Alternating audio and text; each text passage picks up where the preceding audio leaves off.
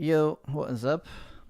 Um, Today I'm gonna make a t-shirt for this outfit. I've made t-shirts like a million times. I should probably just start like using the same one. Probably, but just in case, the shoulder straps and you do see a little bit more down the side and I guess it's good practice in general. I'll probably do the textures a little bit differently. But yeah, for variations of this, basically just need a t-shirt for now. I could certainly um, do more, but so that should just take a little bit. The whole pipeline should be pretty straightforward. And then what I want to try next is to use one of these radial pie menus. I think this was either free or I bought it like a long time ago, but I've never set one of these up. Um, and I saw programming it from scratch. It's a lot of math to figure out like, you define like a center and, you have like a two-dimension like 2D position offset from center, like it's either above or below and side to side, and that can kind of like figure out where this is. Plus there's like the joystick version of it. But I'm basically starting to put together like a little game for testing MetaHuman skins, and they all go in Cine Tracer, but they're actually a little different in the Cine Tracer version. And what I'm actually thinking about doing is actually publishing to Steam my MetaHuman testing game, which recently came. Like I have like maybe they all get them. I'm not sure, but my Steam developer account is big enough that they just give me like free game slots. You normally have to pay for them. So I have one that was free for Cinetracer Meta, which is like my UE5 version of the game, which I'm pretty much not making anymore. I'm just making the current version updated like that one. But I recently got a free game slot, so I could basically publish that thing to Steam for free, and then it would also work as just like a demo. It's just like an ongoing tech demo of MetaHuman clothing, like actually working and whatnot. And would be the first UE5 project I've published to Steam too. So that's kind of like a sub project, and so I want to make it like look kind of good, have the animations be nice, and it's like an intermediate step between pushing to Cinetracer. So it's like a way of testing. Like I want to test my Viscount animations and test it on different computers and whatnot. Yeah, so I'm gonna actually build out my marketplace staging app to be like a legitimate game, sort of. I mean, it's or at least like a live game on Steam or something like that. So it's actually gonna be more featured than Cinetracer because Cinetracer has like a lot of other stuff going on. This is really like a pretty much like a character customizer that has lots of animations and stuff that you can test, like all the skins that I have. And I don't know, seems like kind of a cool project. Like in the meantime, to kind of like test out some UE5 control rig stuff and whatnot, but it doesn't have to like go towards anything like strictly commercial, or it doesn't have to like work perfectly either, which is good for this early tech stuff. I can just test out some like different rigs and whatnot. So radio menus. I want lots of radio menus, or at least one for picking animations. The changing skins is going to be pretty detailed, and I'm gonna test some new UI stuff. Let's see. So I need the hoodie. I need the hoodie project back, and I'm just gonna put a T-shirt under there. Shouldn't be too bad. Where are we? Worker, marvelous designer, overall. Okay, this was a simple project somehow. Here's the sim, 9 sim. This must be it. Okay, so I did this with this is actually really similar to the vest. Like overall, it's been very similar, but with many new challenges and different ways of handling topology and whatnot. But it's overall like it was a similar idea, where like the overalls of the vest in this case. So I'm gonna jump ahead to 20. And say t-shirts.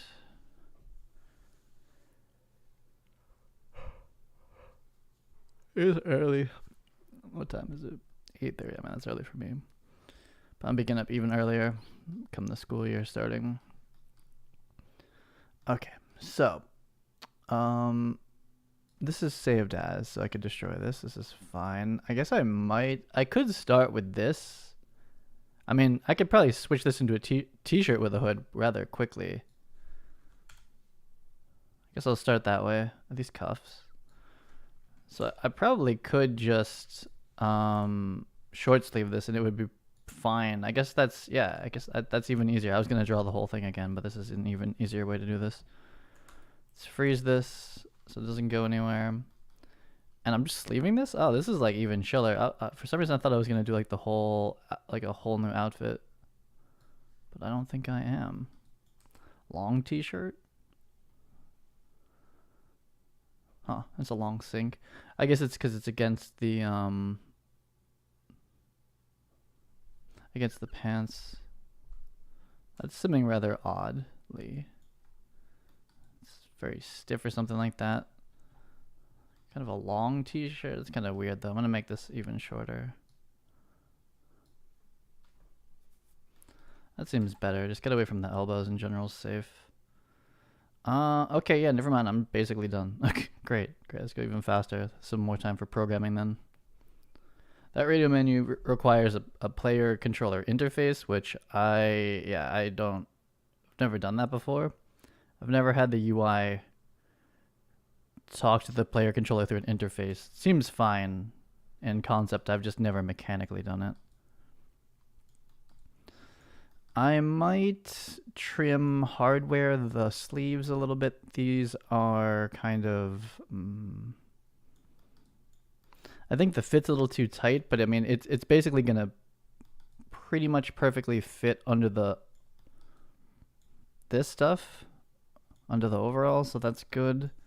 I just kind of want to like de-wrinkle, especially under here. What's going on with this piece? Where is all that stuff? What is going on? Viewport nuts down here. Window. I guess we'll pop everything back out. Display window fabric. Oh, we've got a lot of fabrics. Wow. Okay. So this is probably the stock one. Is that what's going on? If I click this. Slow.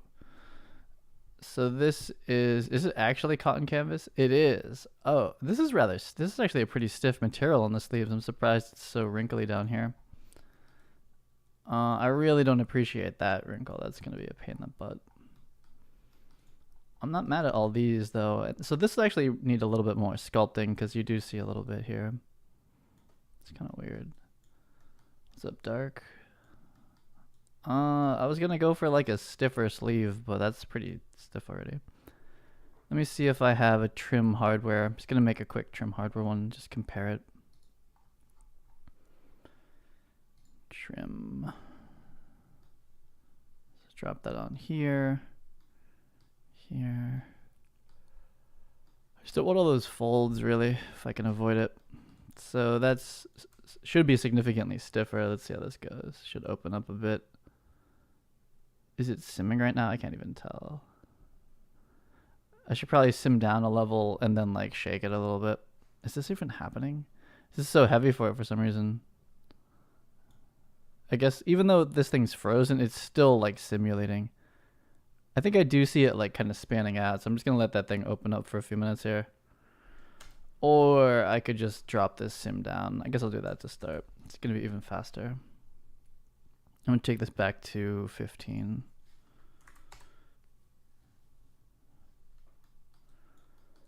Let it really just open its shape up. I basically want like a perfect cylinder. I don't really want too much gravity or anything on this piece.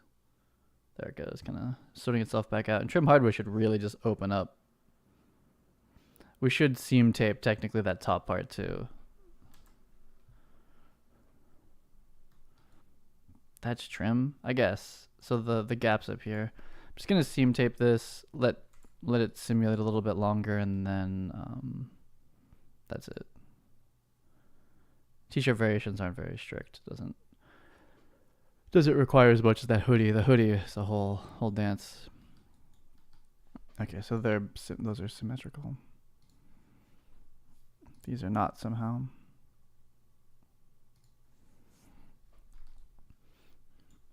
I guess it's fine. I don't really want this, but it'll be okay. I'll kind of move it around before I rig it.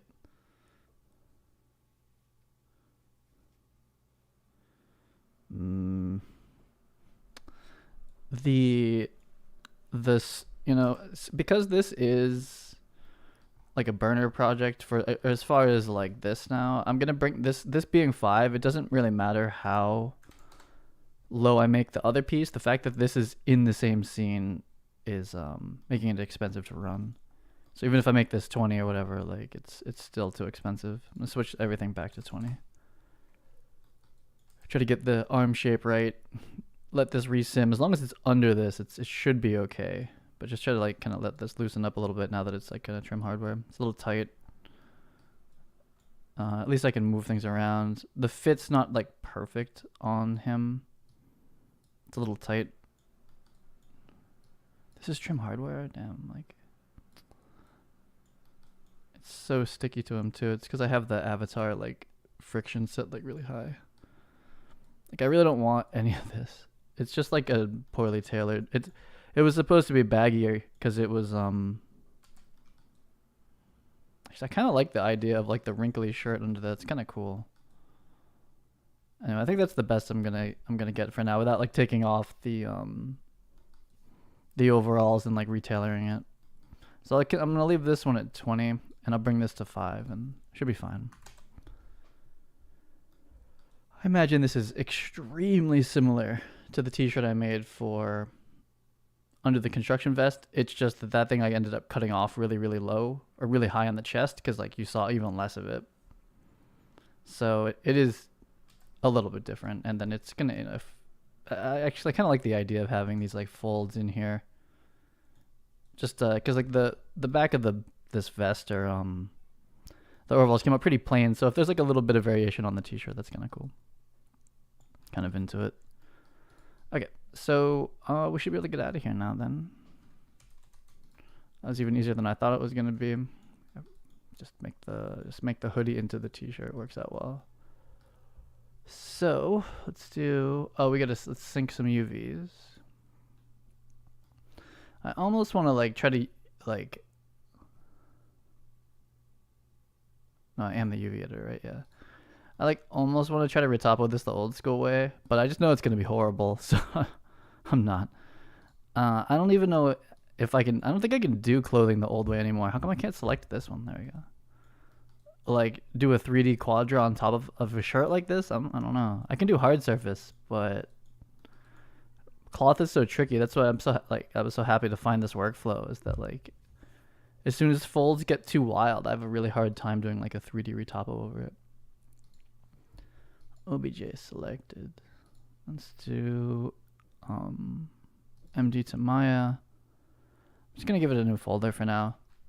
I think in the context of this outfit, this makes sense because we're worker, beanie, coverall, overall. This has a hoodie inside of it, and this one's just a t-shirt. So I think it makes sense. So we'll say worker, t-shirt, sim 01. Should work. Let's do the flat version. This t-shirt, flat, Z project. Okay. And we're going to, I can't get the selection on every time. There we go. Let's do this. It's way up there. Seems fine. And file export OBJ selected here. Flat version. Okay, go back to Maya. That was super fast. I was ready to draw the whole thing again, but that's even better. Should be working pretty well. Let's do Maya. So pretty happy with the doing the wrinkles in what's it called? In Substance Paint there. Like just some like free kind of like procedurally wrinkles. Like that's a time-saving technique right there. It's not gonna like necessarily net like the best results, but it's like when you're trying to make like a quick 100 MetaHuman skins like I am, it's like that's gonna save a lot of time. I think that's what I'm gonna do for this one. I don't even this t-shirt I'm not gonna send to Zbrush. I'm gonna get most of the detailing I need right in Maya, and then get a little bit of, as long as you UV it and seam it correctly, which is basically UVing an orientation, as long as I UV this correctly, I can pick up some pretty decent looking free wrinkles in Substance Painter. Make this even faster. Then I want to build out that pie menu, which is kind of scary. Let's do this. Import, worker. So it takes me so long to process where we're coming from. We just came from MD t-shirts, flat one. UVs are up top, looks reasonable. And the simulated version. UVs are on top of each other, that's good, and looks pretty normal. Saving, we are my, just a t-shirt. Male, tall, normal, worker, t-shirt, one.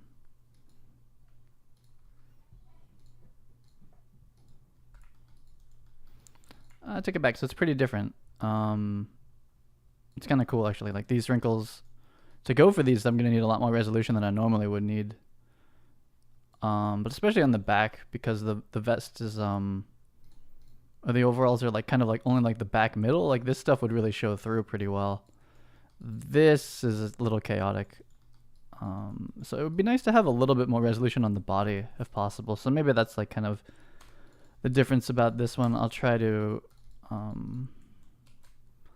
retop a little denser, but then that means the merging is kind of harder, so maybe I won't. I don't know. We'll see. The only thing we're gonna owe are combinate into the sleeves, and then this is gonna match here. But to get like all the wrinkles and stuff here, we would kind of want more than normal, so maybe we just subdivide more. I'm not really sure, but I kind of want to hold that detail. So maybe we'll just subdivide 4 and have like a really high poly shirt. See how that goes. We live. Let's do this. Quadro. This material is not Lambert. This is like this is what happens when you use like the stock material in Marvelous and bring it to Maya. It's like white. It's like just a little bit brighter than Lambert default. Just cut this into 8s. I really want to write the plugin. Actually, I don't know how you would convert this to a curve, but something that would like span that perfectly together would be nice. I guess I'm just gonna go for like my default topology. It's just hard to look at. I gotta switch this out. I'll go for the default topology and just smooth up. Yeah, that's slightly easier. I forget if this is helpful. We don't really have I don't have any lines I'm trying to follow, so I don't really need it. I think pretty sure it was this outfit, because I went for the retopo of the pockets. So like actually put those into the topology. All like the pocket designs that I did 6 over the shoulder for that one, but that one, the topo was like completely different than this. This is like as minimal low poly as you can go. Okay, we obviously need to start like cutting this in half already. Whoa. Put this one here. We'll start doing our second row down. Come straighten that out with the gizmo later. So we're turning here, and so we start making the right angle.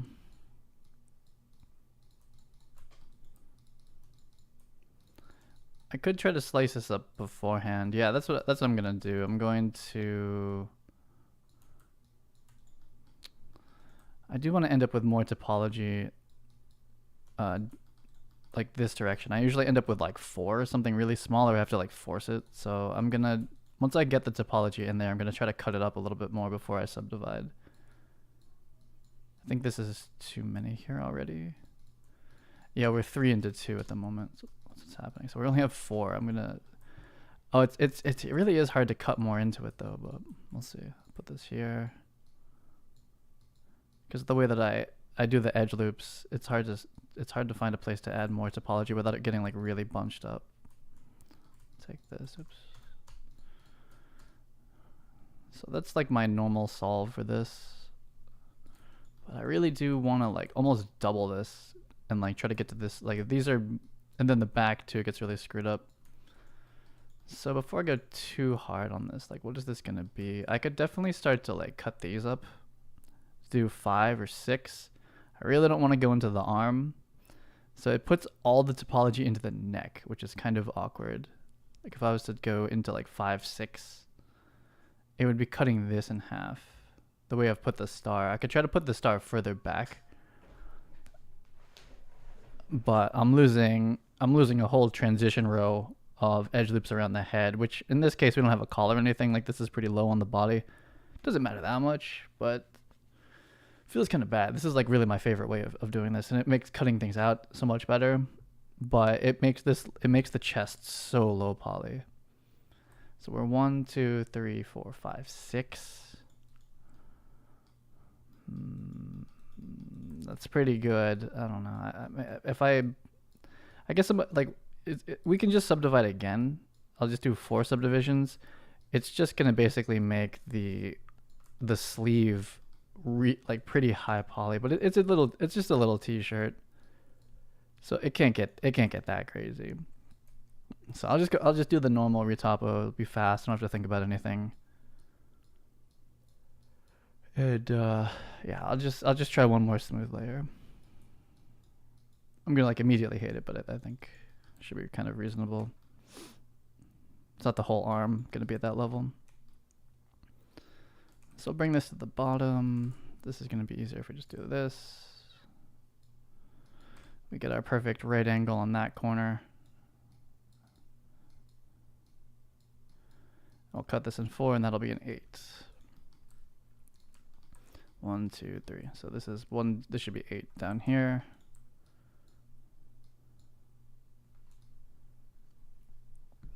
Let's try to even this thing up, and yeah, this will be okay.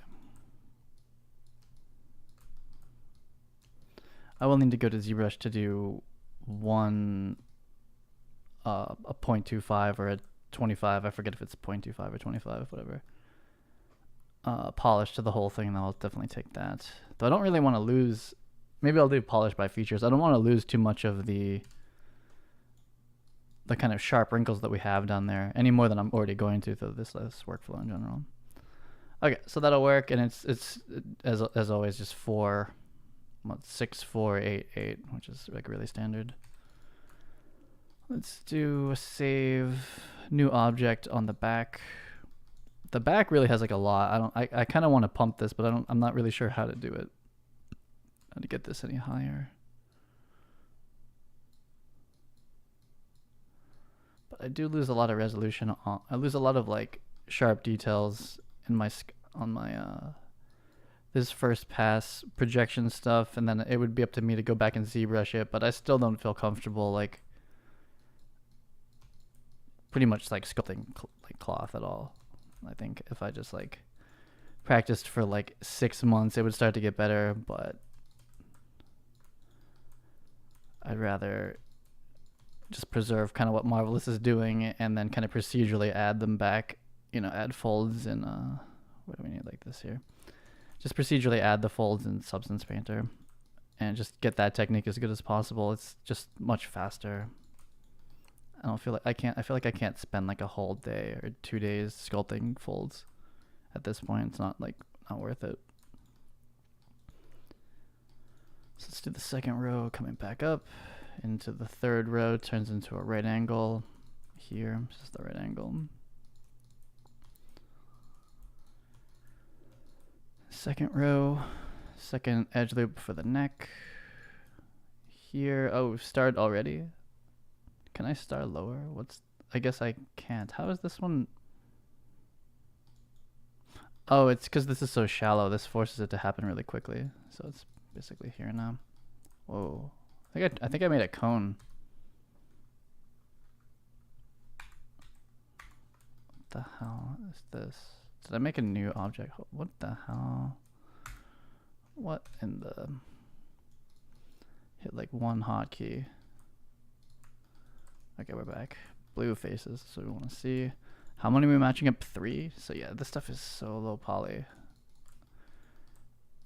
which is good from a merging point of view, but is not great for like holding enough of that like wrinkle detail that we had in Marvelous. Like I don't really want to lose that on this one particularly. Okay, so just smooth this out real quick. How can I up-res this before I go down? Actually, I can go down first and just try to match the spanning. Let me bring this out. Wait, this is wireframe unshaded. Where's the... Oh, I haven't flipped it yet. Okay, it's going to be hard to match this height. Yeah, this is going to be kind of a cursed merging of the sides, but I'll get it. Sides of a t-shirt aren't usually too bad, though this one's a little wrinkly. We'll see. So I just kind of eyeball what the difference is. So this is... Oh, I think they're 4 already. This is 1, 2, 3, 4. So those are pretty tight. So I need to come up to... Where's the 4th one here? 1, 2, 3, 4. It's pretty much where... Oh, am I matching? Wait. 1, 2, 3, 4. It's a little higher than this. Okay, so we'll come up to about here. And then just try to respan this out a little bit, just to get a little bit of a closer merge match on the other side. So it's going up. This will smooth out for free. Something like that. And just straighten out this other side here. It's all messed up. Oh my god. Oh my god. No. Holding the wrong button. Front. Okay, let's go straight down for a 4. Get the corners. This is a right angle. I guess while I'm here, I'll straighten this out.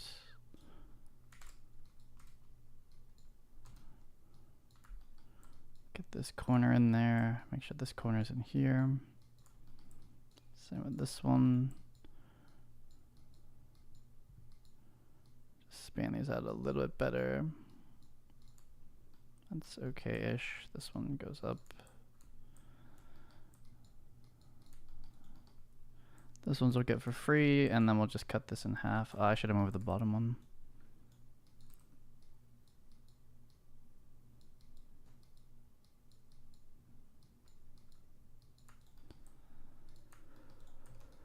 Smoothing these out. Okay. I think we're holding this one on purpose to try to match that one. It's not... Wait, this is 1, 2, 3, 4 is here. It could be a little lower. It'll all merge. It'll be fine.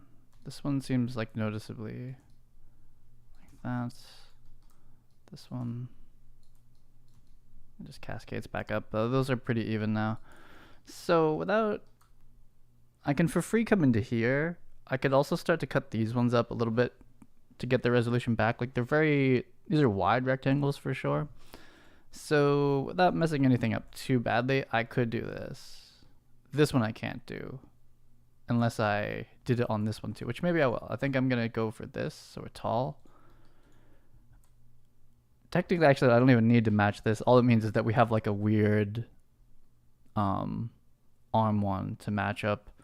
But this is a bit more resolution than I normally... I can't do this one unless I decide to match it here, which we could. I kind of feel like we're gonna need it. What if I double up like this? This is left so empty because this loops through here. I don't know if I need it near the neck, but we're certainly in like a very big... So what if I double up like that? Okay, so this is significantly more resolution than I would normally put into this. Let me do the match is 2 here. So we're doubling up the resolution across the edge loops. I could go for this here. I guess we'll take it. And then we did this as well. So this is going to... matching the arm now is the hardest part. I'll just smooth this out. Under the armpit's going to have a lot of... Yeah, we're already getting like the pinching that you normally get under an armpit from this. Stuff's all curving down. This is like really crooked. I guess it's the spanning now then, isn't it? I'm going to have to respan this out a little bit. This isn't in there very well. So I'm now a 9, I think, into this arm sleeve, and a not very... It's going to be really hard to match the arm sleeve spanning now. Because this is not... It's not going to be anywhere near even. It's a very hand-drawn 9 span, so it's going to be really tough to get the sleeves back in. Just do what I can. Yeah, this always pinches like this, even in the UVs. I usually have to come like relax it like a ton. But that's already pinching so hard there. That's crazy. Is there any way to prevent that now? It's trying to hold this curve, and then this is right next to it. This is a little bit screwed up. So it's because we're pinching these like so close together. But that's the only way I had a landmark to kind of draw out this. I guess I could start to hand relax this, and I'll probably do it very similar. And I could have duplicated this over. It's just that the top ones are so different. Usually that doesn't work out in my favor. I'm gonna hand pull these out. This can't, in this phase we can't be this bunchy. So I'm just gonna pull this one out by hand and have this, looks like we have a row that's like kind of a little too stretched. Did we match the spanning all the way through? Is this 1, 2, 3, 4, 5, 6? 1, 2, 3, 4, 5, 6. Okay, so we're pretty matched, and we have a little bit more resolution. This might turn out to be like a kind of a bad idea, but we're still very tall rectangles all throughout here. This I can span by hand. I could start to span this out more evenly. Not for like a ton of gain though.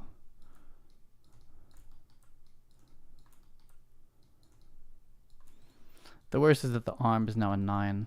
1, 2, 3, 4, 5, 6, 7, 8, 9. Oof. I'll use connect to try to get that somewhat even. So I'm gonna go span out this one a little bit too, so everything's like a bit weird. So I'm gonna start pushing everything up a little bit to make room for this extra span we just put in here. The smooth is gonna start to pinch, so I don't know. I guess I'll hit it with like a little bit of smooth, but I'm probably gonna have to hand do it again. Just like keep the borders. This one's the biggest. These ones are pretty big up here. Start spreading this back out this way. What's up, original? How's it going?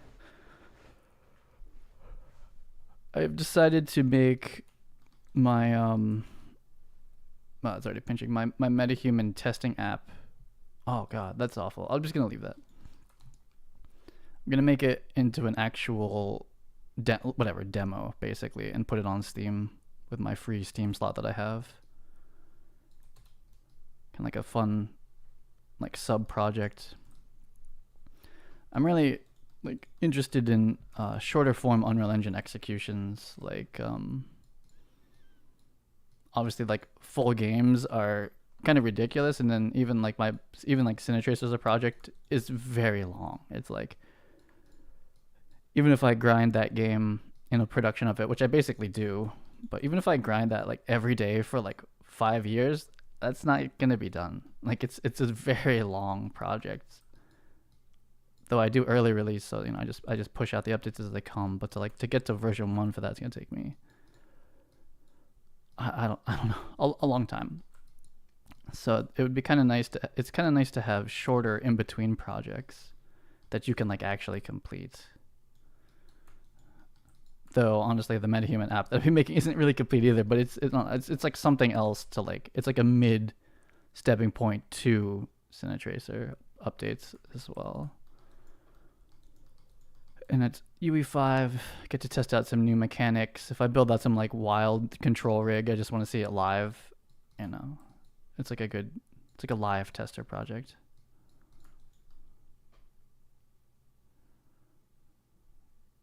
Let's see. And yeah, I'm a little afraid to push UE5 projects live to Steam anyway. So I just kind of want to see like what happens. Like maybe I'll do Mac as well. You know, it's just like, oh cool, what version of Mac of like, you know, what Mac OS do we need to be on? You know, when I'm in UE5 right now, it's telling me to update my Quadro drivers. I'm like, oh Jesus, like, so what's that gonna mean for Steam users and all that stuff? So just to start to get my head around that, it's kind of helpful. Okay, let me just count the 9 out. This could definitely be like super weird looking. This is a different approach to shirts than I usually do. 1, 2, 3, 4, 5, 6, 7, 8, 9. So we're in 9. Okay. So we'll flip these and then do the sleeves. And it's a 9 sleeve, which is a bit different. Turn off live. Let me do some shrink wrapping just in case.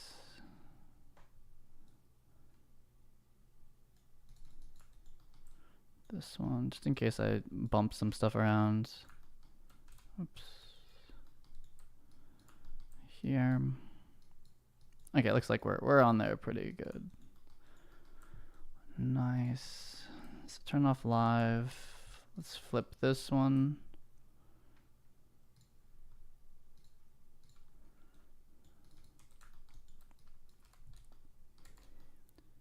Here. Looks decent. Now, I don't like this that this happened. I don't know what that is. I feel like I hit the wrong button. We shouldn't have had a null for a dupe, but maybe it was the combine. Was it the combine? I guess it was over the combine then. So do this one. It's all the way over here.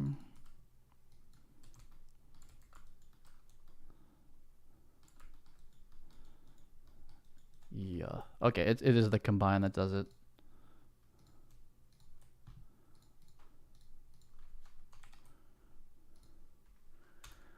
What will people be able to do in the project? Pretty much just walk around some environments that I'll make and just change the clothing, do some Vicon animations. Maybe there'll be some like NPC people who again are just my MetaHuman Vicon animations. It's just like I don't know. Like honestly, the thing that's been I was watching, for lack of a better word, some like pretty much like Web3 demos, which are basically just like some really basic like walking around, driving around in a world that does nothing type demos. But I was like, you know, that's it. There's like a new style of pixel streaming locomotion input that people have been doing. Epic even has a demo that's like kind of like that, and it's like, I don't know. I'm kind of interested in building something like that, and I have a free Steam slot, and I have the beginnings of it. Now that I'm like spending this much time making the Lyra retargets and whatnot, I was like, I'll just turn this into an actual thing. It's gonna be free, like it's, you know, pay for it, you know. But it's like, and then all my Steam, not Steam, all my marketplace things, I'm like, if you want to see these clothes moving live, it's like, here's the game, you can go find them. So I don't know, it's like some like, you know, it's like a companion app to the marketplace clothes, but it's also just gives me a place to test new stuff. And I'm thinking of like control. There's like a bunch of new things I can do in Control Rig, but I want to see them live on like a live UE5 game, like packaged on different platforms. You know, it's like, it's the real test.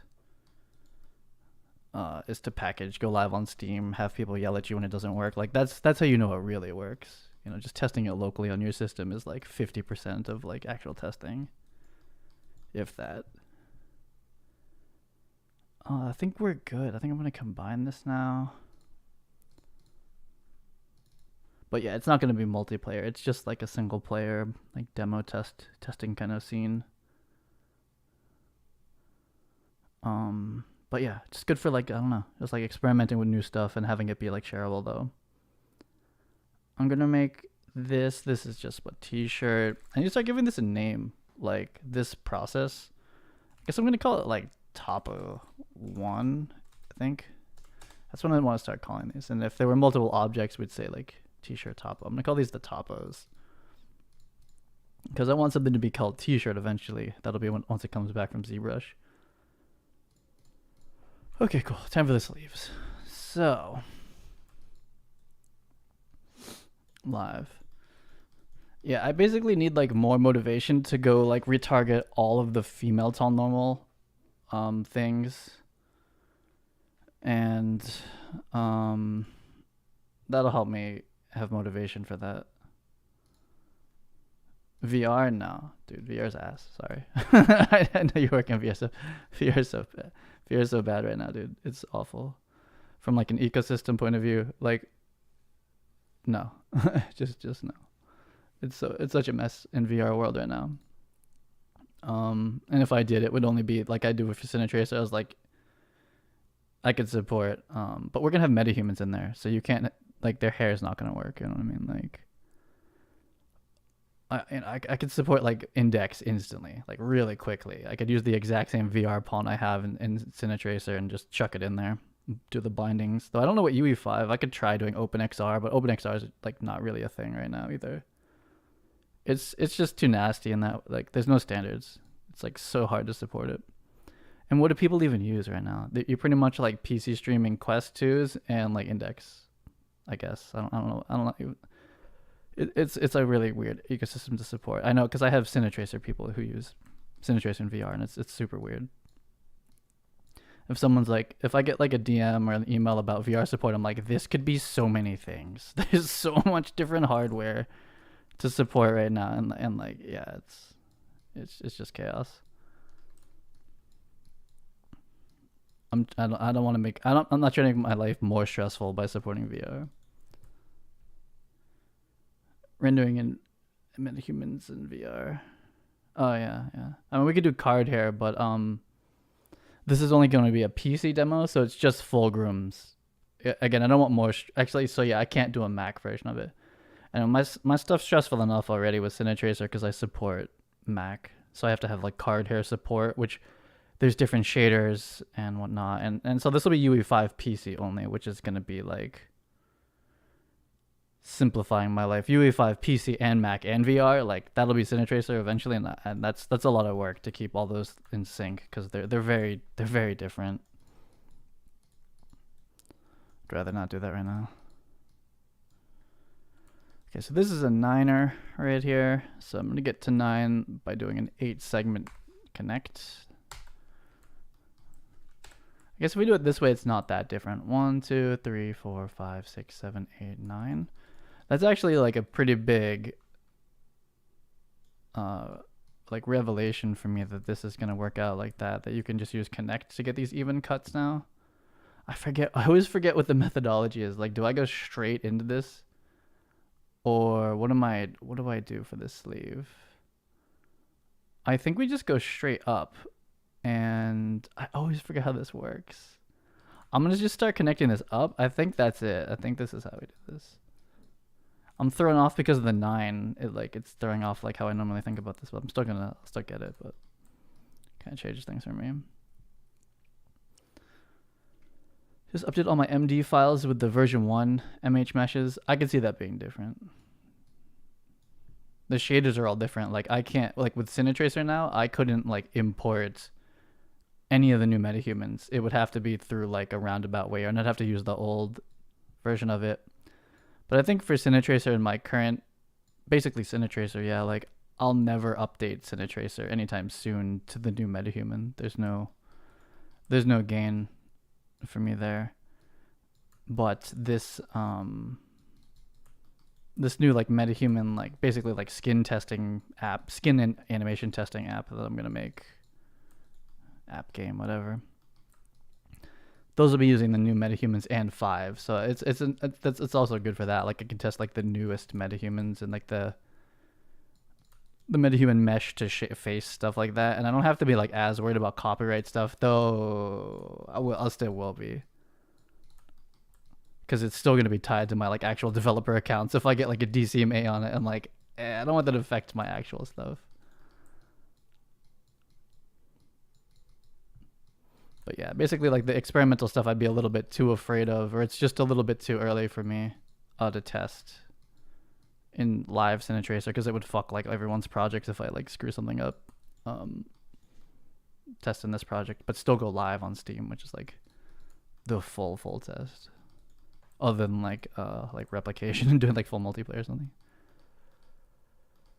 Yeah, this is working out fine. I don't think there were that many. I don't remember how foldy the arms were. It was the chest that I was more worried about. Almost in any situation, this ends up being enough. We get pretty high topology on the arms. I'll just span this out a bit. I think this is okay. This seems like it'll be enough. We'll definitely save before I fully go 3D. And if we need to come back in here and give this like some more like topology this way, actually we can't. Never mind. Can't do that because we're forced into an arm opening. So never mind. This is what it will be. It'll all be fine. It'll just, if you do it better, it's like just easier to insert the should snap this. It's easier to merge, but this is such a small little piece. It'll be whatever. I'll get it merged all in. Dude, the hat merging was the best. That's crazy. Like, because it's basically the same pattern, kind of like this is, just 4 times. And I quad patched it like perfectly, and so like every single vert lined up. I was like, wow. Imagine if it was like, if it always worked like that. I'm like skinning. Turn this off here. That would be so good if it was like that every time. We're gonna flip. Let's do the flipping. Oh no, we should dupe and then flip. Yeah, that's how we should do this. So dupe straight down, center the pivots. Here. Guess we have both of those. Then we'll flip this one. Flippy. It's like way over here. Here.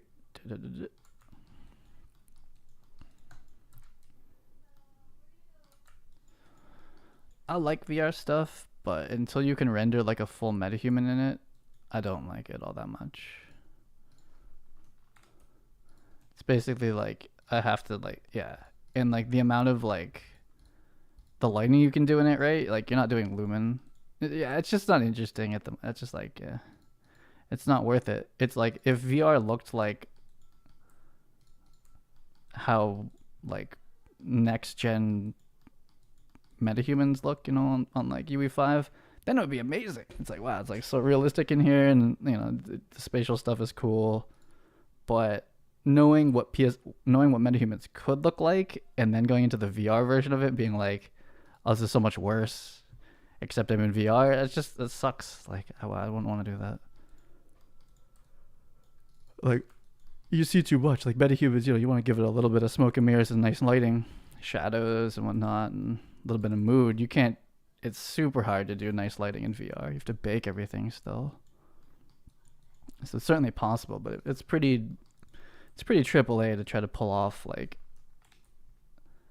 I mean, there's no way I'm gonna even pull off like a Half-Life. I mean, not even, but like no one has. But like I can't match like Half-Life Alyx lighting.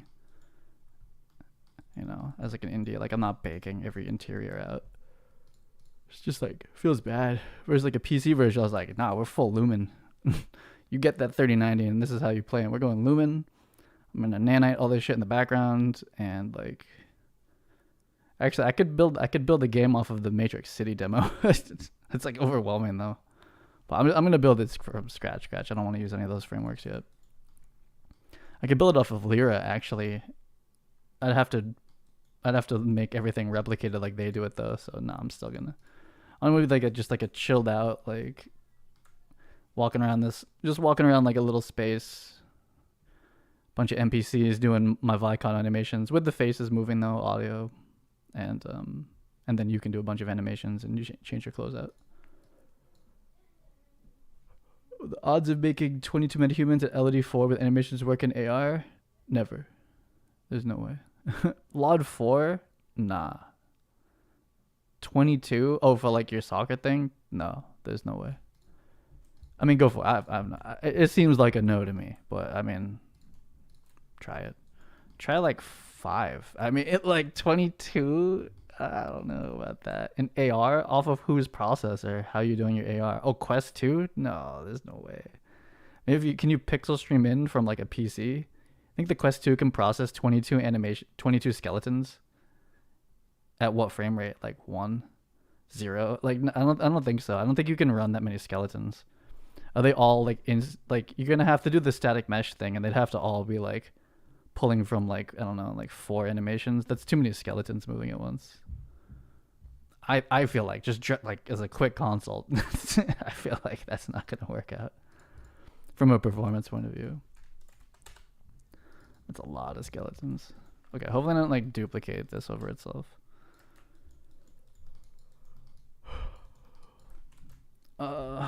Let's see. Oh, we need UVs. UVs. Now, I do want to make a lot of MetaHuman clothes, but my like other main objective is starting to like creep in, like, and it's to make film equipment at UE5's quality and UE5 control rigs. Put those into Cine Tracer when we upgrade it, but also put them on the marketplace. Like this is like a sub. This is like a. That's like the main objective. This is like without clothed metahumans, all the film equipment is useless in my opinion. It's like, oh, what are you lighting? You know, we need the people. So like it's, you know, this is like what this has been. However, this is kind of, I've found my arc on this. It's like now that I'm on the marketplace with clothes, I'm like, okay, I kind of know at what rate I'm going to be adding clothes to the marketplace and Cine Tracer. So I have that just like spinning, and I'm like, okay, maybe the afternoons now. I have some other stuff, but like maybe the afternoons, like as I start building this out, start building out the UE5 film equipment control rigs and hard surface control rigs. There's like, it's a little bit different. I'm not sure how to implement it yet. I'm gonna end up rebuilding Cine Tracer meta in this app. This is what's gonna happen. This is what I just start building out like the apps I like building. And so that'll be weird if it's live and free. That's a huge mistake. I can't do that. Well, I wouldn't put. I guess I can't put the film equipment in that app then though.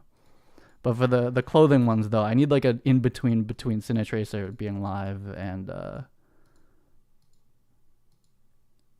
yeah, that's it. I need something like in between so I can test stuff. And same with the animations. Like I'm not positive I'm authoring animations correctly for Unreal Engine for a package game. Not cinematics is like whatever, right? Like you just render frame rendering. But I mean for like performance, I don't know if it's how it's gonna go. Let's see. So we want to go from here to here. And I also want to kind of make a pixel streaming Amazon web app real quick as well. So this would be a candidate for that. I would need help setting it up though. I don't know how to set that up. Vertex position, no. This, yes. Boom. Boom. Yeah, top of one. That's a good name. I'll take it. Okay, let's see how much chaos is going on with this merge. We're going here. We changed my normal amount of topology. I could see this being absolutely cursed. Something's like very wrong. So again, we're going here. Based on UV. Okay. I didn't save as before. Crap. Well, let's undo and save as because I feel like there's something could definitely be wrong. So before we project it down, we want to save it. And Maya is not like ZBrush. It doesn't save your history. I don't think anyway. So we'll go to 4.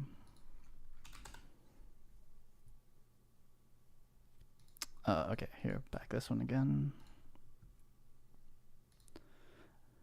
Image target activation, so on mobile, maybe tablet? No.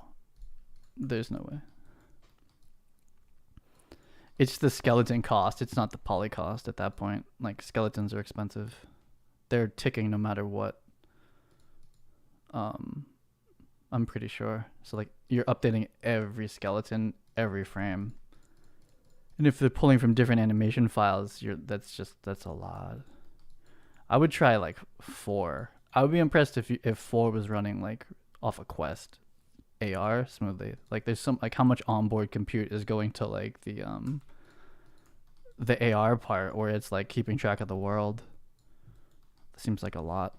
I feel like most of the AR stuff I've seen for like commercial is like really simple. It's like one mesh and it's like not even, it's barely animated. Or like true mobile, like a Snapchat filter or something like that. Like a 3D AR Snapchat filter, it's like, what's that mesh? Like, I don't know, like 5K tries or something, and like how many bones can support, and like can it even do 4 bones per vert? Like normal stuff. It gets real weird once you go into what's it called? Mobile. Like there's like you just have to optimize the crap out of it, and it's like all that like normal nice PC stuff that you can normally do. It's like nope. we're back like 10 years as far as like tech. You're authoring like PS1 games. Not Quest Android phones. That's even worse. But I don't know. I'm just like guessing. I'm just guessing. I don't know. I don't push UE5 games to mobile at the moment. I'm like a little too afraid to put any time into that because of the lawsuits that are happening. They threatened to like take off all Unreal Engine games from the iOS store, and I was like, well, okay, well, hard pause. I was gonna go make some iOS stuff. I was like, we'll just wait that one out. I'm gonna do the sleeves separate, and then are these lining up? We won't really know. It's gonna be a little chaotic, but I'm gonna do the sleeves separate real quick, I guess. I guess for Android you're safe, but I would be making like iOS stuff. I really want to make like iPad UE5 stuff, but I feel like it's a little sketchy right now to do that. So I wait. All the fun stuff for UE5 is PC only anyway, so just kind of find a wait. And if they do, catch up and like implement that stuff for like Metal and the new Silicon architecture, then cool, I'll do that. I'll do it then. Combine this. Like that'll be easy because again, it's like you have to. Well, not easy, but you're just so hard limited. Even on like an iPad, you're really limited to like how you're gonna render it and stuff like that. It's like cool. Then everything's very simple.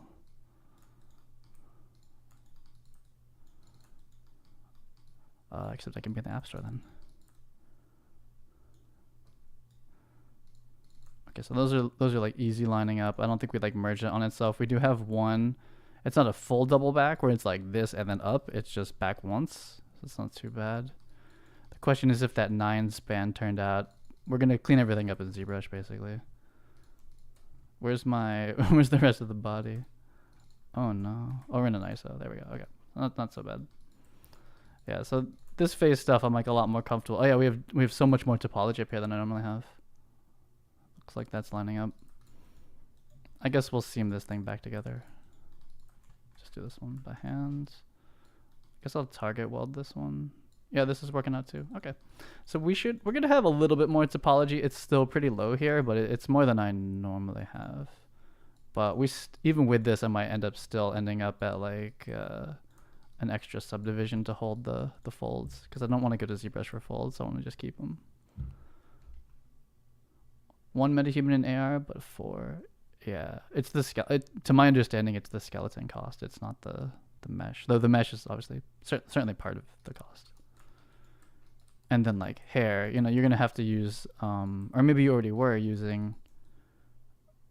They call it helmet hair, right? It's just like the mesh. Where's the front? This is the front. We'll go to the front one. What happened to my target weld?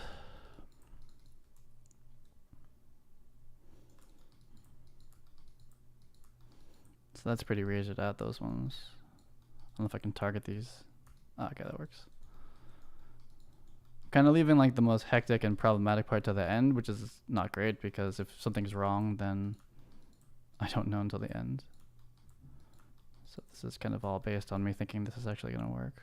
But I did count 9 and do 9, so it should be kind of okay. So we'll weld these ones up first. I got to come get that one. I think this is a reasonable topology. We'll see. We're going to end up with more loops. Actually, I wouldn't mind cutting into this. Now that this is actually all seamed together, I think I can 3D cut it. Like just use, insert edge loop tool, and I think it'll be okay because I could certainly use getting these more to squares like here. I could double that because we have a lot of folds. Like I guess we're just gonna end up. We're just gonna smooth an extra level. It's just the sleeves are gonna be like insane. They're gonna have like so much resolution.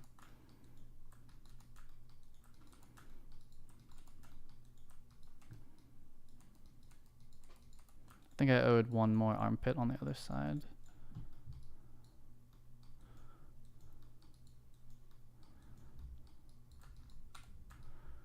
It's weird with like AR and like that stuff is like I'm basically I'm like waiting for the Apple version of it, because like that's kind of the ecosystem I can already sell into like really easily, because I sell to like Cine Tracer is like still half or maybe even more Mac OS. So I have a very Apple ecosystem. I just sell into Steam, which is a really awkward thing because they, Steam discontinued like, VR for Mac, and just Steam on Mac is pretty awkward in general, but I have a ton of people there. So I kind of know that they would come along with any like Apple Store stuff that I would do pretty easily.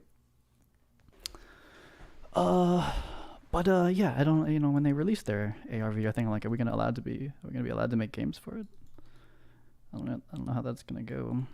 And I'm a little bit too weirded out by how Meta Facebook does their store. I don't really like it. It's kind of weird. So yeah, I'm like a weird place to ever publish that type of stuff.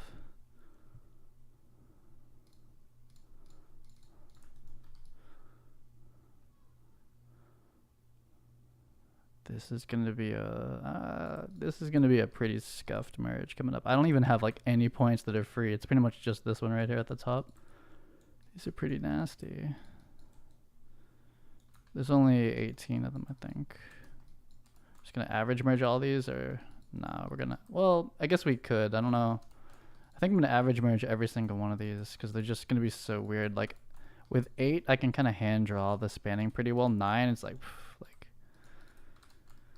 whatever. I guess the ARM one technically was perfect because I used Connect. Oh, is this one perfect too? This one's like right on top of itself, right here. 2. Okay, that's pretty good. We'll see. I'm still waiting for the old metaverse to exist. It's so hard to make like apps that work for everything. And yeah, the stores are like all very different from each other. It's a pain in the ass.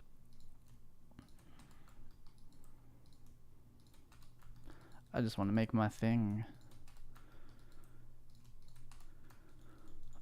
Okay, that wasn't so bad. It's kind of fine. This stuff will fix in Zbrush.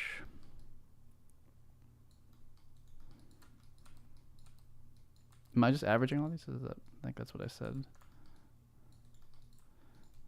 It's fine. It'll reproject itself back out once I do this next projection. Yeah, this workflow is kind of convoluted. It's kind of weird. But every time I try to like hop back in ZBrush or Maya and just like regular model this stuff, I'm like, oh yeah, never mind. I'm awful at that. That's really, really, really hard. That's like proper character artist shit. Is taking a sphere or a cube and turning it into like a convincing shirt. I was like, especially at like MetaHuman level, it's like, oh, nope. So whatever, I have to know like 4 programs to make this work properly. And each one of them is like super weird in their own right. Like Marvelous, ZBrush, like the 2 weirdest programs on the internet. It doesn't matter because that's the easiest way to make realistic clothing that looks good. And having pretty much 0 sculpting skills. So that's certainly my workflow. Topo 1. Sim. But yeah, I kind of have my pacing for how this is going. So I'll just do this for a long time, a couple of years, whatever, like until I hate it. But then it's time to start spinning up the other thing that I want to do. That one's a shorter project though. That one has a hard end. Clothing never ends. I could basically do this for like 10 years. What the hell? This one, but the film equipment one. I'm not. So I used to be like really interested in making like the whole everything, but it's kind of like it's not that helpful to have every single lens modeled out in like a perfect 3D model. It's like, okay, what are you gonna do with that? I just need like a decent set, more than I have now, like for sure, like a big upgrade to the lighting and film equipment. It's still gonna be like way more detailed and crazy than anything that exists right now, but it's like, I don't know, max a 2-year endeavor, I feel like. So that's this one. Did I reproject it? I think I did. Did I reproject this? I don't think so. Let's do it now. Here to here. Did we project this? Maybe I did. wasn't paying attention. Okay, time to start getting this thing up there. Gonna be all over this after what I went through trying to topo an MD. Yeah. I mean, like, maybe a t-shirt you could pull off like that, but it depends on how you like what your workflow is after Marvelous, like where you're going with it, you know, what's the intention. But I think if you're going to a game engine, you don't want the topo that Marvelous is going to put together for you. Is not good. It's not going to sculpt super well on your seams, and it's not going to rig very well. It's going to be, I guess the UVs are okay, but it's... So let me see if I'm going to go up a level. What are we holding here? Nah, I think, well, it's not that bad. To go higher than this is a lot. Like, we're 15K already, so we're going to go to, like, what is the smooth level above this? I'll just try it, but that's going to be too much. So it would be ZBrushing, really. I just don't want to ZBrush this. Holy shit. Yeah, it goes to 120. Let's just look at it, but there's no world. That's like, I'll do high poly, but that's too much. This is like PS6 level typology here. Like, I feel like we're hitting... Did I sim it? Or did I shrink wrap it? See, like, now we're like... It's unfortunate because, like, this is like... Actually, MetaHuman clothes sometimes are like this. Our razoring now starts to become like a true issue, but I'll fix it in ZBrush, auto free. But like at 120 tries for a t-shirt, we do hold it. But that's what normal maps are for. You're not supposed to do that. So, you know, I could... So the thing is, you can't project with this mesh because it can't. It's going to be very... you get this artifacting essentially from the normals and the way that you're projecting like quads from like basically like a pentagon triangle, which is like how Marvelous sims it. So when you bake from this type of stuff, it looks awful, and it's all over. All my early Vicon demos were done that way, and like they're all moving and flapping around and stuff, so you can't really tell. But like if you got real close to them, the clothing's super scuffed. Like you kind of can't. It doesn't work out so well.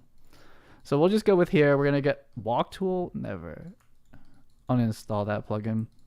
So we're gonna get like a really once I polish this, these all go away completely. And so like what you would owe is like sculpting, which maybe I'll sculpt it for like 10 minutes or something. But anyway, we gotta go fix this in ZBrush. You can't. This actually pretty much dies here in Maya. Like the old way I used to do this, you basically can't do that.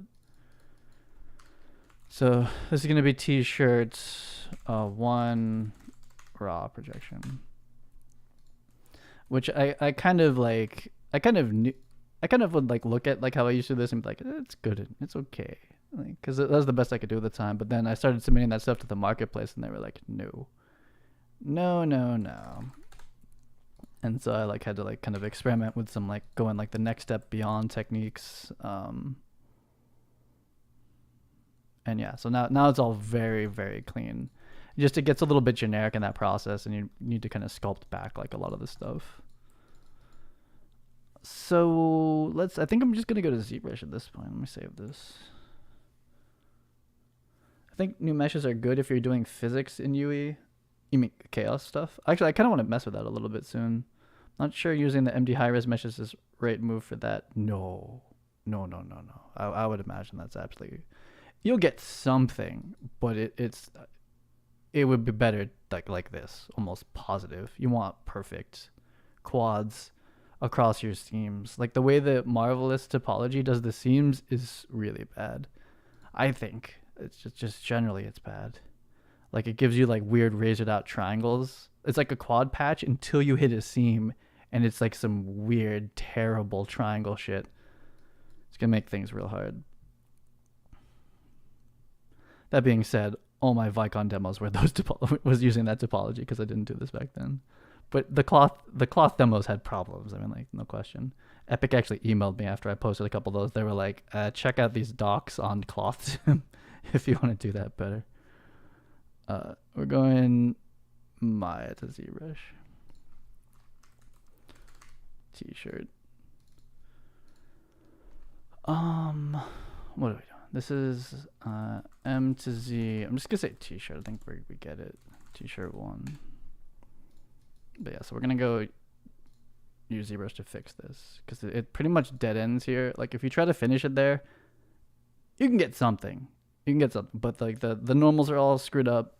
It is rather hard to fix the projection errors that happen across the seams. And yeah, the normals are pretty fucked, like pretty bad. They're really hard to fix, and they do show up in Unreal Engine poorly. And yeah, and if you in Marketplace was like no, they were like, it's basically like as nice as they could put it. They're like no visual defects, and that's considered a visual defect. I was like, okay, it's time to step this up to phase 2. Importing. Yeah, my ZBrush T-shirts. Okay. I really don't understand how the normals work for ZBrush, but whatever. So I want this stuff. So I'm gonna try polish by features like 10. Oh, hold up, don't do it. I did it. So you can do 0. That's a weird hack. Yeah, you could do like a 0 polish and it still does it. So the things we really want to clean up are going to be the border around this has like a bit of angled funniness here. That's kind of my fault, Marvelous. We also have like funny razoring angled seams that happens. So we're going to get that for free. We're going to get cleaned up borders. And then like the normals on this are really kind of screwed up when you do that projection technique. Like you really can't use it. So I'm going to try polish by features 25. Let's clean that up. It's cleaned up most of the razoring. 25 is still pretty subtle. Hit caps lock. And we kept most the features is going to try to keep some of the peaks and whatnot. But if we want some of that back, we kind of have to sculpt it now. Which all these normals look so crazy coming out like this, but it's a little weird to sculpt on this. Let's see, let me hop into a layer. I'm just going to try to pull them back a little bit. I don't have the vest as a reference at the moment, so that's not great. Like if I'm going too far. But basically, like, you know, we lost our sharpness a lot across a lot of these, so it's kind of like, let me see what this is doing. Okay, so it's kind of big. Still too big. That's pretty good. So kind of like just go over the tops of all of these like this. Really low opacity. That needs to be inflated. We'll go inflate that part out. So this is like almost like you can't even see what I'm doing. I think it's pretty subtle. This needs to be inflated too. But I'm just pushing out all the edges. We don't see this, I'm pretty sure. And we don't want to go outside of the vest. But I did like all of this stuff that was here. I guess I could try to do like the full, like divide this, sculpt that even more. Okay, so we're still not enough here. I can still see this pulling. And it seems like subtle, but it all comes out in the texture. Like when you're texturing, and then those become, again, just, they become quote unquote visual defects as far as what the marketplace calls that stuff. So we want to keep polishing. I'm going to have to do like a full polish pass to get rid of that, I think. Because like if I can see it here, we're going to see it in the texture. Not so much on like a white t-shirt, but just like in general, like it's bad. So we'll do a full 25. We're going to lose a lot of shape out of this, but it smooths this out. So we just lost like everything. And I'm like all those like folds, like they're gone. Other than these really hard ones. So like we have to go back even more and get them back like completely. And like what you're supposed to do is divide this up like crazy. Then paint it, like really sculpt it out. I'm going to go back and try pulling off like just a 10 polish, but like regular polish like destroys that stuff. I'm going to try polish by features. And I'm mostly looking at like this front seam here. It's a little screwed up still from the projection. So I'm going to do polish features 10. Nah, see, it's keeping it. I'm gonna undo. I'll try a 5 regular polish. It's better, but then it smooths everything out. So we lose this, we lose these, and I'm really trying to not like sculpt this, like subdivide it up and sculpt it out, just from like a time point of view. But if I really want to see, like, I basically I destroy all of these details. So like get these back, oops, is like, you know, sculpting. You just gotta actually sit here and sculpt the cloth out. It just takes a long time. And the sad part is you pretty much use the reference of what you had before and just do it again. But like it'll be better if you do it that way, like in the end, just pushing down the sides. Because it'll be much, you can control the sharpness of it, and like, you know, especially if you do like the high poly version of it and bake that over, you're just gonna get like, you know, proper looking folds. This one kind of stayed. It's not so bad. I'm gonna push this down, push this down, push this down. And like once all the edge loops are set up kind of like how they are now, this would probably ZR mesh reasonably well. But what that would cause is kind of questionable UV seams if you care about keeping like the cloth grain correct and UVing for seams and detailing in Substance Painter. So as soon as you let go of like the marvelous UVs too much, and ZR Mesher does like really weird like follow the curve quad loops, like it'll put quad loops like through the curves in like a weird way. And that one deforms really weird, and 2 makes really odd texture seams if you were to try to take that like all the way through. So pretty much don't trust ZR Mesher at this point for clothes. See, I lost all of that primary fold stuff like back here. Like we really just don't hold it super nicely anymore. I have to like actually sculpt it back in. But what we gain is extremely smooth transitions between the seam lines now. The openings are very, very smooth, and probably even more importantly is the normals aren't going to be screwed up in Maya now. Once I bring this back and apply the smoothing groups to them, they'll be good. They'll be like artifactless anyway. But yeah, you can keep sculpting back, but yeah, you kind of lose a lot of that detail for sure. Though there's a little bit, and we do have a primary fold here, which got too thin, so I'm gonna go inflate it. There it is. I'm like used to where it is now. We could still get polygroups back. Let me see how strong this inflate brush is. Okay, it's pretty light. We could still split this off by polygroups, but I'm just here to open up this up a little bit. It lost all it's gonna continuously lose mass here, and this does eventually become like a projection error. If these like get too thin, it like won't work right. Plus the UV gets a little bit kind of freaked out. Like it's a lot to be turning around like this. I think it's cool. I think we can hold it, but it's you know,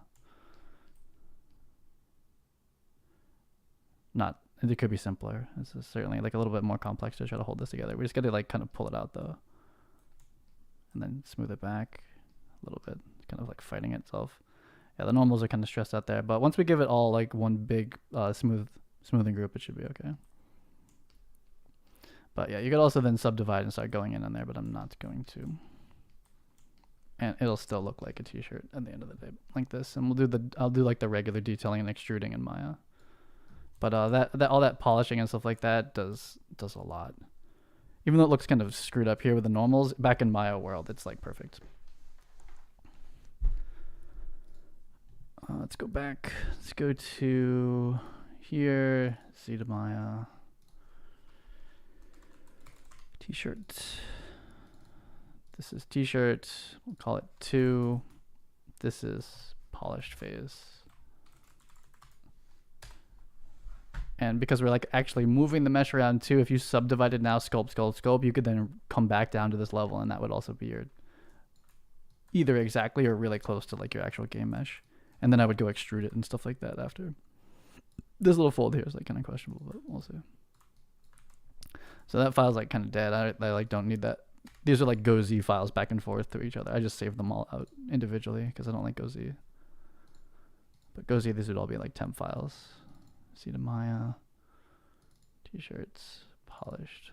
Yeah, so this version, where's regular Lambert? This one. No. It's select this, right click. Oh my god. This one, right click this one. Yeah, so once we do this now, it's all one smoothing group. You know, we have much rounder transitions between the seam points. No pinching here. We do end up with a very thin row, which we could always delete, or I think deleting would probably be the easiest. It's so small at this point. Super smooth transitions here. I'm going to further smooth out the armpit in Maya, though it's pretty reasonable. It would rig fine. Nothing's like inside itself. But on the UV, it's going to be pretty pinched out. The arm hole here, very, very smooth. Really hard to do that in Maya. Opening here, we don't see it, but it's again very smooth. And yeah, polish, fixed all the normals too. So we have no visual problems basically. Very, very smooth. Like that pass basically has to happen for this workflow. It looks really fucked up. In Unreal Engine, you'll see it. You'll see the problems. If I go look at like my old soldier uniforms, they all have the exact problem. And they were rejected for said problems. So we did end up with this like really thin thing. This happens with the polish. It like starts to eat these up. I could definitely just delete this. It's not holding very much at this point. It's gonna be a pretty safe thing to delete. And then same here and down here. Like we don't really need these like super, super thin rows. They're not helping. So polish came back from Zbrush, and I'll just call the rest of these like basically details, like extruding and stuff, but just like kind of like Maya detailing. We can always come back if this is like going the wrong way too quickly. I'll just take these out just to try to stay a little bit more even across this neckline here. We're gonna also have lost volume a bit. It'll have shrunken in on itself a tiny bit just through like this, that polish just starts to shrink in and in. So there's a good chance that like we're clipping in the body in a couple places, which I'll try to take out. I could lose this row too, but the way I'm going to extrude it for the cuffs, it should be fine. So we're still in detail. I'll come up to the fourth one. Detail. At this point, I'll just give this whole thing an object level extrude. Apparently the new Maya does thickness differently. I'm kind of interested to see it, but I doubt I'll use it. I'm pretty sure I'm going to keep using local translate. That's how like how inflate works in ZBrush. Reverse them. But we'll see. This t-shirt's rather tight. Like the chances that you see inside, like needing any of this is pretty much zero. But I will take this row, so 2 on the inside. 4 out here. It's not that even. It's a little bit nasty actually. And I might cuff the sleeves the same way. The sleeves might be a different amount, so we'll just do the neckline first. And I'll end up probably beveling in Maya. I don't want to go back to ZBrush at this point, so I'll just extrude these. Not thickness. We'll do 0.2, and I think the offset's 0.1. No, it could be probably a little more than that. Oh yeah, so it's still very hard surface. Oh wow, that's a lot. Ooh, that little line's kind of screwing me now. Just a little bit.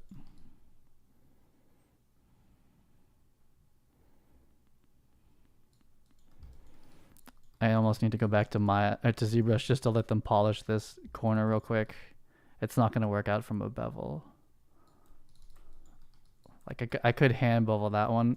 Or kind of okay with like this hard edge. Like it seems like kind of ridiculous, but like in Unreal Engine, it's like I almost need to harden this edge too as well to have it just like show up. It just shows up as like a tiny shadow and just a tiny bit of a like profile break, but it could be like a little smoother. And it's a lot of work in Maya to try to get it like that. Whereas like in ZBrush, it would be like polish 0.1, be like be gone. But the topology is there. Those pieces need like really specific reprojections now for the UVs to not be broken. You can't just like leave them. So I'll take these as well.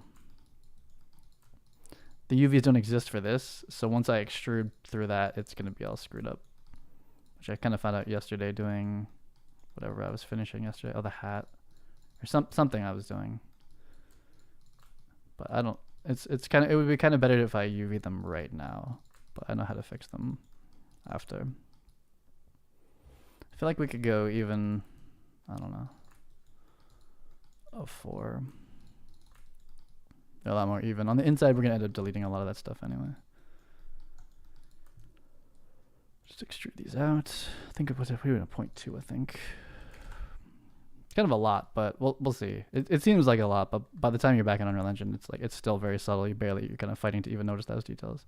This one's going to round out a lot nicer here. At a 0.25. Like this is like reasonably round. This could just, and then this way we can just do like straight up bevels on this edge. And these pieces are now broken UV wise, like completely. And then beveling on this piece is like absolute chaos in the UV. That's actually kind of fine. Like it's fine. Once we do the smoothing, I'll take this too actually.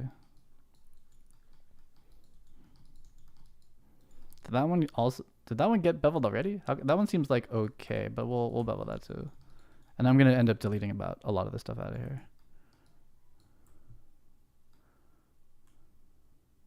There's a lot of history on this right now. This is very slow to change this bevel. Okay, so it's pretty round openings over there now. I need to kill the history on this and then start deleting some stuff and then clean up the UVs and then redo the seams and then we go to painter.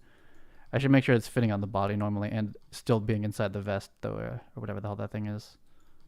The overalls. But I'm pretty sure it is. So we don't need any of this. And we probably don't need this entire cuff on the way back. But this shirt is a bit open on this side. So we're gonna keep like a lot of the return. And this one gets a whole 4K texture. The way that I've lined this up. So we have a ton of room to hold this UV stuff in there. We won't see this, so we don't need to trim it or do anything special there. We just need to separate it so it doesn't like loop around the back. Here, this t-shirt's really tight. I'm just gonna chop it out at this point, and so this whole inner piece now should come out for free. And we're holding even all this under stuff is kind of ridiculous. So at this point, a polish would actually be pretty nice. Not this part's fine. It looks a little hard surfacey, but it'll still feel like cloth. It's up here. This stuff like kind of get with how much this is turning, we get like kind of like weird, like it's thicker here than it is here. It's thin. It's kind of like it's not the best. It's kind of like messy. Yeah, it's just kind of messy, but let's just like reapply a big old smoothing group over this thing and pop out of this. It's not my favorite. This edge is a little tight. I wonder if I could probably just delete that whole edge and just go for the toggle and then like bevel it or something. Like either bevel it or like this edge just being so tight there is kind of, if I could like slide it, it might be okay. I might be able to just like lose this entire edge and then bevel this one. It's kind of scuffed to bevel this, but this one's pretty rough too, actually, and this one too. That first bevel never got smoothed out, but it's mostly this one that you would like kind of see it. Maybe let me see how bad this is. There's certainly better like techniques for smoothing these out, but oh, and that's how I ended up with like this skinny edge. I might delete this edge now. This is kind of a weird way. Certainly better ways of getting like a nice smooth piece like this, but that's not too bad. Like it should, as long as like it's set to smooth, soft, whatever. It's okay. It's there a little bit. And if I go to ZBrush, I would normally like just like Damien Standard under there and kind of sculpt around it. But basically the edges of the shirts is like a little bit raised up, like where the trimming happens or whatever. Just trying to make it like kind of like change the silhouette, but be kind of subtle still, like not too much. We'll see how it looks in the final. So this is alone. I need to start checking this against, I'm going to UV it, but then I need to start checking it against the rest of the outfit to make sure that it's fitting in there properly. So let's see, what do we get in here? Some of these UVs will be, they're just unfixable at this point. I think I'm gonna, this is a full re-UV, but let me just save as. I'm pretty sure this is a full re-UV. Like we're cool to basically unfold every patch. Do 6, I meant to call that UV. But... So we go back to 5 in case I want my Marvelous UVs back, but I'm pretty sure I don't. I think I'm not putting logos or anything on this. It's the sleeves are nice to leave like this because all these like folds start to like this fold kind of gets like funny in here. We're also very clean on this so far, so yeah, I'm gonna actually try to fight to keep the Marvelous UVs on the arms specifically. So I'll just be careful about this. But so we're gonna cut this off. Actually, we'll start with a poly select. So we'll take it from here. We're gonna re-put these all together, and we should be able to grow this back out to here, and then this fixes all the UVs, the problems that were in there. Should be like this weird looking ring somewhere. Where are we? We're so far from 0 to 1. The cut, because we're not going to Zbrush, so I'm just basically prepping all ready for substance. Oops. Here. So this will cut this. So this just be a big rectangle. Cut. Shell. Unfold. Fuck. Are you serious? I feel like that's wrong. Like, hold on. Like, I feel like it says that to me, but then it's not. Like, when I, like, let go and come back. There's a chance. There was some, like, extrudes, or there were some bevels going on with an extrude, so there's a chance that I, like, left an extrude and then didn't move it or something. But also, not really. Let me try another project then. That's a shame. I wonder at what phase that happens. I feel like it's sometimes like I'll like extrude and undo, but not actually undo the extrude. I just like undid like the level, like how much I did it. So, and that ends up being double faces, but I'm not seeing any double faces. I feel like it's actually fine. It just like does this sometimes. Like it's actually fine though. Like because this is just like, you know, it's just like an extruded plane, whatever, like cylinder pretty much. But this piece, for some reason, they're still calling it non-manifold. But like, it's like the UV or something. I had this before, and like you just like re-UV it from like a different angle or something, and it works out. Let me grab this shell again. Why are you considering non-manifold? Like we're able to project non-manifold, but we can't unfold it. What? Let me see the show. Always show this warning.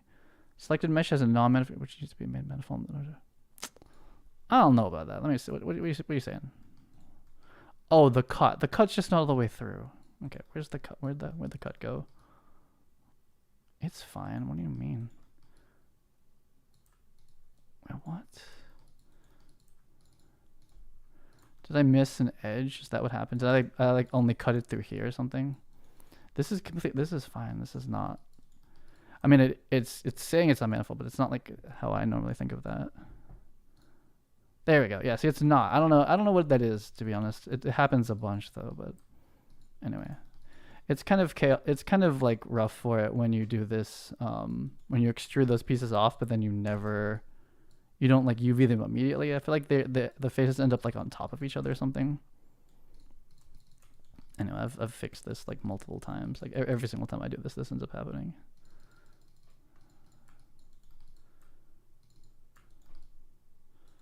Yeah, okay, so we're just gonna camera project, see if I can get this seam to work the first time, and it's not gonna say non-manifold at me. It's like the worst word to ever hear in this phase. What am I? Oh, I'm like through the arm. I see. Okay, cut. Don't be non-manifold. You're not manifold. That's you're fine. You're completely fine. There you go. Okay. So we still have our normal seams. We're gonna seam up the front. We're gonna do the same thing to this thing now. Just put the seam back on the sides, I guess. Yeah, just the sides.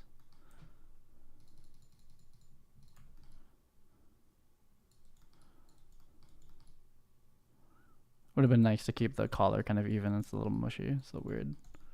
So we'll just project from the top. Here. And then we'll just cut this down here. I think I could probably just double click like this, but it's a little scary. Just gonna... Maybe I connected it to the wrong edge on that non-manifold one like this. That's gonna be good. I guess we'll just do it while we have it. It's gonna do both, but just do one at a time. Here to here. So these ones are still gonna be pretty long, but that certainly helps a lot. So UV shell. These two unfold, not non-manifold. Hooray! Okay, let's merge these together right here. So they're already facing.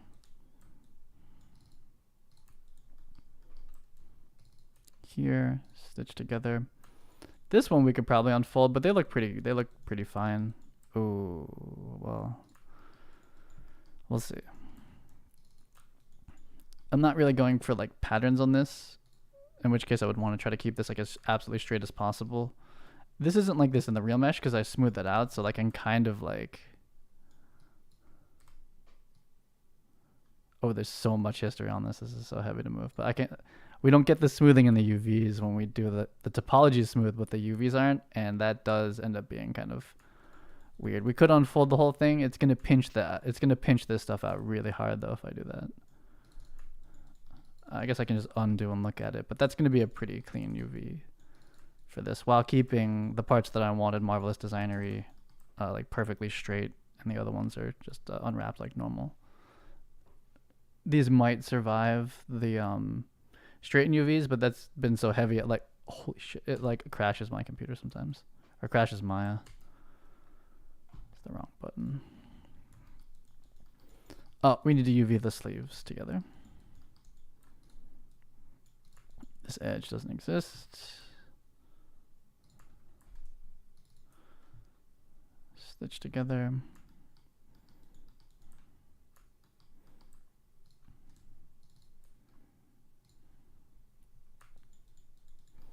We still don't want to unfold them, just kind of leave them like the Marvelous way. Lay those out, yeah. And with some work, okay, this thing is like holding a ton of... See, with some work we could straighten those UVs out too, which would make the patterns on them a little bit nicer looking, but pretty much like with Substance, if we just get them like roughly all going this like the correct grain direction, wow, the pivot on this one. That's fine too. But if we wanted to put like checkered patterns or something like that on that, we'd need to kind of straighten these out a bit. Just like stack them at this point. Like, so I am doing masked materials at this point. So what this would allow, if I do it this way, is we can make the shirt body its own color, sleeve its own color, trims their own colors. As I'm doing a three color mask similar to the MetaHuman clothes. So that's certainly different about this one. And so we're just looking to generate like normal maps pretty much. A little bit of normal map for the grain, maybe a tiny bit of like discoloration maps, like black and white for the diffuse gets multiplied over it. And that's pretty much it. Then we'll rig it. Rigging is going to be copy skin weights and like tiny bit of unweighting under the arms. Should be pretty easy. So let me test this against the existing outfit though. It shouldn't be too far. We can still go to Painter with it. We'll say t-shirt, and then I'll import this into the other one in Maya before I go. So to Painter, just t-shirt. In this context, that's makes sense. So it's all UV'd up, ready for atlasing, or mask IDs or whatever. but I need to test it against the other outfits. Overall hoodie, is it this? Must be. Where's the rigging one? Should we test it against the rigging file? Did I move anything? I did move something. Okay, yeah. So we need to do. I moved the straps. So like this has had like alterations happening. So that's gonna air gap it even more. Overall strap gap. Yeah, this is where I fixed the rigging with the straps. Yeah, I guess we have to test it against this file. And not destroy this file. Actually, let me just save as right out of here because we need to pick it up right from here. So we'll have another don't use. Just testing stuff. T-shirt don't use burner file. So in this case, we'll be replacing this hoodie with. You could almost use this shirt. This is a gigantic gap, but like you could still use it, just kind of gapped out over the arms. Imports, painter, t-shirt. Okay, how are we looking? I'm gonna apply that red texture to it. The texture set. This was going to painter, so that's still valid. So are we popping out anywhere? Not in bind pose anyway. We look pretty clean. Still plenty of air, like too much air gap, but from like I basically couldn't rig it when the strap was actually touching the shirt. I couldn't keep them together, so I just ended up giving like a pretty big centimeter like air gap, but now it rigs perfectly. Looks pretty good. I think I'm going to air gap down on this one. I'm going to move the armhole a little bit, and then we will painter that one. So it's kind of weird that I'm like altering this in a don't use file. Yeah, that's unintuitive. Like I'll probably forget that this was happening, but that's where I'm doing it. I need to air gap in like a safe place, like in here. I guess it's not a don't use. We're just like t-shirt altering. It's hard to name like exactly what I'm doing. I could probably pull off. I want to pull like this half down, so I guess we'll pull it from like here. I don't want to get too lumpy. Pull it from like here to here. Unfortunately, this will grab the side of the arm too, so I have to do it in these like kind of smaller chunks. I can't like just pull the whole arm out that easily. But we want to get away from this arm a bunch. I guess we'll just do single from now, just like single edge selects from here. But like we don't, it was like in the arm because it got simmed really close to it, and then I did polish, and then that basically pushes it in, which is bad. It would be, you're basically starting in a bad place as far as like rigging it, if it's actually inside of it already. And then from like an art direction point of view, it's also kind of like, I don't know, it's not you kind of want like an even-ish arm gap, and like we kind of accept this one, but it's not too late to like pretty much like push it back in a tiny bit. This is inside of the arm. It's not good. And just trying to make the air gap a little bit more even. So now it's not touching the arm, so that's good. I bet it is over here though, yeah. So it's like inside the arm. We'll just do them like this. This is the sim plus the extrude plus the polish. Just it doesn't, it's clipping now. Maya at this resolution handled this pretty well. If we tried to pull off rigging like the Smooth 4, it probably would be, it's like laggy. It's not as good. Yeah, these air gaps were much worse. Plus I extruded like a whatever 0.3 centimeters out from making this like kind of arm trim. I just think it just helps makes the 3D clothes look more real to have these like little double backed, slightly thicker trim endings. Otherwise it looks like paper. Like all my early skins look like paper. Like just like straight out of Marvelous looking skins. This helps a lot. Okay, that's pretty good. I think we're good though. Yeah, so this one being that it's going to painter. So this has been like, I usually call that like altering, but it's like detailed, like whatever. This has been now altered to fit. Like if it's popping out anywhere, we fixed that. It's living fine inside of this one. Oh, am I ZBrushing seams into this t-shirt? I think I am not. I think I'm not going to. Certainly could at this phase. How much time have I been doing this? 140. I could ZBrush some seams in, I guess, for like half an hour or whatever. Still definitely be able to rig and do this. Yeah, I guess I'm gonna send this to ZBrush now. So what you gotta do it at, we gotta do it in this phase though. Okay, so this is actually a to Z. This is like in a don't use file.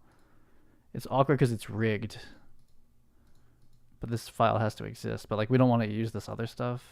I'm gonna need to save this. So this is no longer a don't use. We're not even like rigging. It's kind of weird because I ended up moving the mesh in the rig here. It's hard to say where this is. I'm gonna jump out. So we're in Maya t-shirt. Just gonna jump ahead to like a lot. I'm gonna say 20, and now this is like kind of overall t-shirt. This is weird, but I could say 1. I don't have a naming convention for this. We're like in some like weird world. But overall t-shirt 01. We're prepping to go to Z basically. We don't want to use any of this stuff basically. It's just refed in there so that we can make sure that it's still fitting, and we don't want to rig in here anything like that. Want to rig it back in the actual rigging file. So this is 04. It's not 04 for sure. Altered. We don't really have to track that anymore. This is the t-shirt. Like I've done the altering to it that I'm going to do. Let's make sure there's no history on it. And so we're gonna just go to ZBrush is the point now. Okay, so yeah, this one's good to go. To Z real quick. Confusing. Maya to ZBrush t-shirts. Say 02, and this is the like 2 sculpt. I don't know. It's the one. It's UV'd. It's all ready to go. Okay, this is a temp. We don't need this file. Import worker Maya to ZBrush t-shirt. Our second one to sculpt up. Again, like UVs that are like perfectly smooth in Maya and not in ZBrush. I don't know why. Double. We are gonna go to a layer, but we're gonna subdivide up. Ooh, we're not gonna keep the smoothing like super well, but we're just here for seam normals really. I did not like crease this or do anything to like keep. It's gonna get really soft up there, which is probably fine actually to take the fake round normals in Painter. Oops. So let's we want to break up the polygroups beforehand. If you subdivide it to 1 million and to 7 million, you do it, it like crashes. It's bad. So we'll auto group these. Of course, why are they the same colors? Like they need to be different. Spam time over here. That's cool. Give me different colors. That'll work. That'll do it. That's enough. Let's do. Is this a different one? Incredible. Let's do. Okay, so we're polygrouped up. Subtool. I barely even want to save this ZBrush file, but I definitely should. We could pretty much just go right to the millions. I'm gonna go 60,000, 250,000, 1.5. May not be enough. What's the next one? 4. It's probably 4 million will be at the right amount. We're gonna only have one subtool. We can chill this out a little bit here. And let's hop onto a layer and just do some like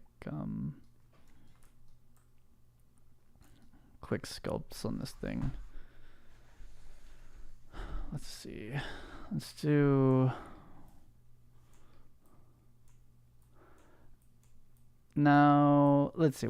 How much of this outfit gets seen? So like there's this. We could use a little of these shoulder things going on. I added those to the hoodie under this. Here too, we have this, so I could maybe try to like sneak in some there. But I'm gonna do some anchor folds in the front.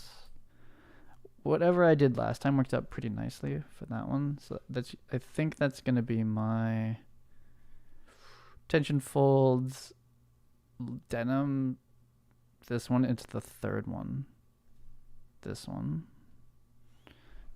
And we want to take this piece, mask it, flip it, invert the mask. and blur the mask just once. Back in layers. Oh, that arm seems all the way back here. Okay.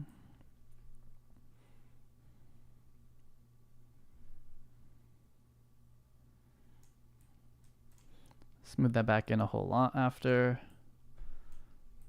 This is the only one I like from this set, so I'm just going to use this again. I'll just erase it differently, so it should look it should feel a little different than the other side. Though currently they're very symmetrical. It's not bad. Let's get back to my standard brush. What's my smooth at 100? It's probably good actually. When you're such a high subdivision, you need to like really like destroy it to smooth these alphas back in. So full 100, pushing down like as hard as I possibly can. And these are these are just pure normal map projections that won't change the mesh, and we're not gonna reconstruct subdivisions or anything like that. These showed up pretty nicely on the hoodie. I liked them. And technically this level type of projection I could do purely in what's it called? In Painter, but I think it's easier to project the alphas in 3D than in 2D for like these big ones. So we're gonna fake some tertiary folds using the crease. I think they're called creases. It's like built in like really nice Substance Designer material they give you for fake folds.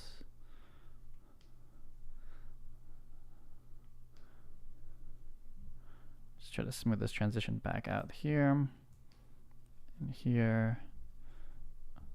And if I cared to like make it like my own, I would like sculpt over it and like delete even more out of it, but I'm just gonna leave it like kind of generic. Okay, so those will show up. Plus there's a thing over it, like the vest part. I'm pretty happy with like just these, like these are in the primary, and on the back, I'm glad that the back is a little bit messed up so that we have like something going on. We could do something similar back here. So I'll clear this mask. Nope. Take this mask, flip. I really need mask blur as a somewhere down here. Maybe I do, but I don't know. Subtool. So we're on the same layer. It's a little sketchy, but we'll see. It's pretty much that exact same brush again, just does good over the shoulder folds for me like this.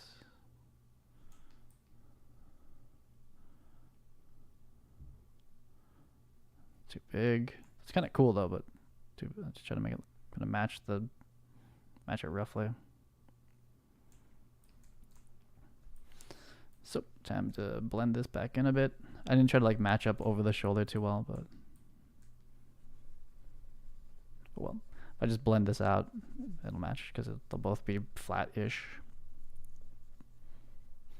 And there's a shoulder strap coming over it. I think the other approach would have been to like have referenced in the actual overalls and try to like make it like there was wrinkles happening interacting with the strap, but did not opt for that on this one. And we ended up like moving the straps like really far apart from the body. So if I like went for those wrinkle interactions, like they're not really touching, so there's like a decent chance they kind of like disconnect like weirdly. So this one kind of just, oh my god, this one just like kind of pretends like there's nothing above it, like they're not interacting. Just I'm like sculpting this as hard as I possibly can to smooth it out. Same here. It like kind of is like we could keep sculpting it back in, but I'm just gonna leave it like this. So those are our like little anchor tensiony folds there. Hop up to another layer, and in here now this stuff like really, how strong is this? It's way too big. Too big. That's pretty good. Take a tiny bit of lazy radius. Let me see.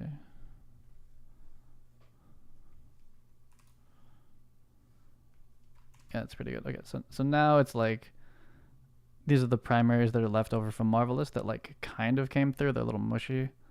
Just kind of like pinch up or tighten up like the top of the curve at least.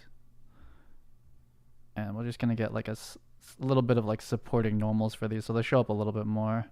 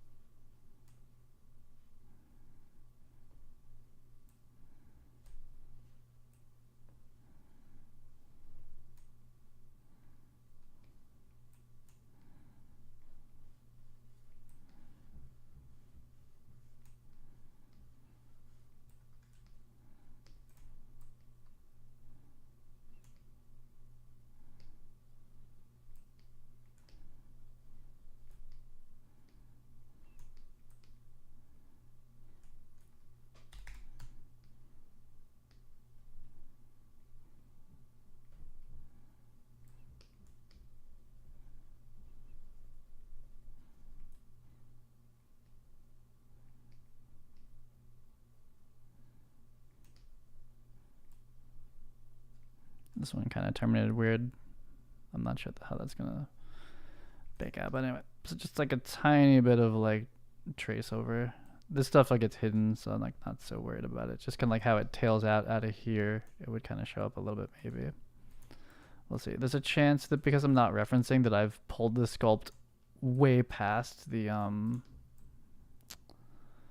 vest, but I don't think so. The vest's pretty far away. It's pretty air gaps now.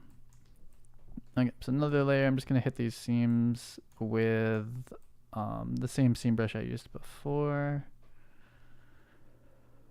which I don't remember. It's like 13 or something. I don't remember which one it is. Crap. To guess. Is it 13?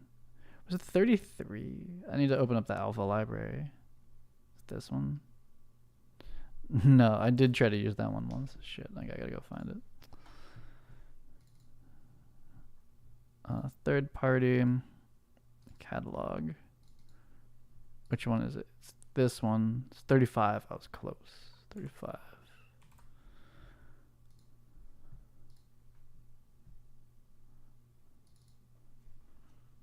So we want to turn off our tablet pressure here.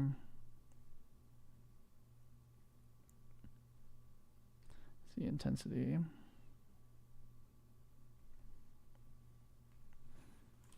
Yeah, so we're going for like really, really strong, and it will still just kind of, I mean, it doesn't like barely show up, but it's still kind of subtle. Even if I go like insane on this one, I'm gonna need this a little stronger.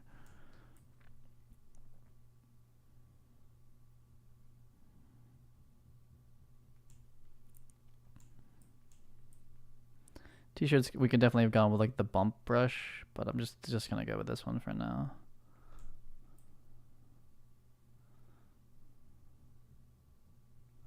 That's pretty bad.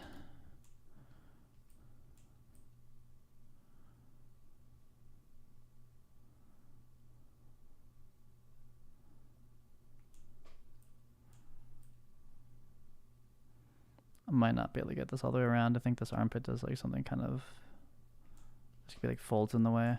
I'll just get as far as I can though.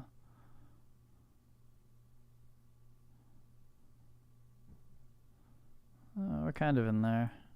Yeah. I'm just gonna knot through that area. It's fine. I'll just get it through like the areas that we can like see. Okay, the lighting from here though. Let's see.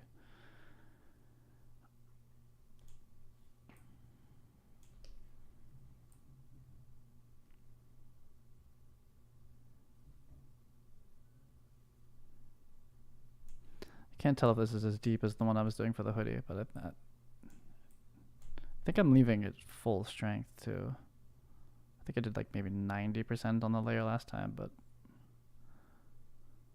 okay. Hopefully we didn't just, I think I just sculpted on this by accident. Yeah, I did.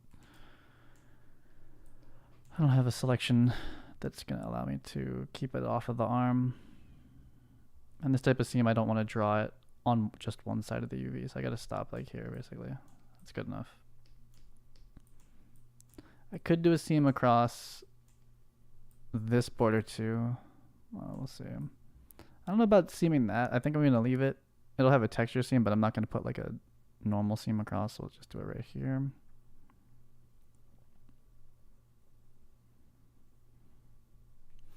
Damn, it got bad at the end.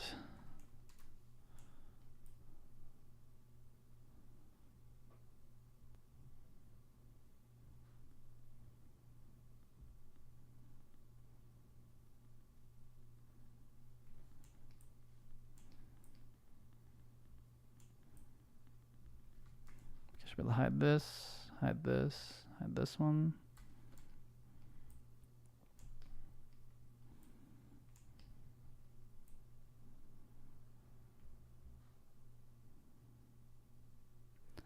I feel like I'm going to need more caffeine before I try to program that radial menu in.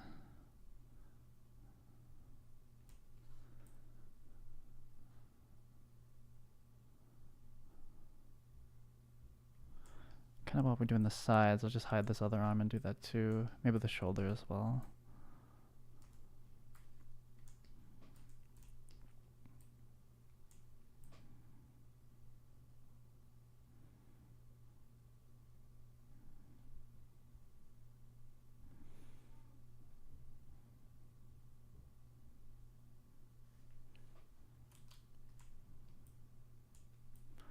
little bit less this stuff.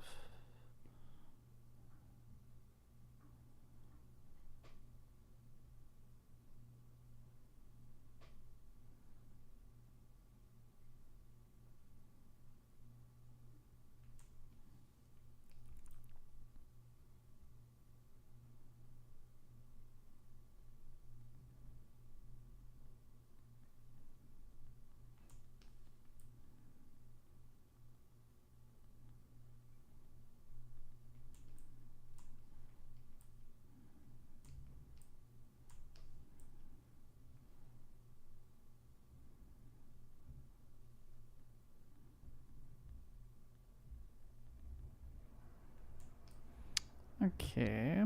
Oh yeah, that's deep. It's not crazy, but it's definitely like a centimeter in or something like that. Should be nice and dark. Let's bring everything back. I don't even do the seam on under the arm. It's like it's barely there. I haven't been doing that one lately. This one though, this is like the main one.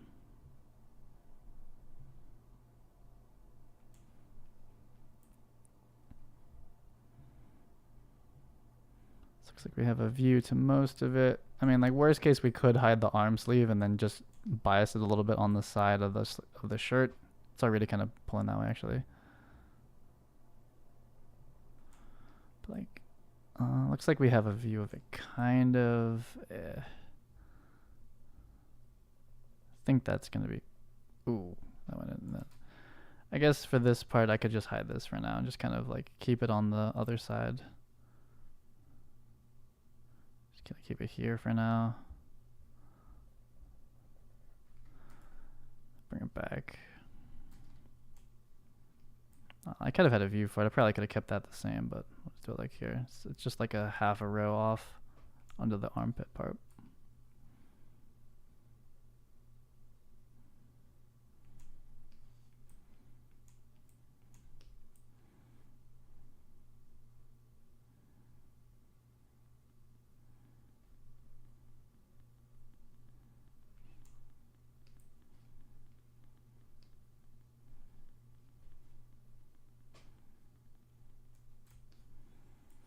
I don't know why. I feel like I'm gonna.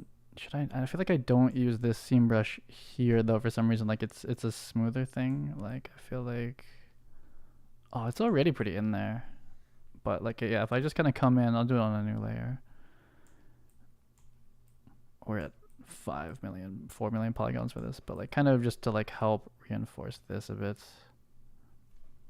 Maybe a little bit bigger. Let's take some lazy mouse.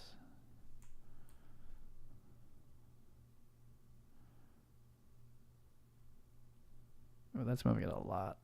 That's moving it a lot. Damn. It's all that radius around it. I'm going to undo that. That was way too much. The dot itself doesn't really get any bigger.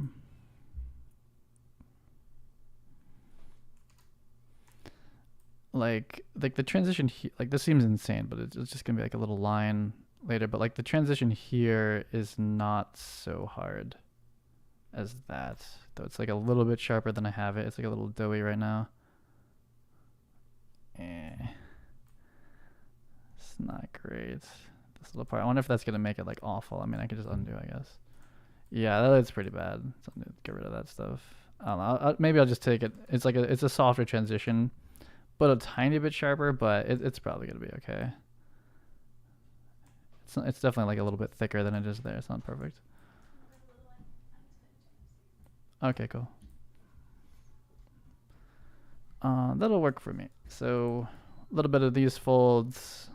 That's just going to be a dark line basically across the grain change of the t-shirt. Especially if we go for like any sort of like pattern or whatnot, it's definitely going to help make it sink in there a little bit better. And the little like sublines, you know, you normally go like smooth those out or like, you know, sculpt some like smaller wrinkles into it, but they don't really show up too much. It's mostly this big dark line that I'm looking for. Okay, so that'll be it for this one. It's like pretty light. Barely. I don't even think I saved the whole time. Let's do straight ZBrush t-shirts.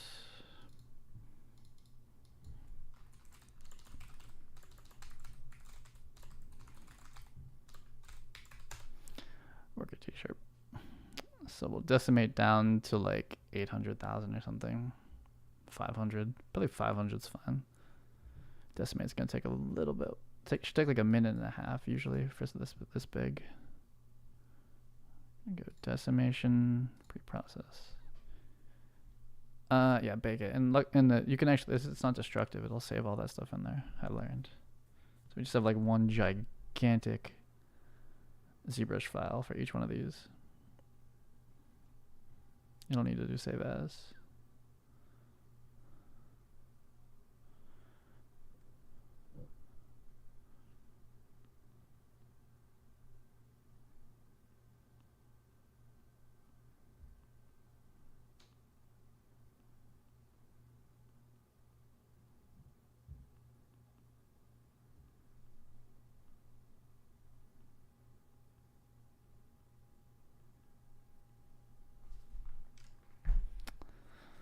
Almost done.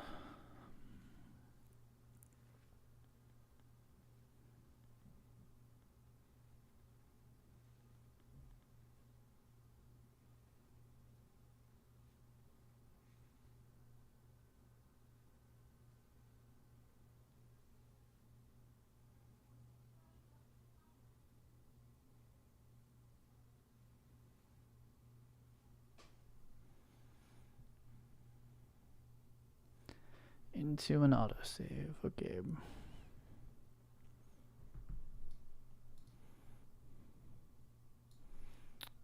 Let's do 500. Okay. Yeah, I can't even tell the difference. Are we saving? I guess we'll save it. Oh, I'll save it on the quit. Let's do export out. Worker. Zbrush to Maya t-shirt. Oh, that's the polished one. I'll call this 3, I guess. This is the sculpt or detail. Or high poly.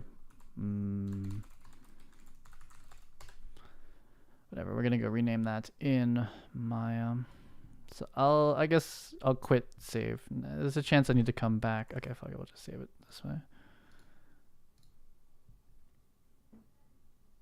This one's not too big. Yeah, it's not too bad. It's the full ones. When you save, it takes like a minute, 2 minutes. Not fun. We're good with you. We're going. Okay, we're also done with this. Maya. Okay, so we're in this like kind of like awkward file right now. This one. Oh no, that's the. Okay, so we're gonna prep to go to Painter now. Once I get this one in here. Z to Maya. T-shirt.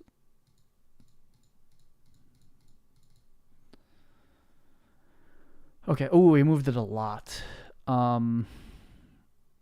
We moved it a lot. I think we're still inside the. Ooh, I wonder how that's gonna go. It's actually just normal detail and it's under it. Typically bad form to come out there. It shouldn't matter. We're not gonna bake it onto the. It should technically be fine, but it's not. It's not great. But yeah, it shouldn't. It shouldn't like actually affect anything. So this is t-shirt high now. This one is t-shirt low. I think we could export right out of this file, to be honest. We're UV'd, we're altered. These all just have single materials on them. They're just single meshes. I think we can get out right now to go to Painter. Usually I'd make a whole prep file for it, but there's only one asset in here, so it's not too bad. To Painter. We've gone to Painter already?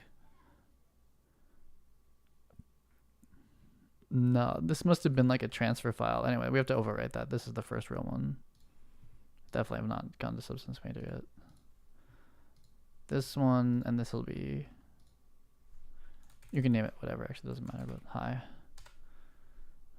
Should have named it high 01. This one's legit 500,000 or whatever, 600,000. Okay. So that's good to go. ZBrush is... I think we're good. I guess we'll see now. I mean, this is where we kind of go back and forth. But we'll bake it. I'm going to bake it solo, unfortunately. I'm not going to see what it looks like against everything else, but I do t-shirts the same way every single time. Though I'm going to make masks for this one. And the fact that that sculpt went above should be okay. I still have ZBrush open though. I can undecimate and just pull that sculpt layer down a little bit, and then if I did it to like 60%, it would certainly be fine. We have big 4K textures. Let's do worker to painter t-shirt. This one must be the low.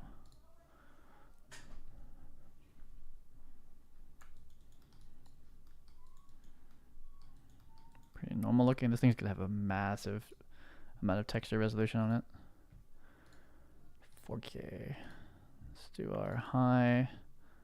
We came out pretty far. Start like this. 02, aliasing straight to 8. Match name, occlusion, name. We don't have any IDs or anything. It's called hoodie, but it's fine. Rename everything before I send it out.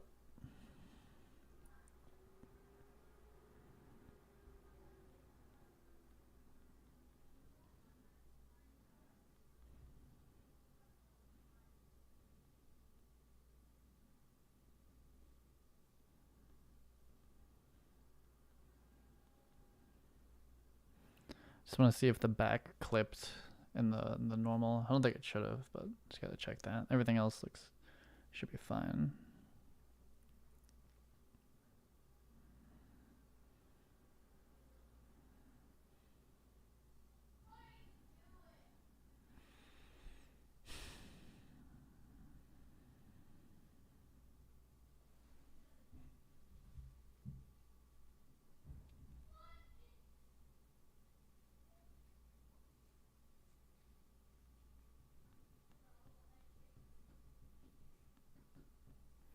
I gotta think of a name for my my MetaHuman clothing tester game. I don't know. I should figure out something to make it interesting for myself. Okay, so all those look fine. As long as we didn't clip out on this back part, we're all set. We look good. Okay, so there's no like flat clipped areas. Okay. Pretty good. Pretty good. Let's drop the textures on this jam. We're gonna do assets, structured, this whatever the structured one, or lined. They call it a lined. Yeah, this one. I don't think we need anything else out of here. I'm not gonna do stitches on this one. Let's go to. It actually might be 10 because we're a 4K texture now. Okay, that's very tight. It's pretty realistic, but I'm gonna bring it back a little bit more video gamey. What? Oh, that's 78. 8. Yeah, we'll make it like a little grainier so you can actually see it. You have to still be in a close-up. It's just flat in like most cases. Like it's still just like a flat gray. That being said, we want full white to send this. It won't be this clipped in Unreal Engine. It's just clipped now. It's awful.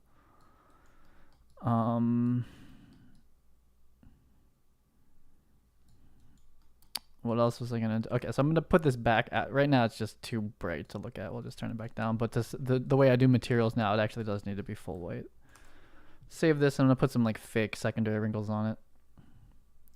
Painter here. Yes. T-shirt. Melts all normal worker. T-shirt. 1.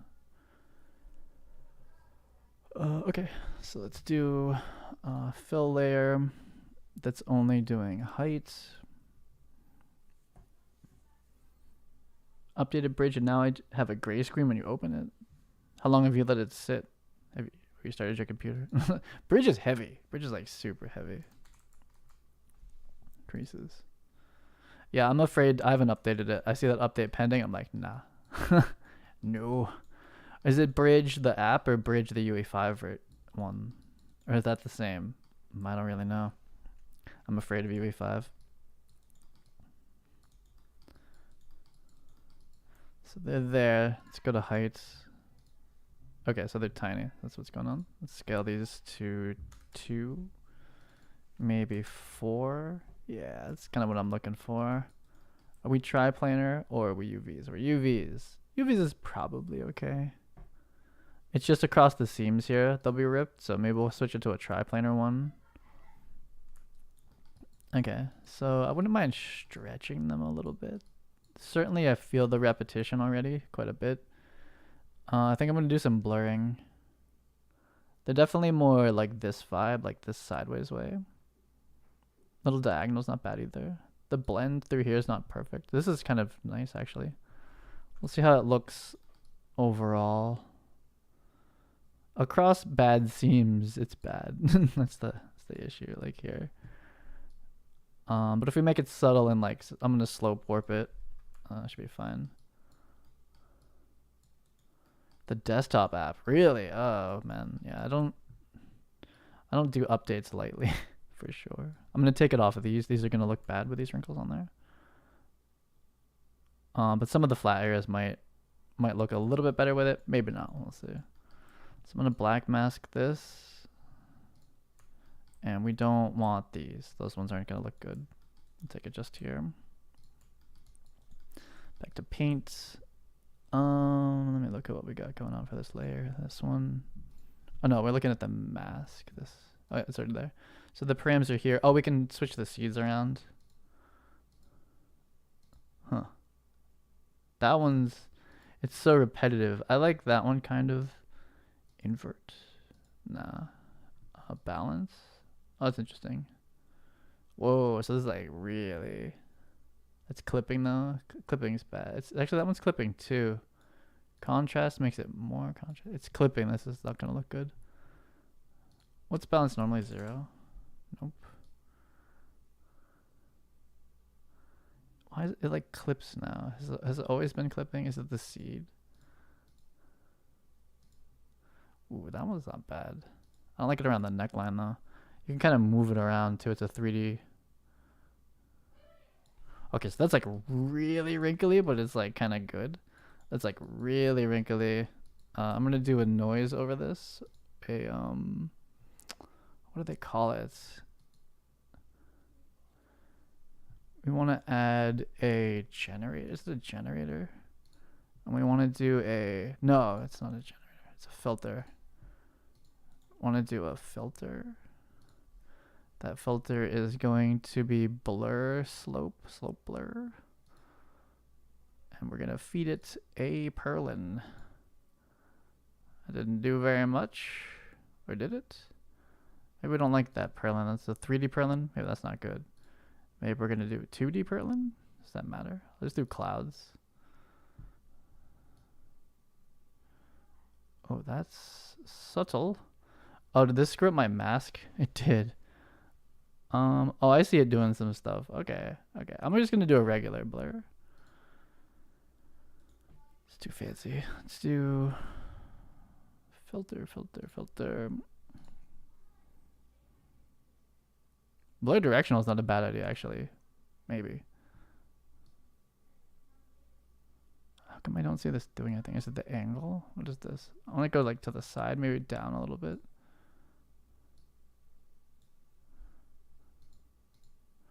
Why is that not doing anything? Okay, it doesn't work that way. So the mask is black and white. We would need to blur this, but that's like, it's like not doing it. Oh well, we'll just leave it. These seams are kind of nasty, so we definitely have to be like really subtle with this. Let's go back to material. Wow, very wrinkly. Okay, so certainly the better way is to ZBrush those in. It's pretty awful back here.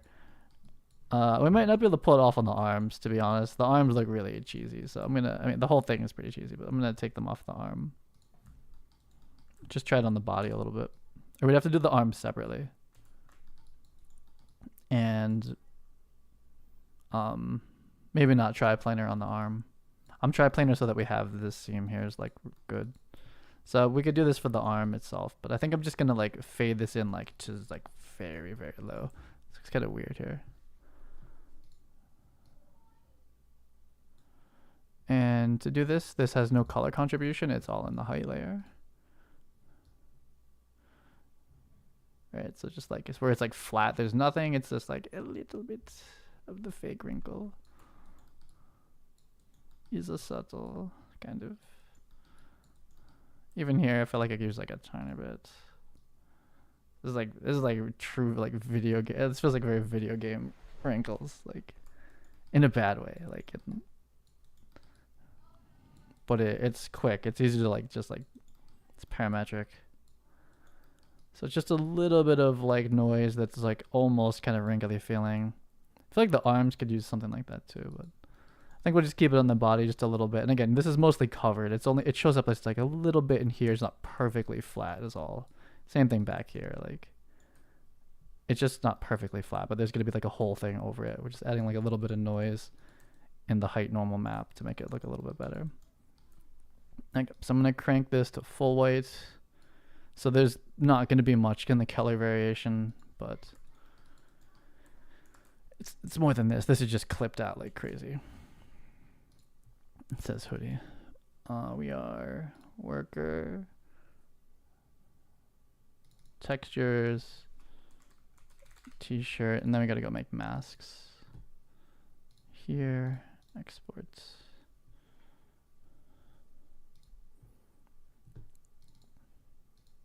Is this actually just white? It is. There's no color variation. I think we need like some color variation. So I got. That's not good. I thought this might have something on it. It doesn't. So to even see it though, I'm gonna bring it back down to here. And we need to throw in some sort of color variation. I can't have nothing. So we'll just do color. And for now, we'll just make it gray like this. Let's do a black mask into fill into. I wonder, is there like a fabric? I mean, those are patterns. I want like fabric creases. Nah, we just have to pick a grunge that makes sense against fabric. I always pick a different one too. I never have the same one. That's kind of interesting. There's like dust, fingers. The dust one's kind of cool. Want something a little sparser. That one's pretty good. Maybe a little too much. Spotty. That one's not bad. Oh, that's like not at all what I thought that was gonna look like. That's not. It's not quite right. I'm looking for like more like spotty dirt. That'll do it. I think I use this one a lot. That's pretty good. Pretty happy with it. Don't need to change a lot, but just fade it down a lot. Yeah, just need like color variation and like kind of a spotty, dirty way. I wish I could blur this now. I feel like the blur doesn't work though. Like, let me try it one more time. Filter, just blur. Oh, that one, there it goes. Now it works. Blur warp. I don't know what the difference is.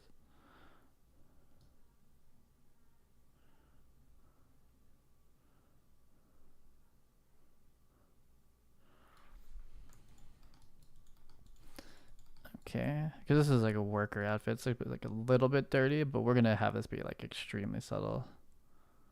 Okay, so it's got a little bit of blur. Take the edge off of it a little bit, and then fade this thing way back, and this is only base color one. What's up, Fabian? I don't want too much here, just like something like this, just so like the color map's not like legitimately flat white, though it will be still pretty much white. Just has like a little bit of like a dirt map on it now. Let's try this again. Should be in the same place. Is it done? Okay, so now there's like a little bit of messiness in there. I just don't want it perfectly flat. So that's pretty good. I need to go make the masks, and then I can put this in Unreal Engine. I think we're done, but I guess I'll leave it open just in case. Just gonna make some quick masks. Pretty sure you're done. Don't remember if I've saved you or not, so we're saving again. It's not too big. Out of here. Bake was good. Seams are good. Masks and skinning. And the skinning is going to be like super fast.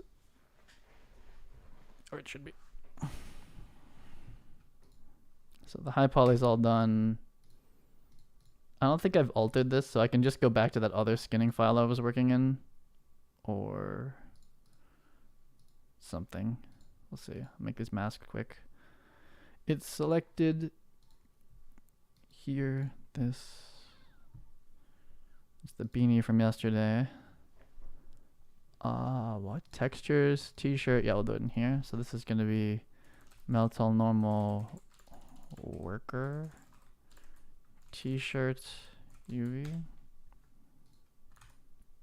We don't have that open. It's right here though, that's good.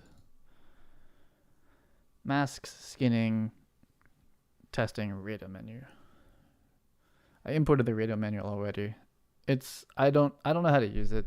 I might probably have to watch like a bunch of the YouTube tutorials. It's definitely I think it's like the highest rated Radial menu on the marketplace though. It's been around forever. I think it was free at one point too, which means it's like they really wanted people to use it. So I have my color masking technique. It's pretty chill. Just use adjustment layers. UV. Go black default over, and we have 3 masks. 1, 2, 3. Pretty easy. We're gonna have our body texture or body color.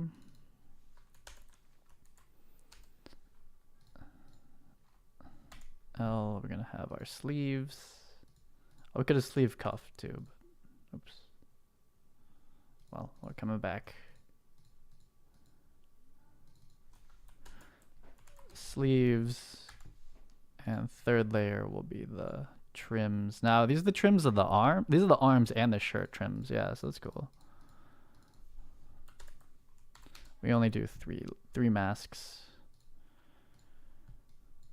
Red.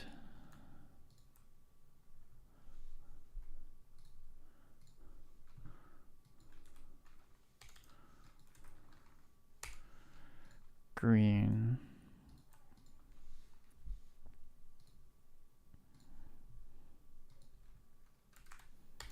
$240, $100, and blue.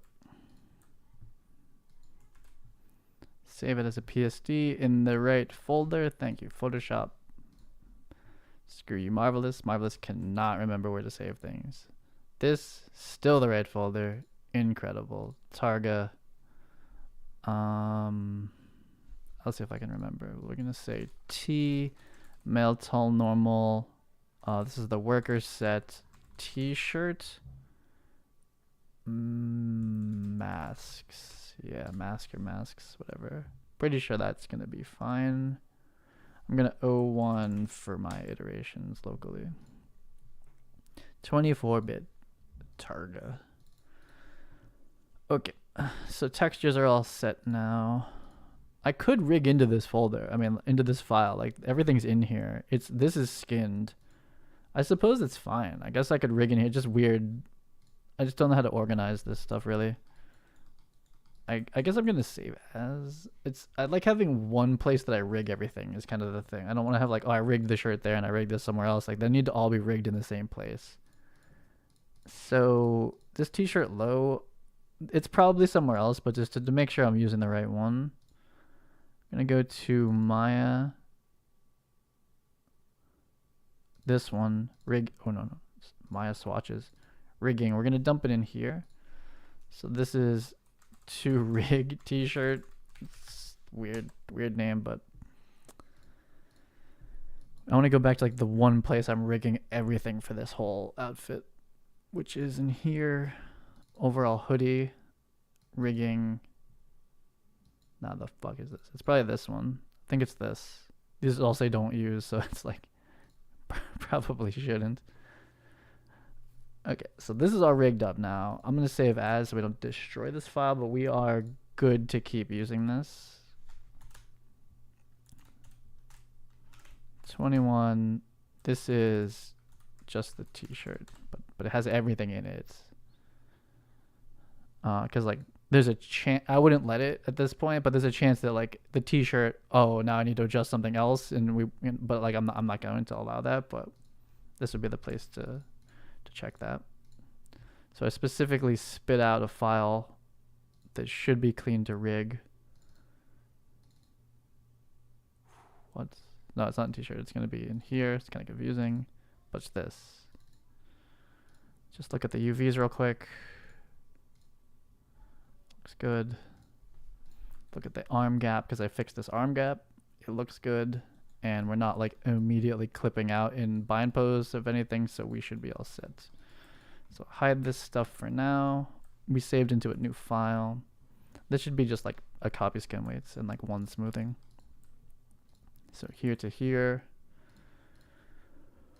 Rig, oh crap. Rig skeleton to this. I'm gonna rename this to M tall normal weight t-shirt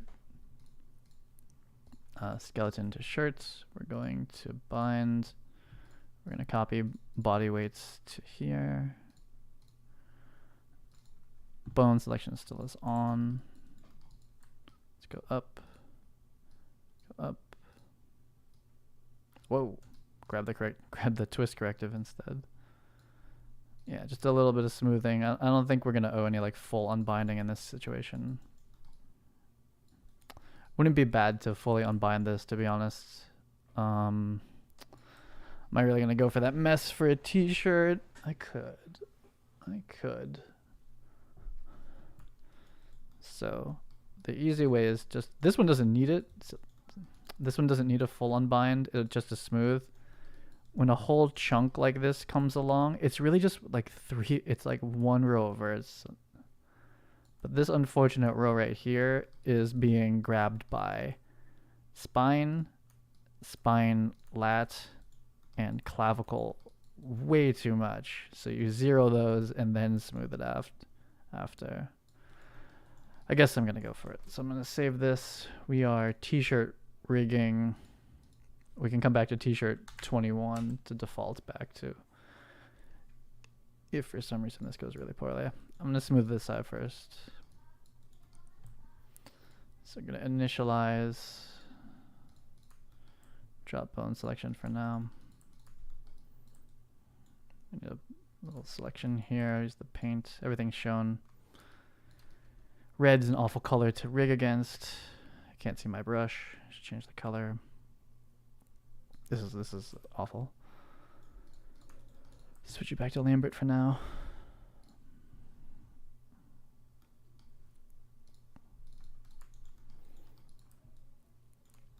Not much better. Same bones right now, it's not so helpful either.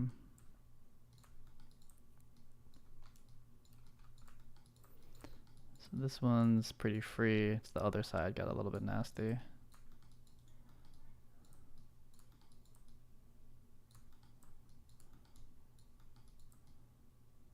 We're staying like in between like two big folds. We're not going over. Come to like here. That should be fine. Maybe down here. And then just grow once to be safe and get like all the in between. Holy crap, what? What is that? What the hell? Oh, the whole, oh god, oh no, hold up, we gotta get out of here. We had like the body selected. I should put that on a layer and like hide it or something. Let me just even out here, make sure that this is, not that it matters, but I was selecting like, I don't know if I trust this selection anymore.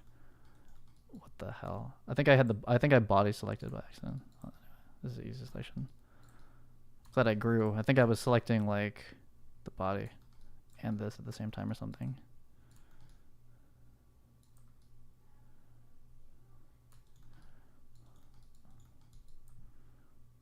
There we go. Jesus.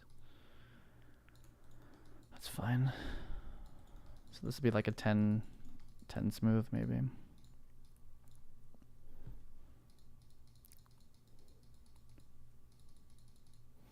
That's fine.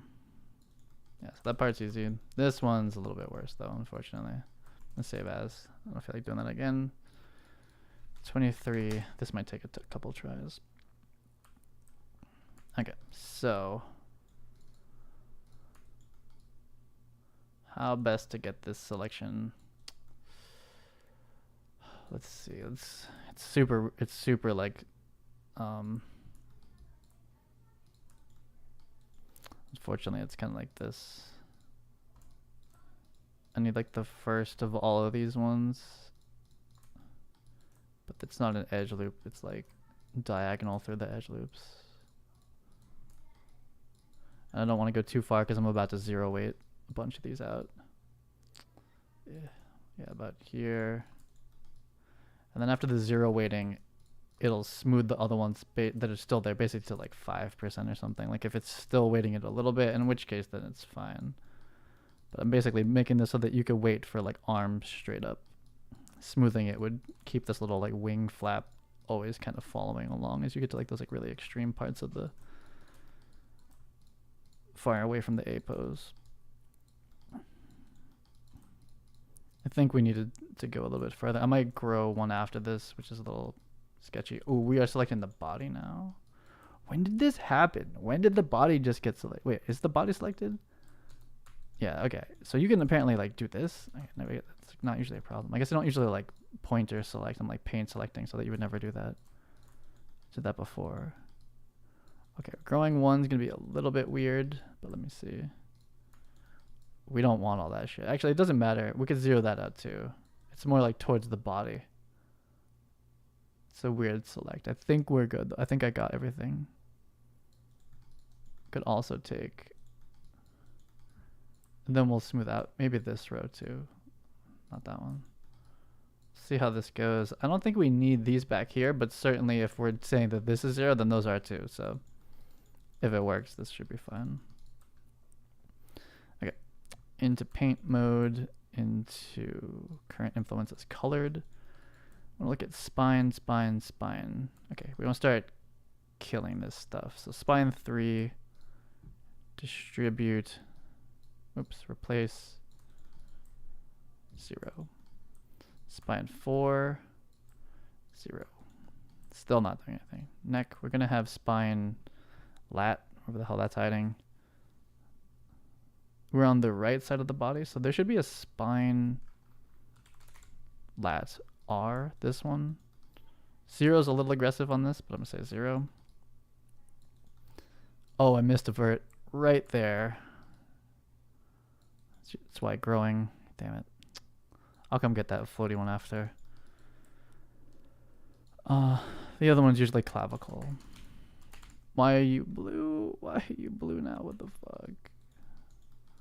Oh, that's why. Okay, clavicle R is overreached. Now black is pretty severe in certain areas, and I left a dot, so we're gonna rely on smoothing to get us back. And I missed 2. I missed a bunch. I missed 2 verts back here. And smoothing is not the answer. I missed 3. They were like inside though. They were hard to see. It's this one. And then we'll rely on the smoothing to get us back. So these two need the same exact formula. Which is replace distribute 0 from clavicle R, from spine 3, spine 4, and spine lat. Yeah, now they're gone. And then smooth this all back into something like reasonable, because we have a bunch of like bad black areas. But this should all kind of like resolve itself now pretty well. Let's do paint select with a grow. Should be pretty fine for this.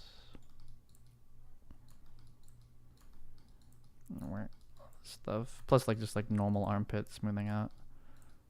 And we could grow maybe twice. That single grow last time left me like a 1 dot missing in the middle, or a couple dots I missed. So we'll grow twice.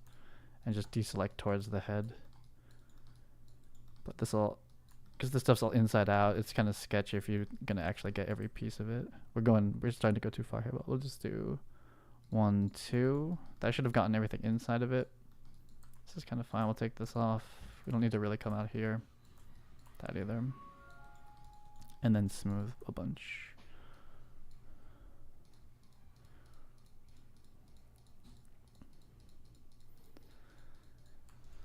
That's 20.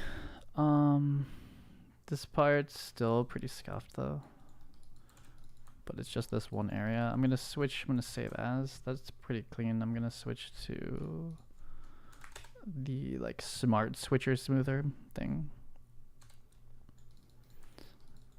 So that's gonna be paint, smooth, 0.2, sure. I mean, we want sample current, and it's right here. Hard to see.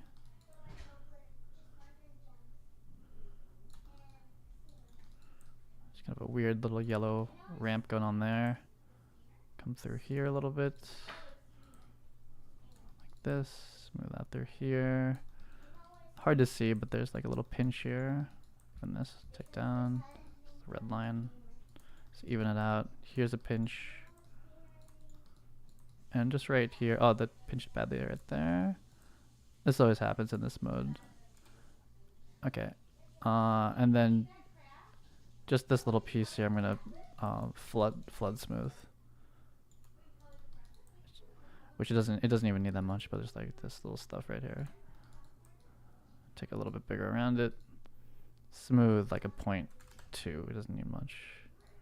Yeah, done, fixed. Okay. So that's gonna be a very clean cleanup for that area. We should be able to go. It's still pretty, this little part's still pretty pinched right here. Let me see if I can just take this row.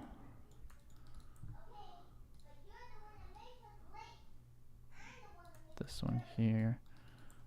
Do this too.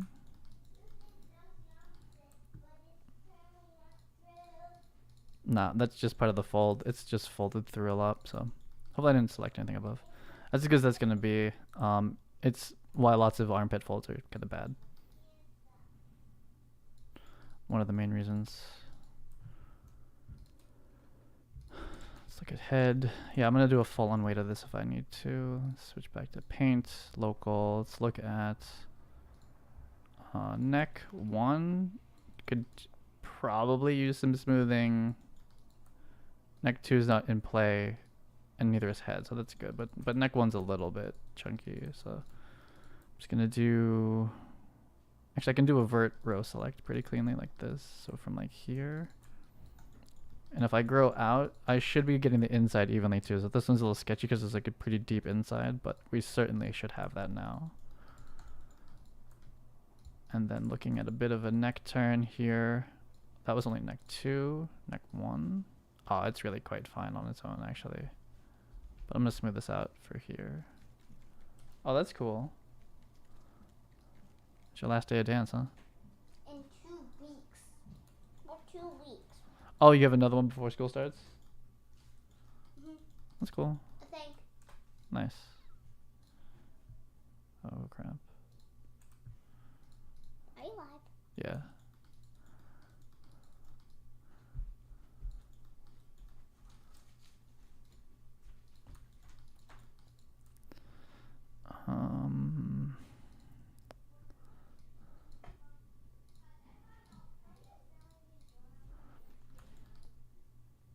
It's a little weak here, but I'm a little afraid to kind of get in there because there's a backside, so I don't really want to get in there too hard. Just like smooth it out a little bit so it's not so chunky.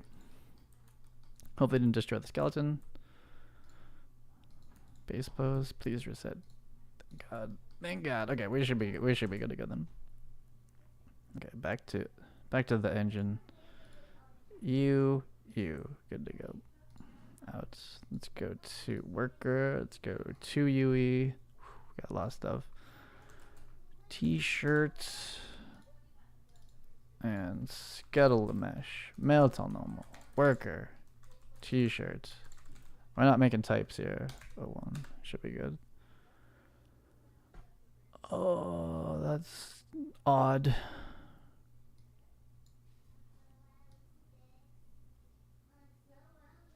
I don't usually get this warning. It's kind of weird. I think it's probably fine. It's basically saying, like, what Unreal Engine is going to say is that, like, oh, you, like, didn't rig to a bunch of the skeleton, but I don't usually get that warning in Maya. I usually just get that on the Unreal side. Well, we'll see. I don't usually get that warning. It's not good. When you import into Unreal Engine after skinning, I'm getting there's bones missing from the bind pose. Yeah, that's fine. Nothing wrong. It's just a warning. It's just saying that, like, you didn't bind to a bunch of bones. It's fine.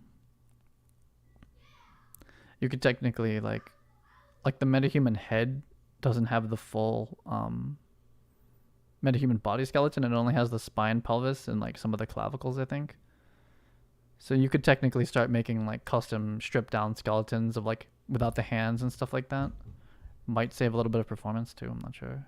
Oh, I forgot this. I'm like staring at it. But that's normal. I'm gonna get the same error or warning right now.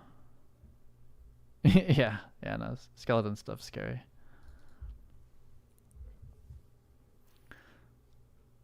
Maybe I'll just call my game Unreal Engine Marketplace. I can't use Unreal Engine in the name, but I could just call it like Marketplace. Marketplace staging the game. I don't want to update. Don't make me update.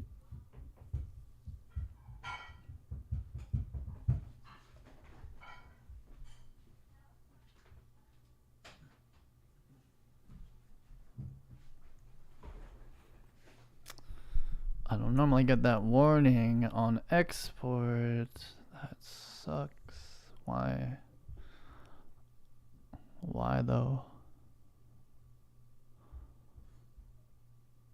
Trying to think, like, did I do anything different? Not really. I mean, just like normal rig. I mean, there was already stuff skinned to it, but to my understanding, that's fine. Find out. Dump in here. This is my helmet. If I fix the UVs on this one, it's not so bad actually. But the other one's much better. Okay, 2 UE t-shirts. So we'll see if this is actually a problem.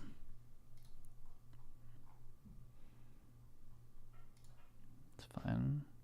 So I'm gonna get the same warning here, right? Like this thing. It's basically saying like you're not rigging to like all the hand bones and stuff like that. I know. Let's do I got all the textures.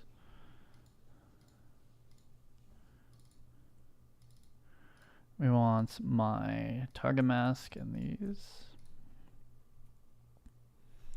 And this one is linear. Save everything. Gonna have to start organizing soon. We're gonna do this whole thing again for either male tall overweight or female tall normal. We're gonna do hoodie. Well, which one has like the right colorway on it? I guess it doesn't really matter. Whatever. I'll take this one. Dupe. And this is worker t-shirt. These are not like the strict marketplace names just yet, but they're close. Okay, so t-shirt. ORM and t-shirt mask. Looks about right. So let's go pop this onto it's the wrong map.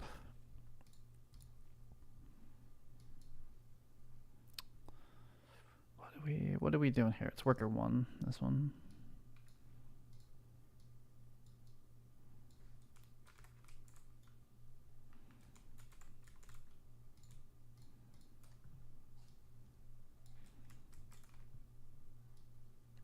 When you left click though. Okay, go here.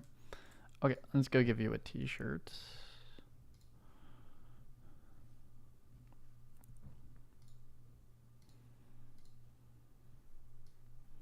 I don't know why I'm keeping this open right now.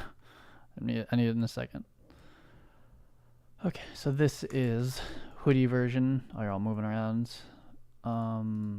Torso. If I say t-shirt, then we should only have... Oh no, we have a bunch. I have the construction t-shirt. I forgot. Here's the worker t-shirt. Looks good.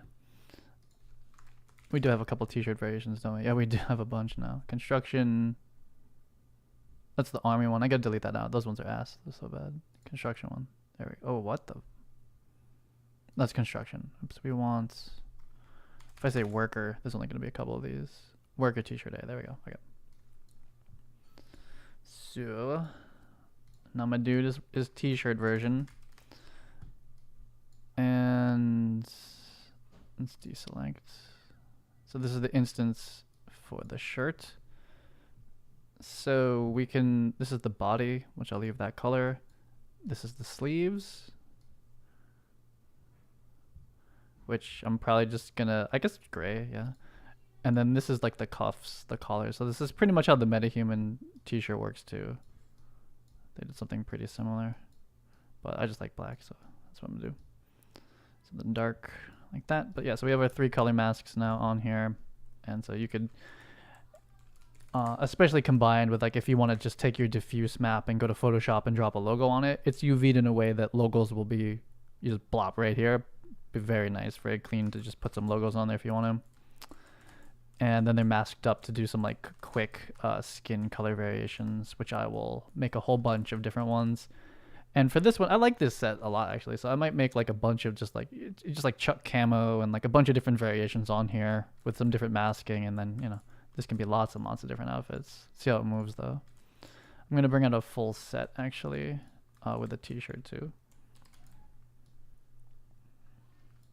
This is my combo layout. So if we switch just this mesh out to t-shirt, that should work. T-shirt worker.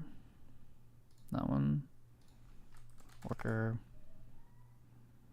Worker t-shirt. Where'd you go? Where's this? This one. So there's it as a layout version. They're not broken out. Not expecting anything too bad from this movement. Oh god, I thought it was popping out at the shoulder. It's not. Okay, so we're pretty clean. T-shirts are pretty easy to rig. So it's looking good for gun up. Look at this one. Yeah, it's cool to be able to make the sleeves and the cuffs. You just have a lot of variations on it. And then you can just set them all to white if you want it to be white.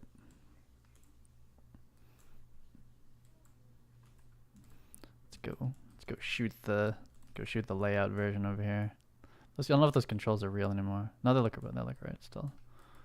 Look at you standing here, mannequin naked. Could put like a gray MetaHuman in there actually. Wouldn't be bad. But yeah, t-shirt variation done. And we got our triple mask material now. Hey, what's up? You can come in. Looking pretty nice. Hey, what's up? Oh, cool.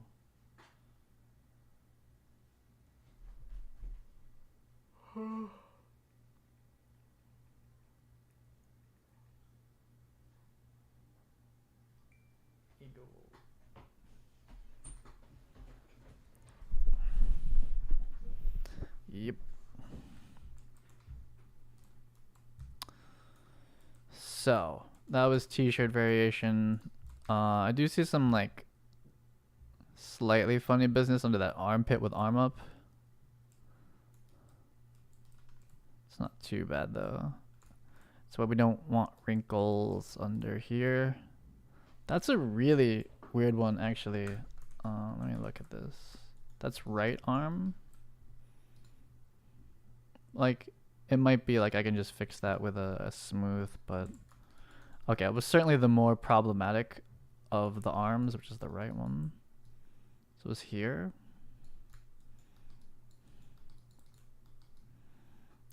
I think it's a rendering thing possibly. Like these just get like really mushed together, so there's not much I can do about that though. If it was like a pulling thing, I could fix it, but if it's just this, I'm not in the source asset, so I don't have the helper bones firing.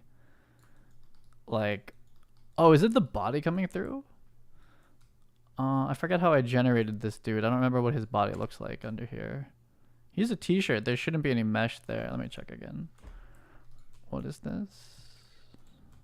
Zoom in. What is that little line there? It's not a big deal. It pretty much passes as a wrinkle. I can't tell if it's just, I think it's just a ton of verts on top of each other. There's a lot of polys in there, and I think it's most likely just like a lot of they're just all coming together when the arm goes up like this. I don't think it's the arm coming through. No, we're like way out. Plus I don't think there is an arm in there. Arm forward poses always bring out some interesting stuff. I don't know. I need to see it in UE4 too. UE5 renders a little bit differently. I mean, it renders a lot of it differently if you're using Lumen. When it comes to like texture stuff, I don't see that in mine. Is that a shadow? It's certainly there. I can't exactly see where that was in the rig. How's the other side? The other side is definitely better. It's not. I don't like it, but I don't see where it is to get rid of it. This side works fine. It's definitely a smaller detail, but I couldn't see where to change that. We'll see. If I can figure it out later, I will. So this is the current set. So it's one hat, one hoodie, the overalls, and the t-shirt is 4. So I need like one more thing, which I think might be a different. I think I'm gonna make like a hat, like a baseball hat. I'm not gonna do that today though. Yeah, I think I was gonna make like a regular baseball hat because I'm just trying to add hats to Cine Tracer in general. So just having more hats overall works, and then putting it in this kit, I think also works pretty well. And I think I'm gonna make some like content in this outfit. I don't know, I just kind of like it. And I don't know. I just need to start like quote unquote shipping animations, like pretty much Vicon, retarget, and then do a little bit of cleanup, and then shipping them to UE5 games and making sure that's all working, etc. When I come out of Maya, I swear like the file size gets like 20 times. Like coming out of Vicon, an animation that's like 1 minute is like 15 megabytes or something like that. And then when I do it, because you have to clean it up a bunch in Maya to process it correctly, blah blah blah. Like it's like 300 megabytes. It gets like huge, and it's like 1,000. I don't get it. It's like it makes it like 2,000 frames per second or something. It's I don't understand. Like it and then like but then when I import it into Unreal Engine, I do sample at project frame rate, so it drops it to 30, and then it becomes smaller again. But it's a whole problem, and for this other thing I'm doing right now, so it's a problem. Like the source animation file cannot be 300 megabytes. Like that's something super wrong there. So I need to sort that out. So I'll use this kind of like whatever MetaHuman, like mini metaverse type of game project to sort that out. So Radial menu. I think I imported it. I think I've imported that thing already. So there's something funky with the right arm skin. I under the arm, I couldn't find it. But if there's ever a place for something to be weird, it's certainly in the armpit. This one came out great, which I was like a little scared about with this extra fold, but it looks really cool to have this fold in there. It looked great. This one, something's funky. Like, oh, maybe it's like in here. I could see that. Like, let me look at this one more time. I just don't. Is it this? It's this thing. It's this. I remember it. Oh yeah, I couldn't smooth that out. It's this. There's nothing. I don't have a way of dealing with that at the moment. So it's kind of like the luck of the cloth sim and whatever. It's like it has like kind of a weird line in a certain pose. Like most poses it's fine, but that little double fold right there is kind of just unfortunate. It just doesn't skin super nicely. Whereas this one, which I thought was sketchy, looks great. It's like wide enough. It's just this little one. This fold in there. It's in there. It's bad. Not the best, but still certainly usable in like many different ways. Okay, let me hop into we're all done in here. It's kind of cool to do like the whole workflow like all the way real quick. It's a good reminder. Look at 450 frames per second. Yeah, so let me find that marketplace thing. Hold 1 second.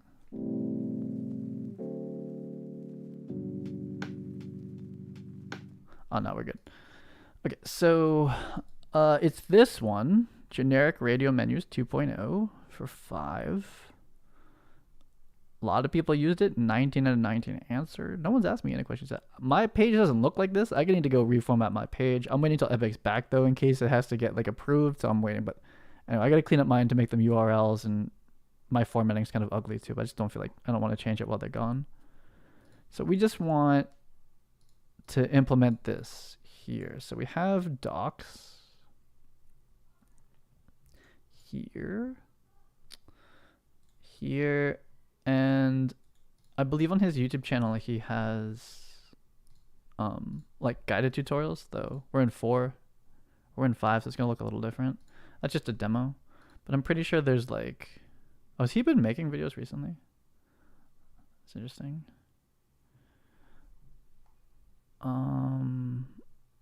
Generic radio menus for building menus, demos. Oh, they are off. They're unlisted. So I do mine too. This is a Polyhavoc assets. Oh, okay. So this is like his like gaming channel. And this is his like assets one. Okay, they're all in line here, so that's good. Okay, there's a Discord. Setting up input. Okay, so I haven't, so like once I start writing a player controller, like I'm writing a game. Like it just starts happening. So like this thing requires inputs. Let me see, where is it? So we're gonna make a new player controller, basically. That's like what this immediately means. I guess we'll use this worker level to start testing it. I'm probably gonna migrate to a new project because this was not conceived to ever be released to the public as a package thing. So it's just it's super ugly. That being said, it has so much stuff in it already. Has all the Lyra animations and whatnot. So I think a lot of work can get done here, but then I'll do a migrate to like a clean project to actually ship it. I don't even know what we're calling it. I haven't even thought of a name for like what this will be, but I'm just gonna call this like, I guess it doesn't really matter. Like, I'm gonna call it marketplace game. That works for me. We can't ship anything like that, but okay. So let's make a new player controller. So this is player controller for marketplace game. The menus will need their own player controllers eventually, but that's fine to start here. I need a game mode. Call this marketplace game.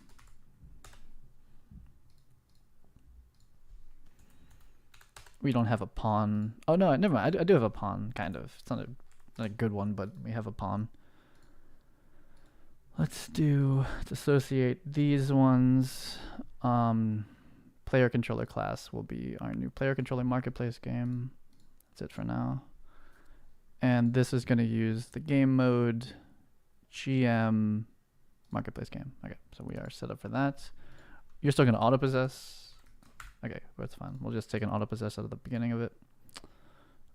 Ooh, I was doing that other menu. So marketplace game, here we go. So player controller. So this wants to implement an interface for them.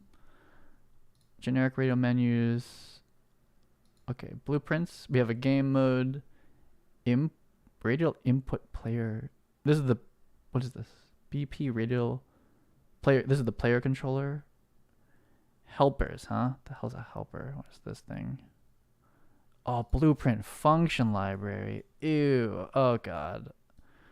Okay, so this is center mouse position. Who calls this? Ideally I'd like to write this from scratch, but it's a lot of work.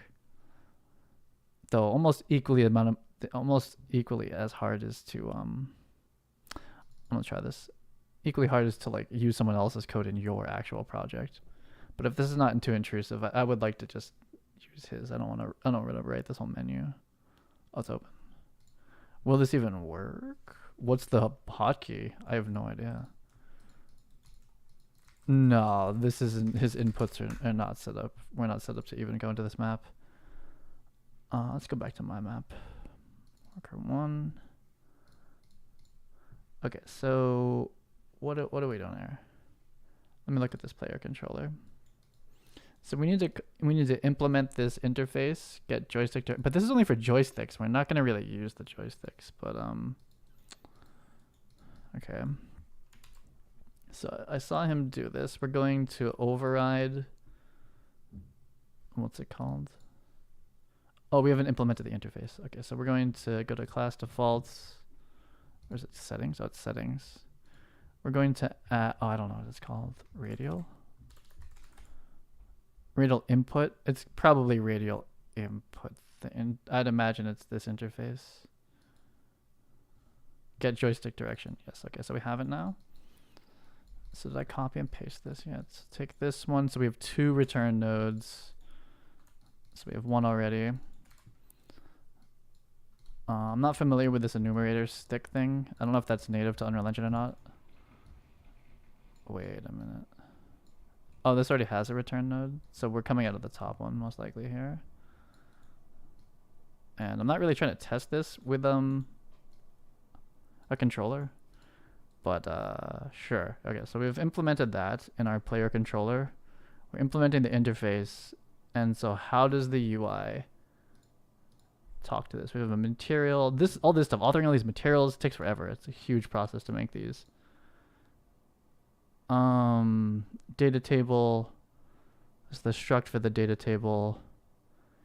Inventory stuff. Materials templates. Okay, textures. Yeah, all this stuff is so much work. Cool. A bunch of enumerators. Struct. What's this? Interfaces. Tricky. So I think what you do is you make a new UMG and you just put this in there, I believe. So customizing it, creating it. Okay, I gotta listen to the audio for this one. Get my headphones.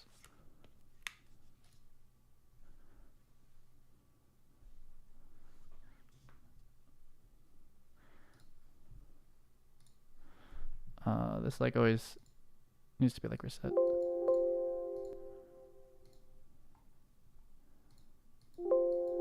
I cannot hear anything. This computer.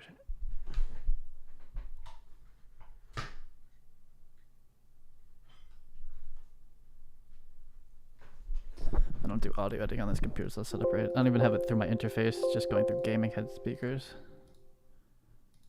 Bro, I can't hear anything. Fuck. I can't even get headphones to work on my computer. Okay, whatever. We're going deaf. Can't hear anything.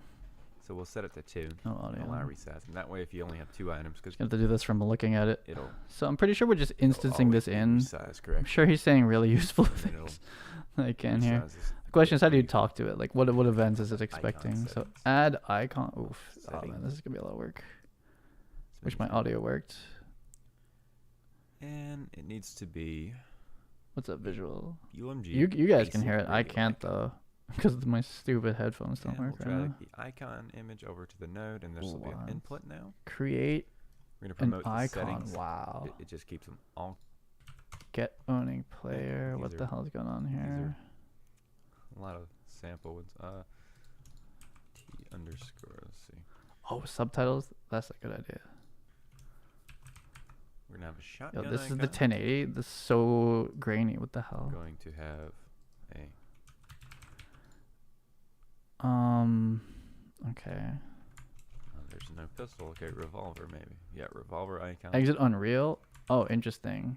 I'll leave and it. A third icon, which will be So, damn, this is a fancy move HUD all. that this dude's written. This is you like can really confuse your has all players these with like this functions menu. we're gonna do to add this in It's there. fun.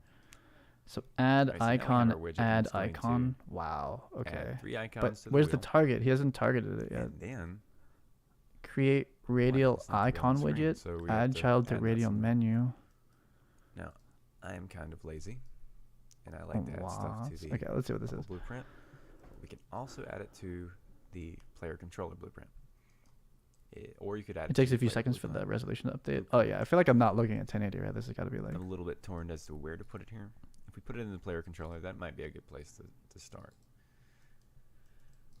So let's open up our It's funny because you guys can hear it. I player can't. controller we made earlier. Okay, what are we doing? Add it, So and it's what we okay, call so this demo is. widget. There we Like, go. I gotta watch how like. He And the wants only to do player is this. going to be this. Create things connect. the widget. so Sure. this Yeah. will Okay. So we're creating feed the into one. there. We're gonna make a widget that is owning that other widget. There is one thing we forgot to do, and I'm Okay. just gonna add this to viewport. I forget if I'm gonna make it right We'll click be or able to not. figure out Maybe I'll just make quickly it what's G not for now. working when Add we to do viewport. this. Sure. So, oh, and we want to promote this to a variable real That's- quick so we that's don't lose it. What else? This is going to be select. Keeping a reference to it. Okay. Clean blue. I'm gonna like tab click out through on the something that's screen, like. lose Okay. focus Remove from selection. parent. Sure. Yeah. Okay. Cool. Cool. Left off. What other thing else? stuff going on. And blue What print, else are we doing here? But there's no input. So is it already sensing your? How do you send it your mouse It's input like I to this have in thing? the building at the same time. Man, I wish I could hear so this. I think That if I is why unplug it's my set up like headset and this. put it back in, I could probably do it. If I can't figure it This out, I'm is an gonna event mess tip. with my stuff. but it's Okay, a justified Oh, one. he puts it And on those are the- tick. I remember the, looking at this. I was like, what? evil code things to use, and that's why Tick is we no have to good. manually We'll do set something wheels, else so for the final should but just be okay. This will like force it to update work, but that's input. nasty. You don't want to should do this. update all of the inputs. Update and input. what it'll do. Selection So wheel. it'll try to update the joystick. Update input. If there's no joystick, try to update with the mouse. Because Now what is this? I'm not sure if there's even What's a way this? to detect What's all if this there is a stuff? mouse. What was all that?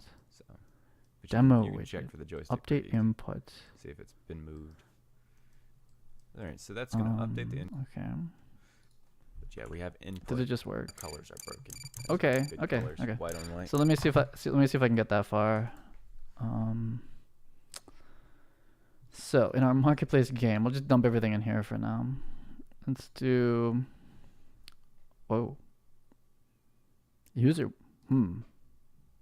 Interesting. So we'll call this just like Radial. Let's do. This is interesting. So I'll just do a full screen. So I'll do a canvas. And we'll just stick this Radial. Oh, which one is it? There's the basic Radial and a Radial menu and the slots. Which, icon. It's this one then. Size to content. Put you in the middle. 0.5. 0.5. Okay. Now, what do? We're doing something off a tick? Ew. But sure. Update inputs. Cool. Sure. So that's the main mechanic. This menu's ticking away doing something, asking for inputs. What else? I forget what else I'm doing. That's just showing it and not showing it. Was there something else I was supposed to do to this? Spent so long just like showing the UI and turning it off and on. Oh, we gotta add a bunch of icons. Add icon. Add icon is the call. What's this icon settings thing? So create selection wheel is add child. Create the icon. What kind of icon is it? There's two. Damn it, I can't. It's so blurry. Hey. Okay, so we gotta go make some functions to add icons. So, sure, we'll do as an event now. Add icon Radial. So we're gonna do create widgets. I don't know what type it is. It's like Radial slot. I guess it's probably this basic Radial icon, I'd imagine. So there's some settings. And the input, I think, was this. Did he input that, or did he input the setting? He made the input in image. Okay. So you choose like what image you want, and then you could also just param whatever other stuff needs to go in there. Size 64. We could param all of this. Animation style, I have no idea. There's a bunch of colors. Color transition speed. So that's fine. And then we're gonna basically, this has like an add function, like add child to Radial menu. I think that's what it was. For this, I think that's it, and then we'll see how the params go. And then on construct or pre-construct, we could even pre-construct this, just like see what it actually looks like. Maybe put this whole thing in like a call.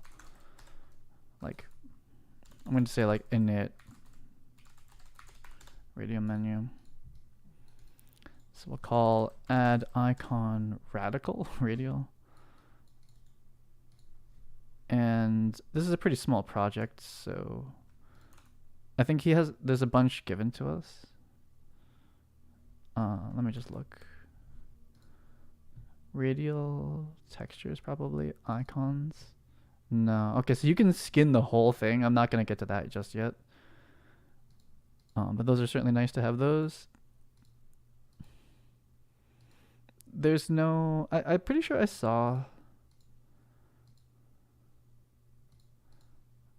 There was a bunch. Okay, so like this, he should set up to be like he has these set up wrong. You want to do UI. Now you can actually see what the hell's going on. But he just called them. They're not named. They're not classed. I'm just gonna change these around a little bit. I'm gonna replace bulk edit.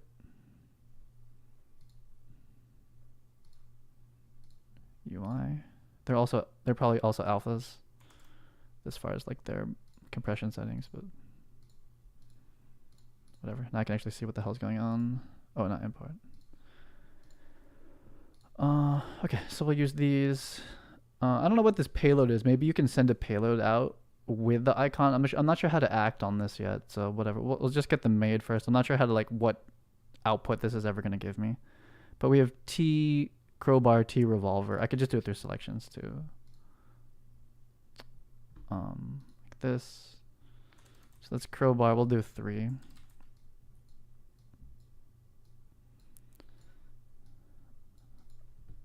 I'll just do it through selecting. I don't feel like typing it. Revolver and shotgun. Okay, so that's going to call this 3 times, assuming that works. And tick maybe is doing all the stuff for me. I wonder, we'll have to go look at what that function's actually doing. So we're gonna init radial menu. I don't know if I spelled that right. Into the pre-construct. Oh, it added it. Cool. Did this. So let's go back to my player controller. So we'll just do this like real nasty for now. Let's do. Can you get input from here? I forget. I guess I'll just start to set this up. I guess let's do project settings. I'm gonna make it G. Input. Oh, you opened everything. Let's do. I don't know what this is going to even show at the moment, so we'll just say key G. That's not how that works. G. There we go. Cool. This one. So event. I'm just going to write radial. There it is. Meta menu. So let's just make sure this is working. Let's just get the beginnings up there. So we'll start with this. G. Excellent. Okay, so let's do some stuff here. Hopefully I'm not ticking on anything. Let's do create widgets.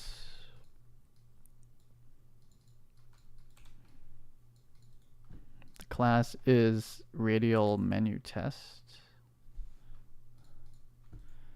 We will promote. This is my I'm gonna say UI radial test. I guess we could do the thing where you hold it down too. We'll do it the same way he had it. Yeah, that's fine.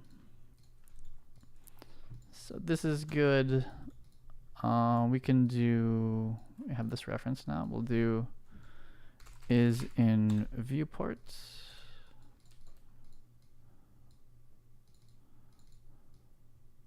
Normally I wouldn't do this directly off of the input binding, but we'll do it like a prototypey way. So is it in viewports? Yes, we do nothing, which shouldn't be allowed, but who knows? But if it's not in the viewport, we are requesting to send it in. On the way out, we're gonna also ask released. Are you in viewport? Yes.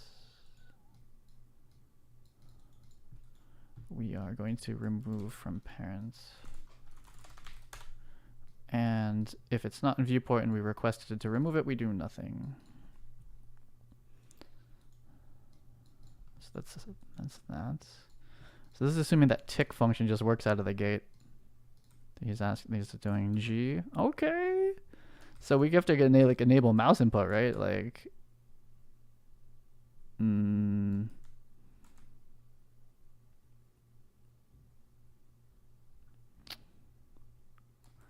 well, we show it, but the logic's not there.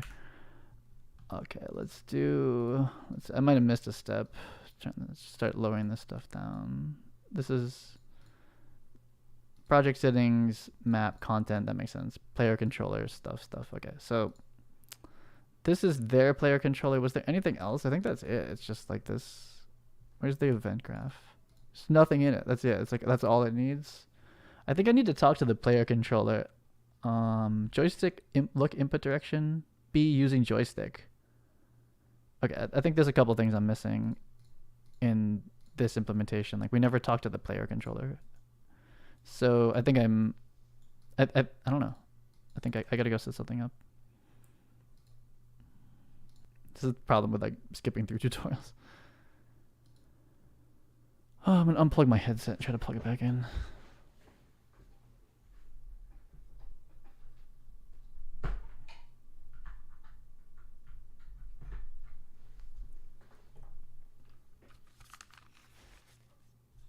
Really important because Oh my god, I can hear it. stick up Amazing. is input up. Now, if that's not important to you, then you can just turn it off. It's on by default.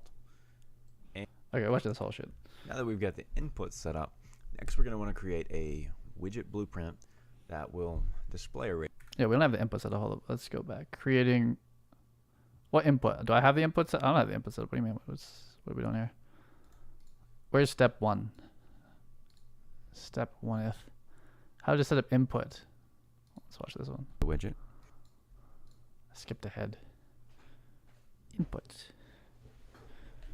Today we're going to go over how to use the generic Radial menus and set them up in your project. I've started a default third-person template. Hell yeah. And let's get started.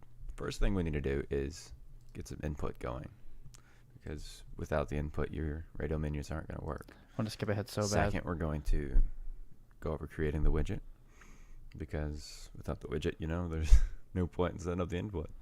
And then we can look at using some functions and events to get our Radial menus doing something. All right. So I'm going to create a folder real quick. I'm going to call this blueprints, because this is where we're going to put all of our. I gotta skip. Here to a game mode. Yep. Find our save there. Mm-hmm. This is where we're going to set up the input. If we want to just No inherit. have No the input inherit. already set up for us and No. doesn't need to inherit from a different class, No. and just inherit from No. the function. Yes, we did it this way. And Yes. They already watched this. Yeah, I did this. Yep. some kind of bug. We did this. For this. If we did, I'm gonna What? set the player controller in the game. Yep. You're able to. Okay, we did all this. So, we did all this video. stuff. Okay, cool. I'll just go back to here. Radial menu. To do that, we're going to go into our blueprint folder. Mm-hmm. Your emote user created. And then that if that's not important, have it where you just because that gets so thin. Okay, there's some stuff over there I'll Should mess probably with. I I put just it. wanted it to work first. Let's Wait, what was that? something. Let's get. What was he doing in there? I only have 2. Let's add some color to Yes. settings, not settings. Create UMG basic radial widget icon. UMG basic radial icon. Yeah, we did that. Icon settings. And we're What's just going to that? set the owning player to get owning player. Now I don't know Ooh. if it's actually used, but as a good practice. Get owning players. Do we need that? He's kind of saying you may not.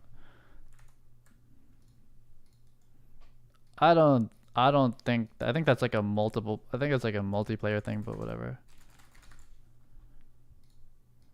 I don't think that's that important, but who knows? What's this? We're storing this or something? He like.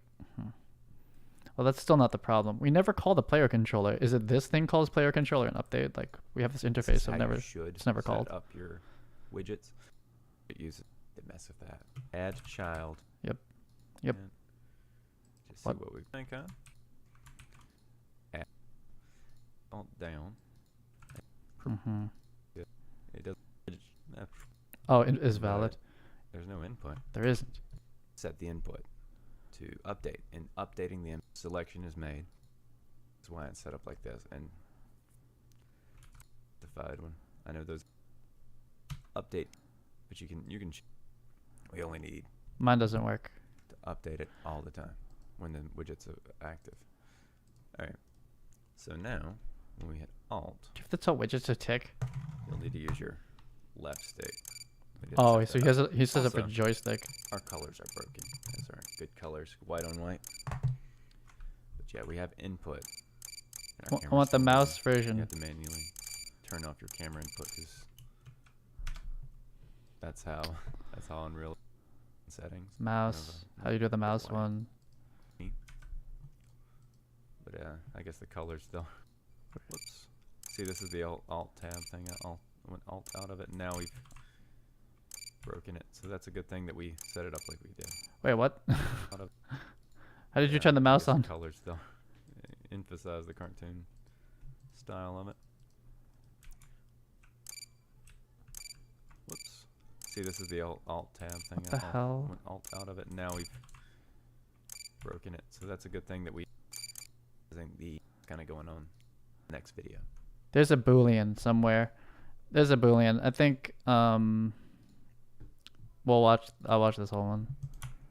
I think there's a Boolean. Hey everybody, how's it What going? the hell? So, See, this is you can mess yourself up by. All right, welcome back. Now we're gonna go over customizing like the visual style. So loud. Okay, I think there's I think you have to chuck a Boolean at this thing maybe. Is there like mouse input? Get mouse center, set something, blah blah, dead zone, capture mouse, update direction with mouse cursor? Are we doing this? Are we doing this all the time now? Like on tick?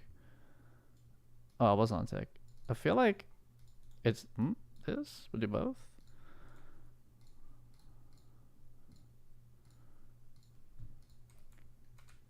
Nope. Let me get my joystick out. Oh. Okay, it works with the left joystick.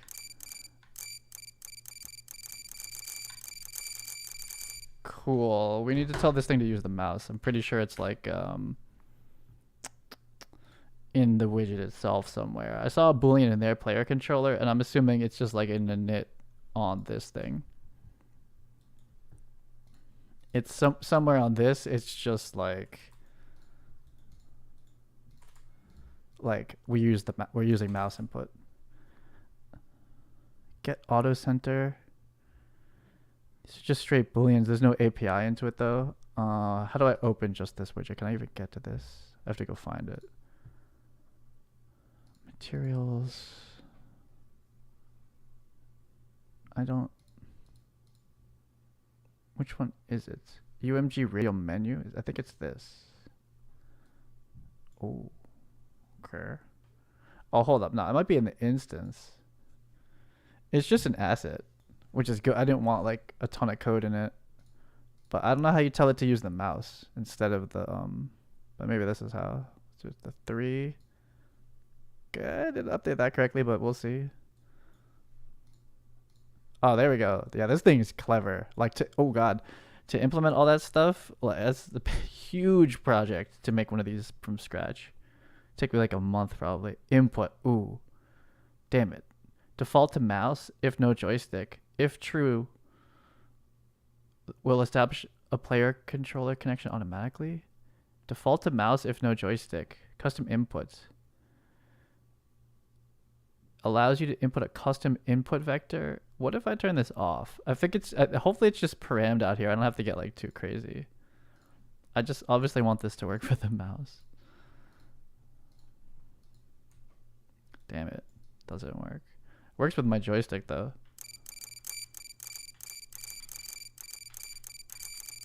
But I just need to get this thing to use the mouse. So what if I unplug my controller? I'll try this. I don't know if that's gonna work though. There's also with that call might not be good. I'm surprised they don't show it. Nah. Do I have to show mouse? Like, I'm surprised they don't show me how to do that. I'm gonna blast through this real quick. Style of our menu. So if we go to our menu, generic, so the visual, go to new material. We're gonna call. I do want to customize some let's stuff put it later, but like it needs highlighted to in work the editor. first. Select. Leave. Okay, yep. You're changing colors. You're changing some colors. There. We need Still to changing some I'm gonna colors. Cool. Like this stuff's awesome. I'm gonna do it, but like look at that downside. you're changing color. Yo, how do you get the Texture mouse has to the work, bro? space. Oh, that's sci-fi. Mess yourself up by tweaking Oh, settings. I see So this joystick mouse I stuff. set it to 2, and I left allow resizing to be off, We gotta hop into which that. is important in my to get everything looking right. And right here's if you look at this little 190 times custom widget there, but you don't often need it unless you have maybe some kind of stuff. But still, that covers for your And some sounds. Okay, word. Okay, so yeah, it's got like a lot of customization and stuff, but like I just needed to mouse, right? So how do you get this to work with a mouse? This is all working. This works. We did all this. This stuff's fine. Like it works with the joystick. Cool. How to assign a player controller for use? Okay, this is just like basic stuff. But where do you do the mouse? What the heck? Like, is anyone else freaking out at this one? Oh, what's up? It's Mr. Dev. But like, where's oh crap! I lost the thing now.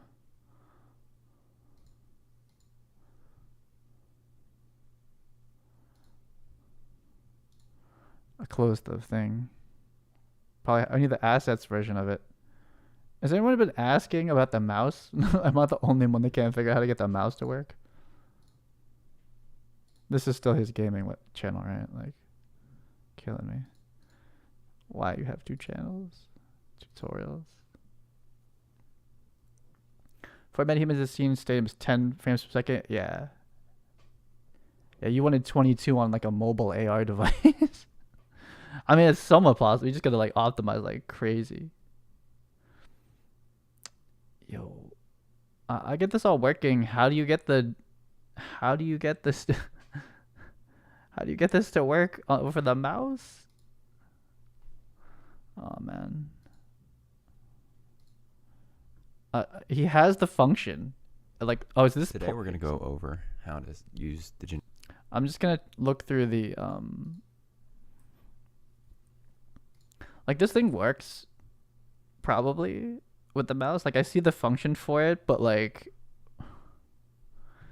yeah, here it is, right? Mouse and keyboard, or will I need to add that enum to it? Wondering the same thing. Rip.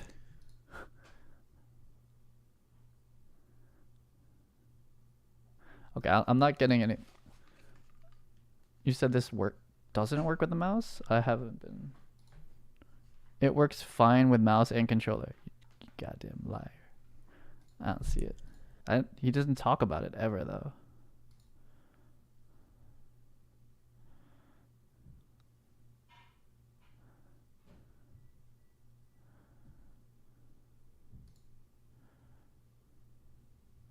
It's true. It's true. There's another one on the marketplace. I'm not mad to switch to that one. I just need to whatever one's gonna work.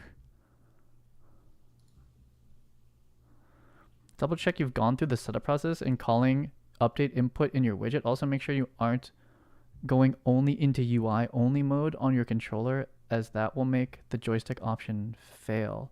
It seems to have fixed itself. Okay, so we do have some player controller things. So maybe what this needs is in player controller when we do this allowed to switch. So we need to make we need to start making an API for this. We're just doing this raw, but like we're gonna do set mouse. Damn it, I have this all set up in Cine Tracer. I haven't made these calls in so long. You have to enable the mouse and disable it. I forget what it's called. Let's look at all the mouse calls. Center, convert, get input, set mouse, none of this stuff. Is mouse, button, up and down look stuff, events. We need to make it visible. We need to show the mouse. Oh, it's something like kind of random. I think you like literally set a Boolean or something. Get. I am using MetaHumans. Very much. Yo, how do you show the mouse? I forget. Get its position, set it. Okay, I'm a noob. I'm sorry. I forgot how to do this. Unreal Engine show mouse cursor. I forget the call. The hell's all this? What the hell? Mouse interface? What? Player controller. In the mouse interface category? Wait, what?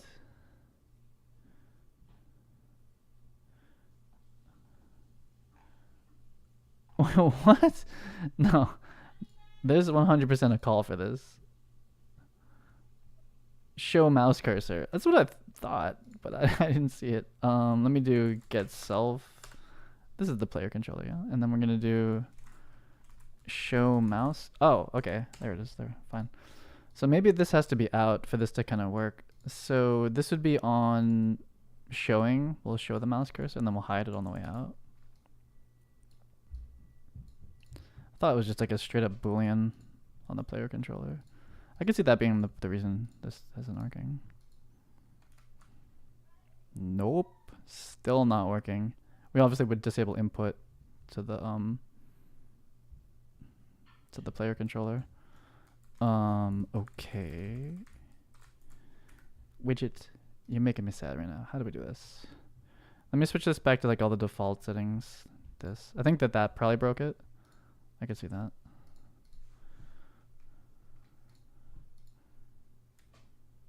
Damn it. Still not working. The mouse is out. I mean, you certainly would want that. Oh! Is this kind of working? Wait, the hell is this? I clicked. Why is clicking stopping it? What the hell is this?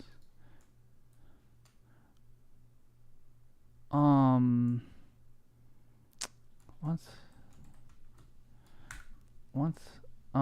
Let me turn off. He could have really shown a lot more about this. Auto rotate for up. Oh, can I say, I'm gonna say right joystick. Can I say mouse? Like the fact that it supports joystick is like worse for me because I just want it to work. Item offset, mouse dead zone, joystick dead zone. Selection, so that's the sound.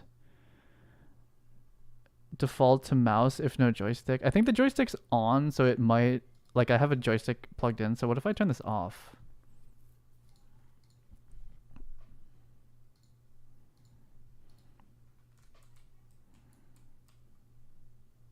Nah, what? How do you get this to fire? And so this is the joystick working. The joystick works fine, but the mouse version does not. Let me look at, so this is assuming I have this update direction with mouse cursor. What does this do? So update this, get the position, and this is the math to figure out like where it should be. Set input direction false. Set input direction, what does that do? Update the visuals of the thing. So what does this one update input do? Update direction with joystick. Something, something, something. Update direction with mouse cursor. Something about dead zones. Update direction with mouse cursor. Current input length, something joystick dead zone. Oh, I see. That's dead zoning. True. Dead zone stuff. In dead zone, what's that doing? What? Okay. So that input call has this one nested in it. What if I just like bypass this completely? I can see this not working. What if I just skip this and we just update direction with mouse cursor? That's all I want. I just want the mouse to work. Oh, nah, it doesn't like it. The heck? And when I click, this is something, it like freezes. When I click, we are in a bad. Like, what the hell? Now I'm like clicking and dragging. I just didn't write this like this. I didn't write like the mouse like I don't like I'm not getting input back to the screen then. Like so if I click, all of a sudden my mouse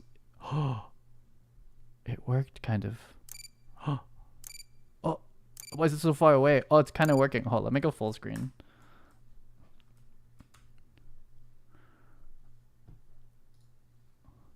It worked for a second. What the hell? What the heck? What is this? What the fuck? If I click, something's going on with clicking that I lose.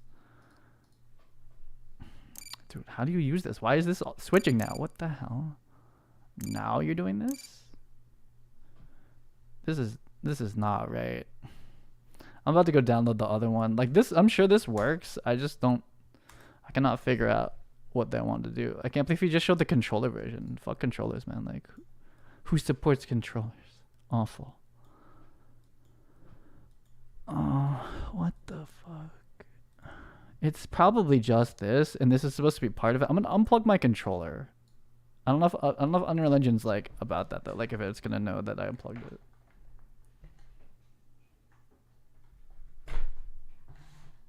I might need to restart. My controller's off now though.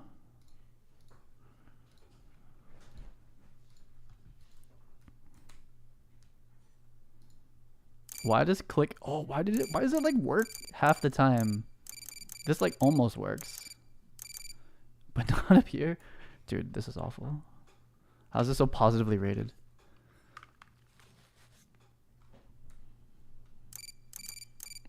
How is this so positively rated? This thing sucks. I'm gonna go buy the other one. I just own this one already. I thought it was like $30 or something. I'm like, It like almost works. There's probably something about the player controller that I'm forgetting about with mouse. Like, oh, hold up. I know what it is. I know what this is. It's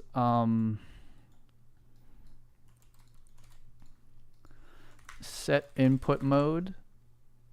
Now, which one? I think it's this.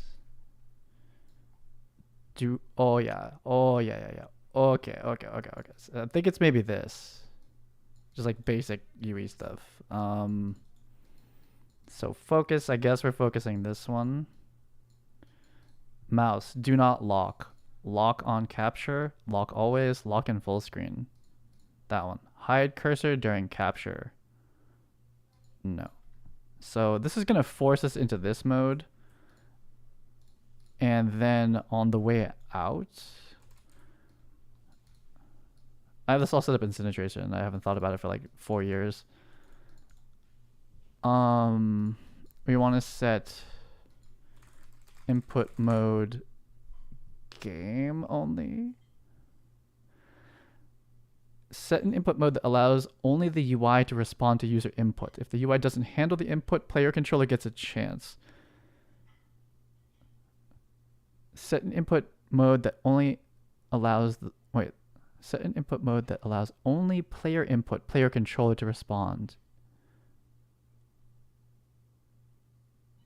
I could see this one being UI only maybe. I'll try this one. So we'll do game only. If it's not this, then I don't know what's going on. Like I don't know how this thing's asking for input for the mouse. I'll just start rating it myself basically. You son of a bitch. What is this? Oh. It works. It's just like the math is wrong. Okay, hold up. This is working. It's just like the math is crazy. Like it's all the way in this corner. It should just be here. Maybe the dead zone's too big. And this one just doesn't even do it. Okay, maybe it's the dead zone on this. What's this dead zone shit? Mouse dead zone. How about like 0? I don't know what that math is that he's doing in there. And what did I do? Did I use the input one? Or am I doing like the busted one? No, I'm doing the input one. This one's part of this call with some like logic. We'll switch this to a timer.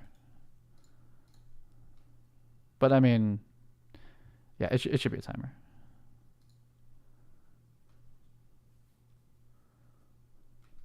Let's see here. Oh, we got it. Okay. We got it. It's the dead zone. That dead zone's like massive or something. Boom. Okay.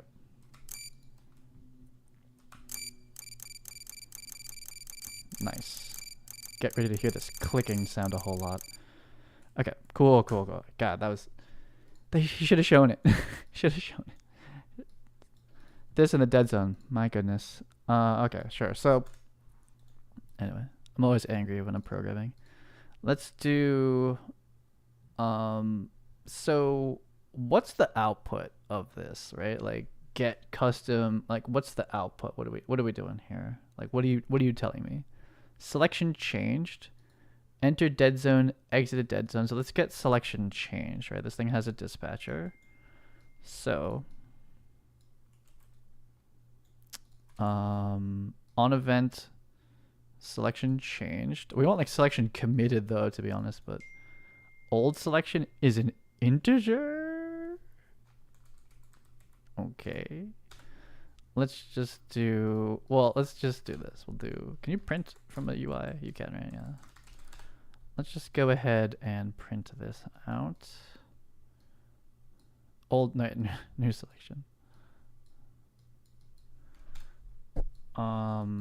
Yeah, so this should start just like pumping out numbers at me when I'm doing this now. Ints, huh? Ew.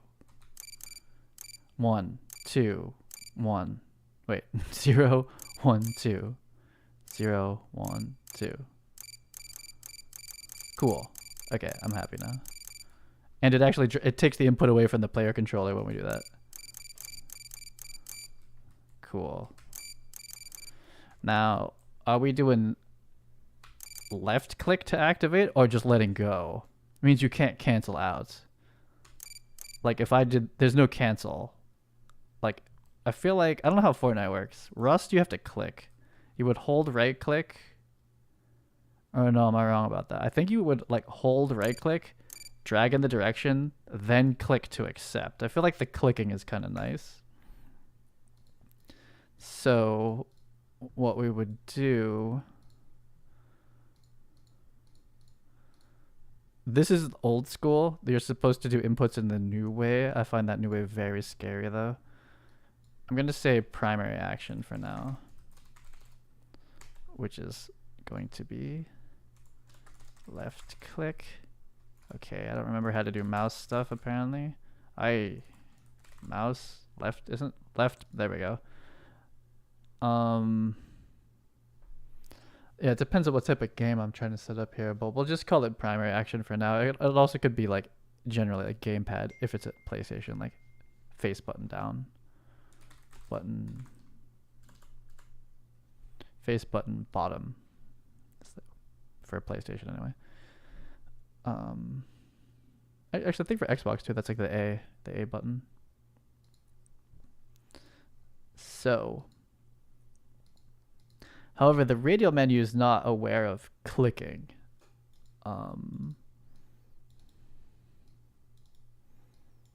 So who's holding this concept then? We're gonna give it to this radial menu test. So we're going to store this. We're gonna say current menu selection. And it's up to us to and then enumerate after that. So I guess that's the only generic way that they could throw this out there is it's just a number. That's fine. I'll leave this debugged for now. So this UI now knows about this. We need to get this all the way back to the player controller to be useful. And we'll make a dispatcher. Well, actually, wait. So what's going to happen is... Well, I'm not used to streaming with headphones anymore. Check those off. We're good. This thing is working. It's good. I'm just angry while I'm figuring things out. So what happens, where's our input graph? Right? So that's holding G for now. Then we're going to input our primary action will be left click, which has an enumerator off of like a million different modifiers of what would happen. But for now, all that we can do is click while this is up. So we'll just assume that it's up. That's not safe actually. So we want to do, we could hard check it or we can have like a state, and it depends to like how many menus do we think we're making. I guess we'll just start with it just as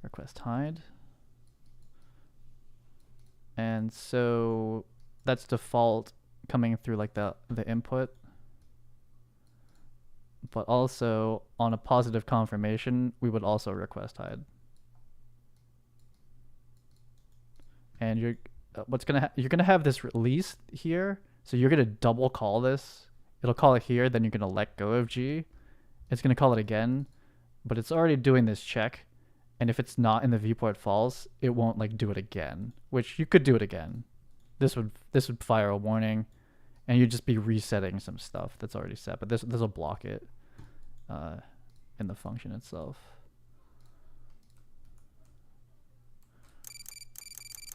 Click, gone. And we selected 1. Click, gone. Selected 1, doesn't double call on release. Okay, so that's like the basic Radial menu, like Rust would do it. Boom. But you gotta click, and if you just do this and you let go, nothing happens. Cool, so I got my Radial menu, got a t-shirt. That was goals for today, pretty much. And even blocks input too. So this is like the proper pop out. And then you need to map out back to like what that even means, like what number 1 means. So at this point, there's the unhighlighted color. I think we want to make it like black or something. Just make it dark. Make it green. Well, it's against white. Well, then you can start styling it up. Like, what do you want it to be? But I'll make it green or orange to start, like this. See if that works. Transition speed, pretty cool. Yeah, I mean, I was not writing this myself. This is like months of customization built into it. Okay, so it turns green. It fades up to green too. I'm okay with it being much snappier than that. Green against white looks pretty awful. I'll say 0.1. Fancy to have this built in. That looks straight up awful, to be honest. I'm gonna do black for now. But maybe the radial menu, I think the radial pie itself shouldn't be white. It's too contrasty. And I don't like red for this primary selection color. I would want it to be green. Like red looks like you're like canceling something. But I guess it depends on what you're making. We need a sound for that click just to make this feel good. Where are your sounds? Give me all the sounds. Blueprints. Stuff. I'm not seeing any cues or waves. Is that like a system call? Are there not? Graphics. What's this graphics one? Oh, that's my folder. Oh yeah, I wasn't planning on shipping this game, so this is set up like shit. Okay, what's this system sound coming from? Who does this? Click on button. Engine VR editor sounds. Oh, so this is like stock sounds. Oh, cool. Okay, this is stock Unreal Engine stuff. VR editor. Oof. Super oof. I don't know if I would want to rely on that. Does that get packaged? I guess it does if you're referencing. That's kind of weird, but interesting. I didn't realize these existed. Oh, we're using this one. So that's a good click on button. I need like a lesser one, like a...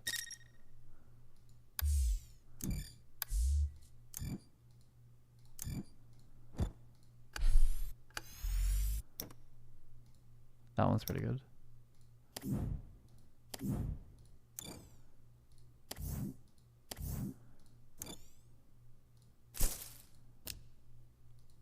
That's good. This one.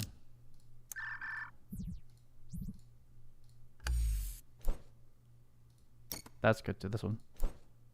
That's an object pickup. I see that.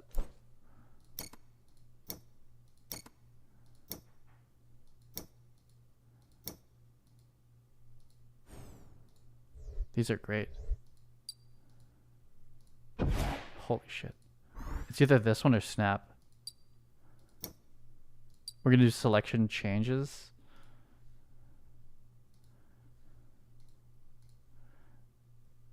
And I liked the whooshy whoosh one. Where'd it go? Damn it, I'm gonna have to go through all these.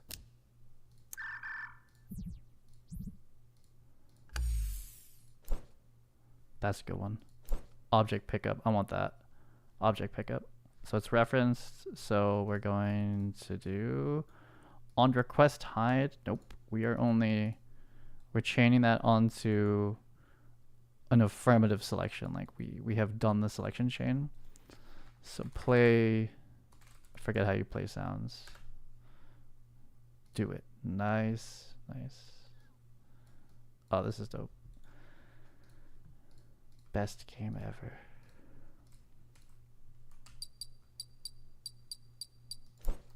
Nice.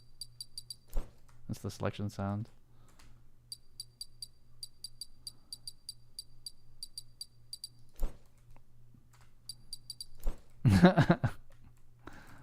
I like it. Oh, I like it. So I mean, I could have like lots of radials. I'm gonna probably build out like a full ass like drag and drop UI for this, just be kind of fun. So more like an MMO. Like when you change clothes, you want to do it from like a click and drag icons kind of inventory menu. But this is nice for like, I think the first thing I'm gonna do is like this will trigger animations, like an emote menu, and it'll start playing like an animation. Which I need to go make those animations. Even Cinder's the mouse, which I don't know how it's doing that. Cool. Okay, so we have our. I should lerp the camera speed. Would be nice. I mean, we could use it as like a. I guess that's how I could do like the gun equips. I mean, that's like clearly what this is set up for, like, or that's what it's like icon for already.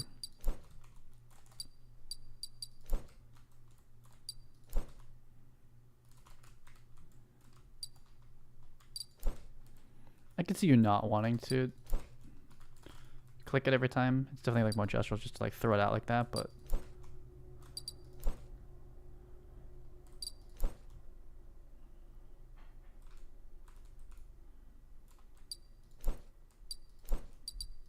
let's do it full screen.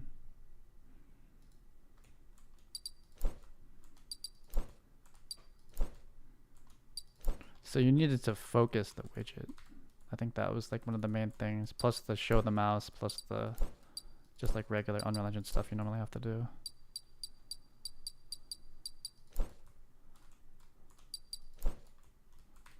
Okay, cool.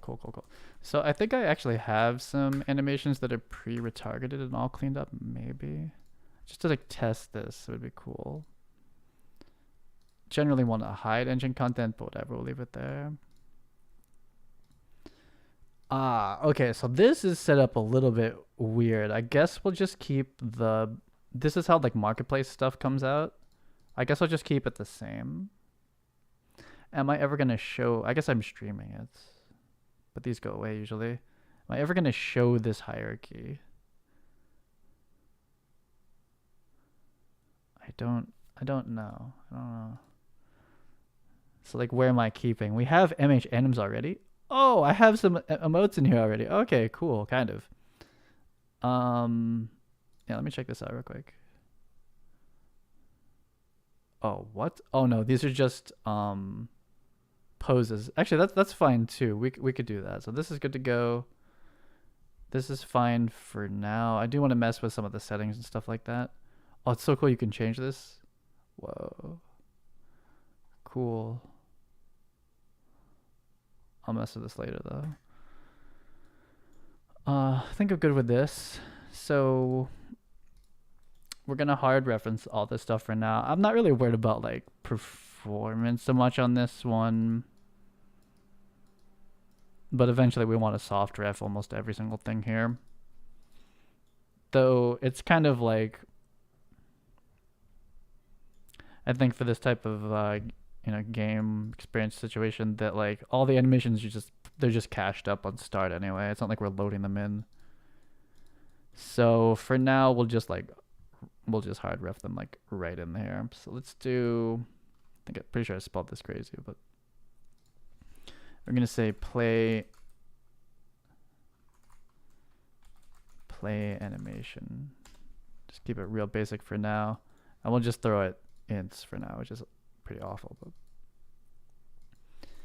animation index. So we'll switch on this for here. There's no default. We start at 0. Yes. Just put the 2 we have, and we don't have a slot. So how are we telling this player to do this? Let's take out our blueprint. We are MetaHuman third person. I mean, I'm gonna need to wait. What? Oh, I guess we took all this. This is our custom things in here.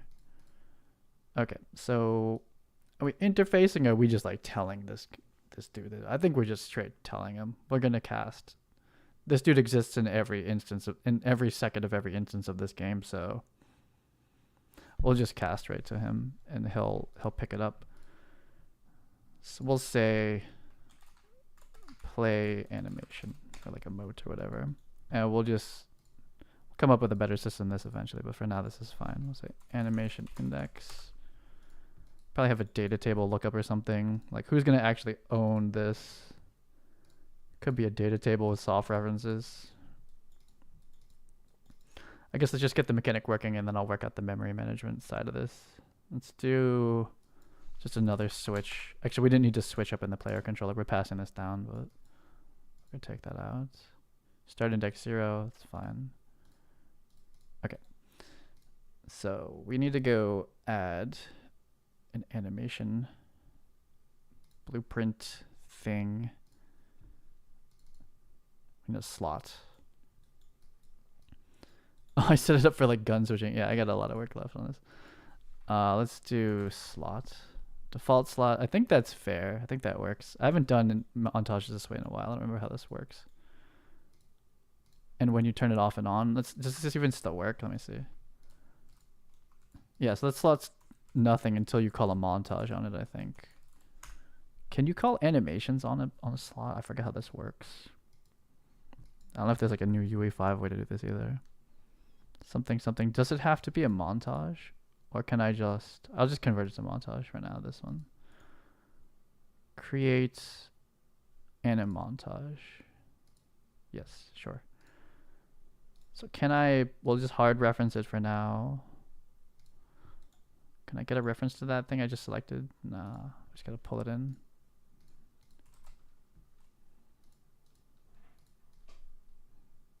Cannot create a node from this type of asset. Interesting. Okay.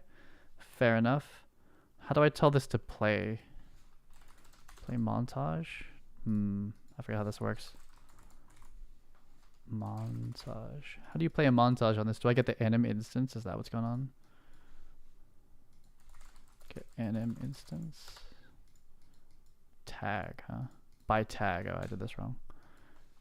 Get anim instance here. Do you have to cast to this? Play montage. Don't we have to say slot or something? Play slot animation as dynamic montage? Play montage. Plays the animation montage. Returns the length of the animated left to circa. I feel like you've got to do the slotted one. Play normal animation on the slot node by creating a dynamic UI anim montage. You can only play one asset, whether montage or anim sequence, at a time per slot group. I feel like it's this. And the asset, I have it selected. Nice. Slot name is, I guess we'll give it a name. Default slot name's not the best. We'll say, oh, how do you change the name of this? I don't, slot, Can you change this? Default slot? You've got to be able to change the name of it. And what is the name of this thing? It's just default slot. Uppercase, camel case, so like. Blend time, loop count, 0? 0, isn't it? I don't know if it's going to loop once or not. I don't know. Blend out trigger, play rate. Do I get an event? Do I get an event of when this is over? I bet there's got to be a way to throw an event when it ends. But okay. See if I can get this back down here. So we don't need this. We're just gonna get our. Oh, we don't even have a reference to the player. I guess I'll just choose one out in the beginning. Let's do get player pawn. I could just cast right now. Cast to MetaHuman third person blueprint. We'll probably just make a direct reference in the beginning on like an init. I mean, this would basically always work too. So we're gonna say ref to player pawn for now. Only have one at the moment. That should be good. And on our player pawn, we are play animation. Okay. Maybe not a great name to name a function. And we're just passing this down here. So this might work already. I don't know if movement cancels. I don't think movement cancels the montage. You think you probably have to do that manually. But first, let's just see if that even plays on the slot.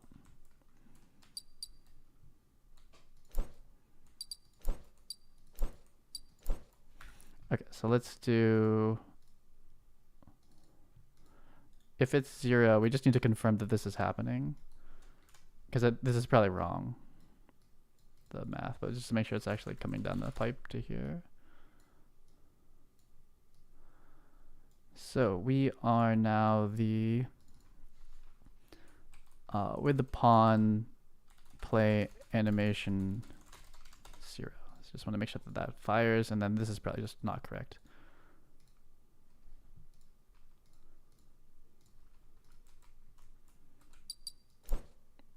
It's not making it. We probably didn't hook it up somewhere. Let's go back here. We probably don't call this. This is what's happening. We're good with this. We're good with all of these pretty much. Where's left click? Okay, so yeah, we never call this, right? So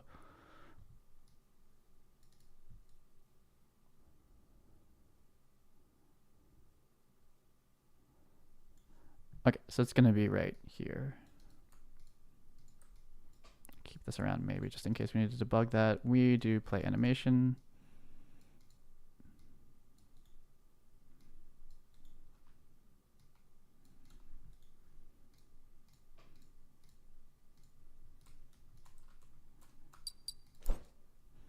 Pawn play animation 0. We just have the wrong. It's just not doing it. Okay, but we passed it all the way down to the right person. For now, we'll do that right on the pawn.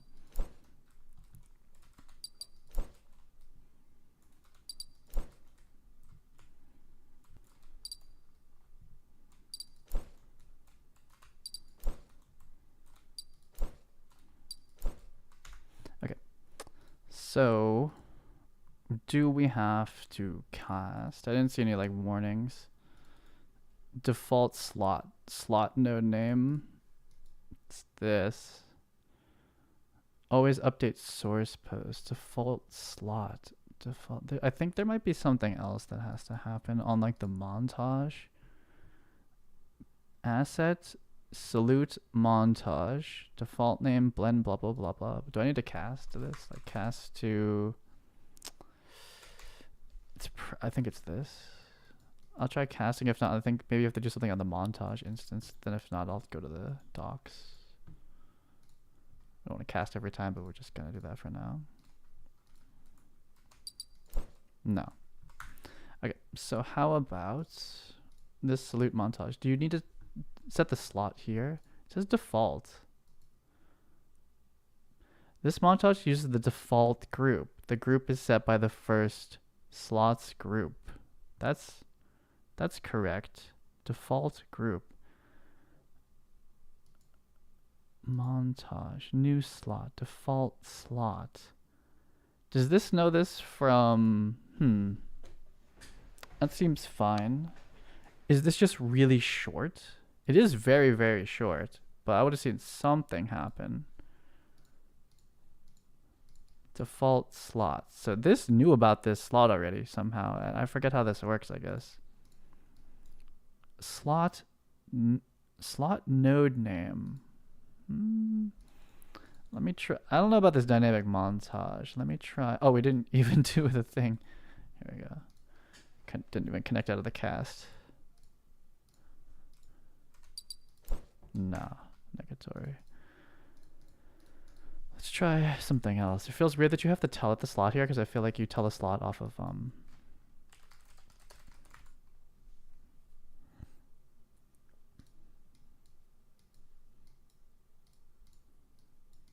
There we go.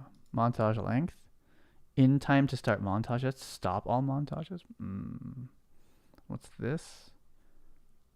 Returns the length of the animation in seconds. Returns 0 if failed to play. I guess we'll just know. I feel like this is gonna work. I feel like we also could come out of here, but whatever. Oh shit, there it is. Okay. And we just don't. Oh, there it goes. Okay, okay, we got it.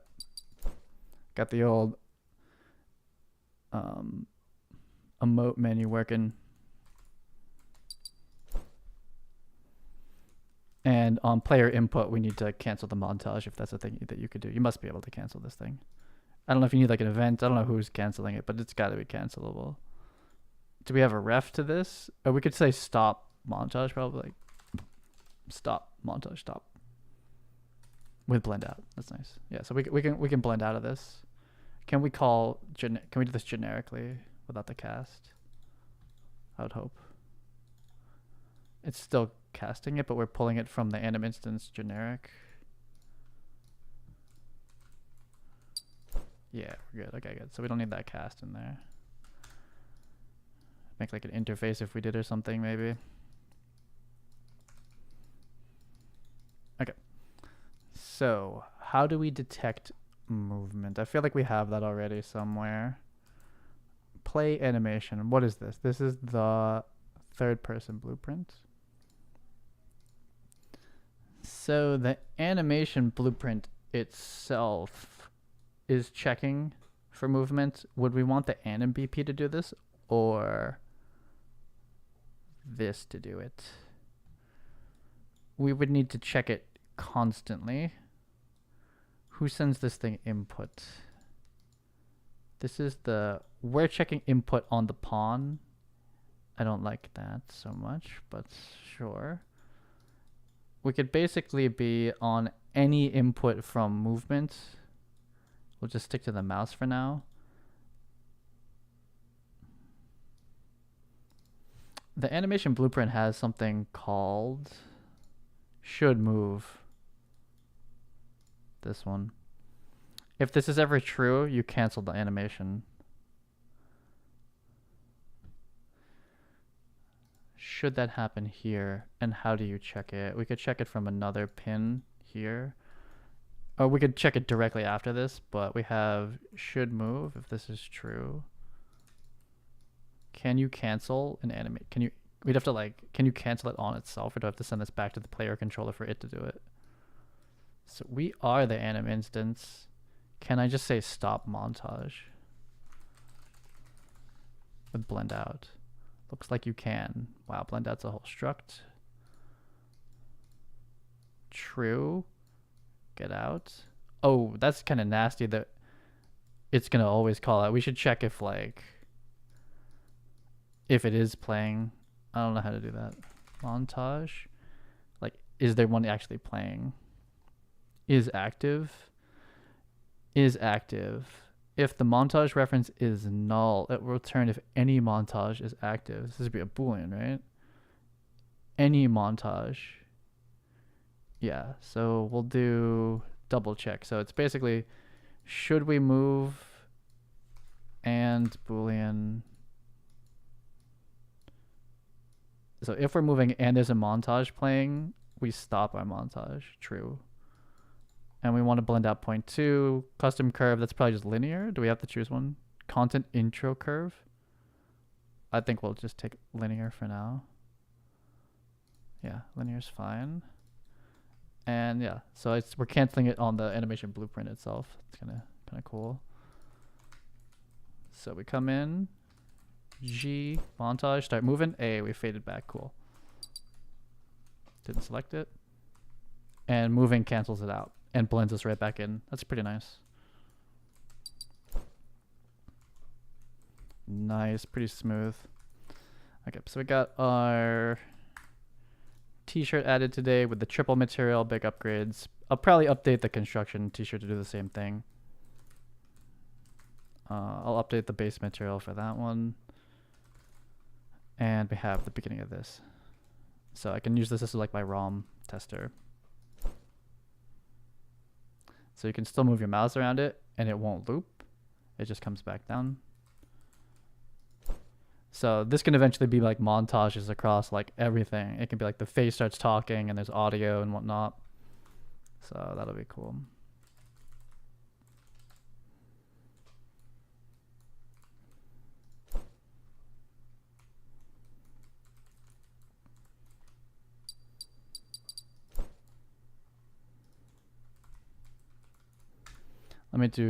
I have one more montage I can make.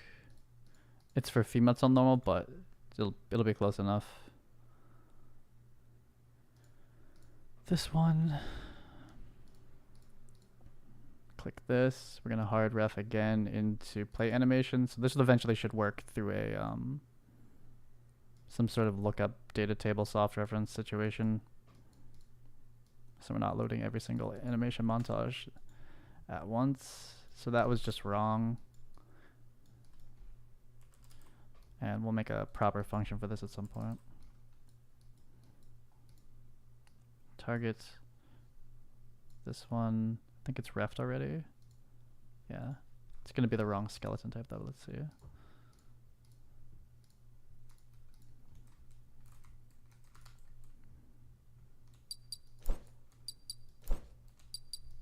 Nice. Not the best blend, but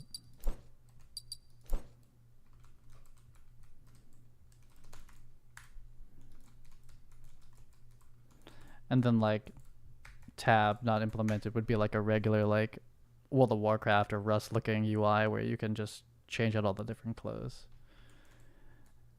And then even for like my testing, then I can just basically test the clothing like a regular game instead of having to like write a custom like level blueprint and shit all the time. I can just actually just get in here, test the different ROMs I need.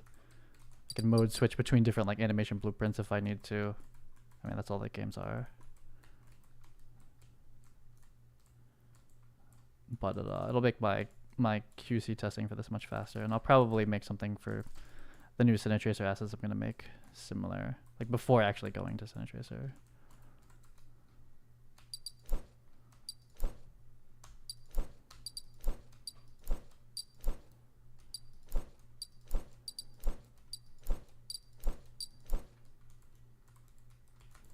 Okay, so let's see. I think that's pretty good. I definitely want to throw a couple like full Vicon animations into that selector. I just need to kind of like remember to base pose like my left foot forward, just kind of like this at all. Just certainly not right foot forward. So it's a left foot forward. Just start there and just do like a couple animations. Mostly like arms up and neck turning and all the stuff that's like really tricky for rigging. And yeah, maybe I'll go record those. It's almost one. So that, and yeah, I guess like, so maybe tomorrow I'm gonna make a baseball hat. And writing the UI for this to manage the clothes swapping is just no joke. That would take a while. And I need to remember how drag and drop works. And I also need to make the next body type. And so now if I'm going to, I really should get all the body types in here. I only care about a couple of them though. None of the shorts, basically all the talls, basically all 6 of the talls. So like female, tall, normal, over, under, female, tall, normal, under, over, whatever, those 3. I don't care about medium, and short, I guess, if we scale it a little bit, is kind of like kids. I feel like, so that's like 12 body types. That's a lot. That's a lot of stuff. That's a lot of clothes to make. 12 body types, and then if I ever decide to do LODs, that's insane. That is so much. That's why Manny and Queen are just one skeleton. They don't even have a difference. They're just the same exact one. It's kind of intense. Even doing like male and female every time is pretty obnoxious. On my end, I have to do that.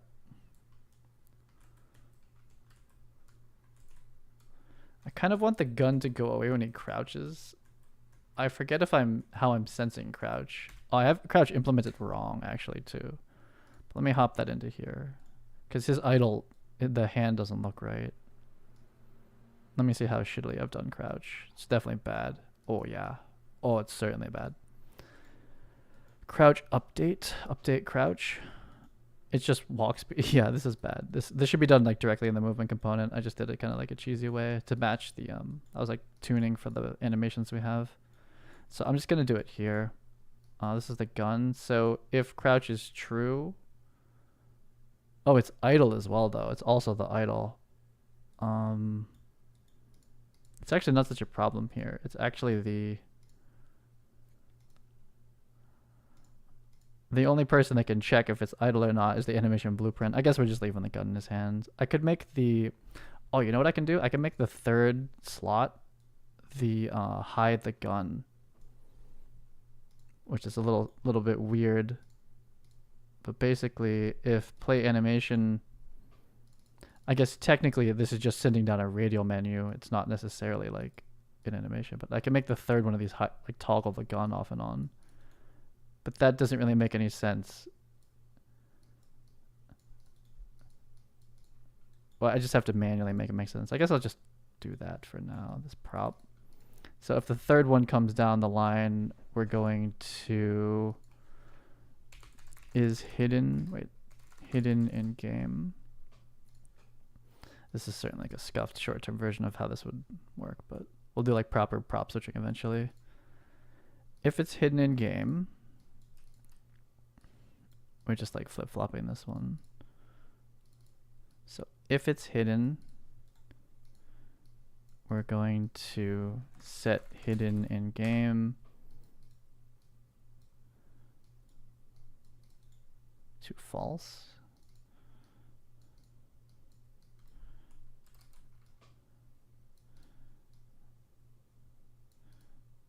True. So that'll switch it back and forth. So if it is hidden in game, we make it not hidden in game. If it's not hidden in game, we make it hidden in game. But he's still going to play the running gun animation no matter what. I don't have the animation blueprint like switching on that or anything like that, but I should be able to hide the gun.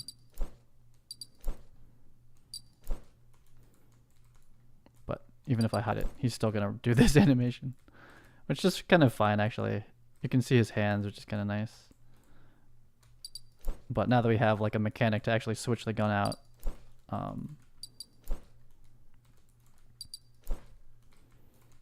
we could have the animation blueprint just like listening for that switch or whatever. We'll tell the animation blueprint to like use the other one, which I have that kind of started already as well. So I should make it the second one. Just for this little demo, I'm gonna make a little video about this. So this one is the gun. I will just do this really ugly. Wait a minute. Yeah, this will be it for now.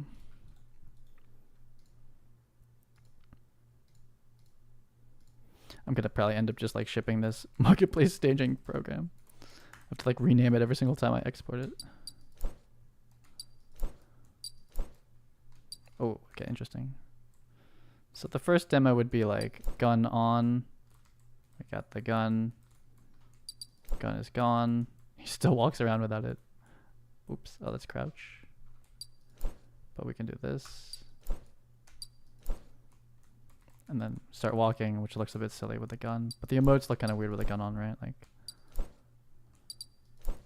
those aren't great lerps. They like go through each other.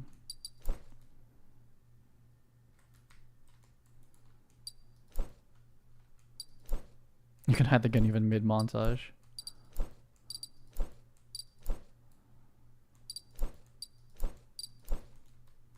I need to remember to record my demos with audio now. Or system audio. Clipping right through that.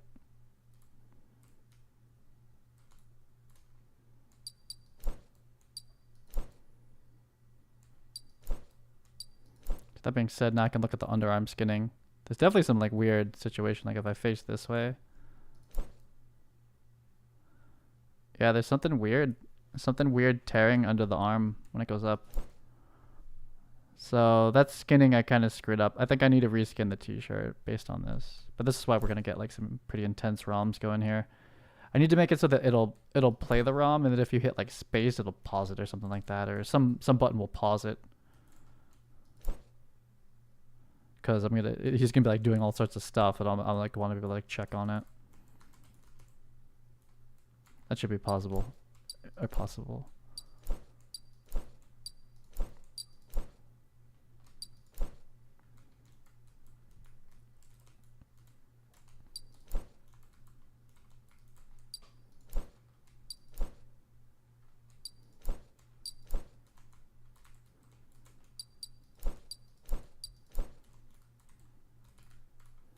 Okay, weird. Yeah, so tomorrow, I'm probably gonna just model a baseball hat from male till normal. That'll be the 5th thing for this kit for the male. Then do the whole thing again for the female till normal. Should go technically a little bit faster because I had to like kind of figure out a couple things the first time. We don't really have to remake the hats, so that's certainly faster. We'll just scale them to fit the head a little bit better. And so it's basically just making like the hoodie, the overalls, and the t-shirt again, which is not so bad. And maybe do like some slightly different detailing, but I do want the kits to match though. I kind of want like emote icons for this demo, but I guess it's enough to like, doesn't have to like actually match. So it should start like, it'll be like no gun, gun, running, no gun, then the emotes kind of make more sense. Walking. Oh no, yeah, I don't know. The gun switching doesn't make sense yet with the animations, but I'll make it so that this demo does make sense. Like you go pick up weapons and shoot and stuff like that. Should basically just mod off of Lyra, to be honest, but Lyra's so freaking complicated. But Lyra you can already shoot projectiles and do all that and damage and die. I'd rather write it from scratch though.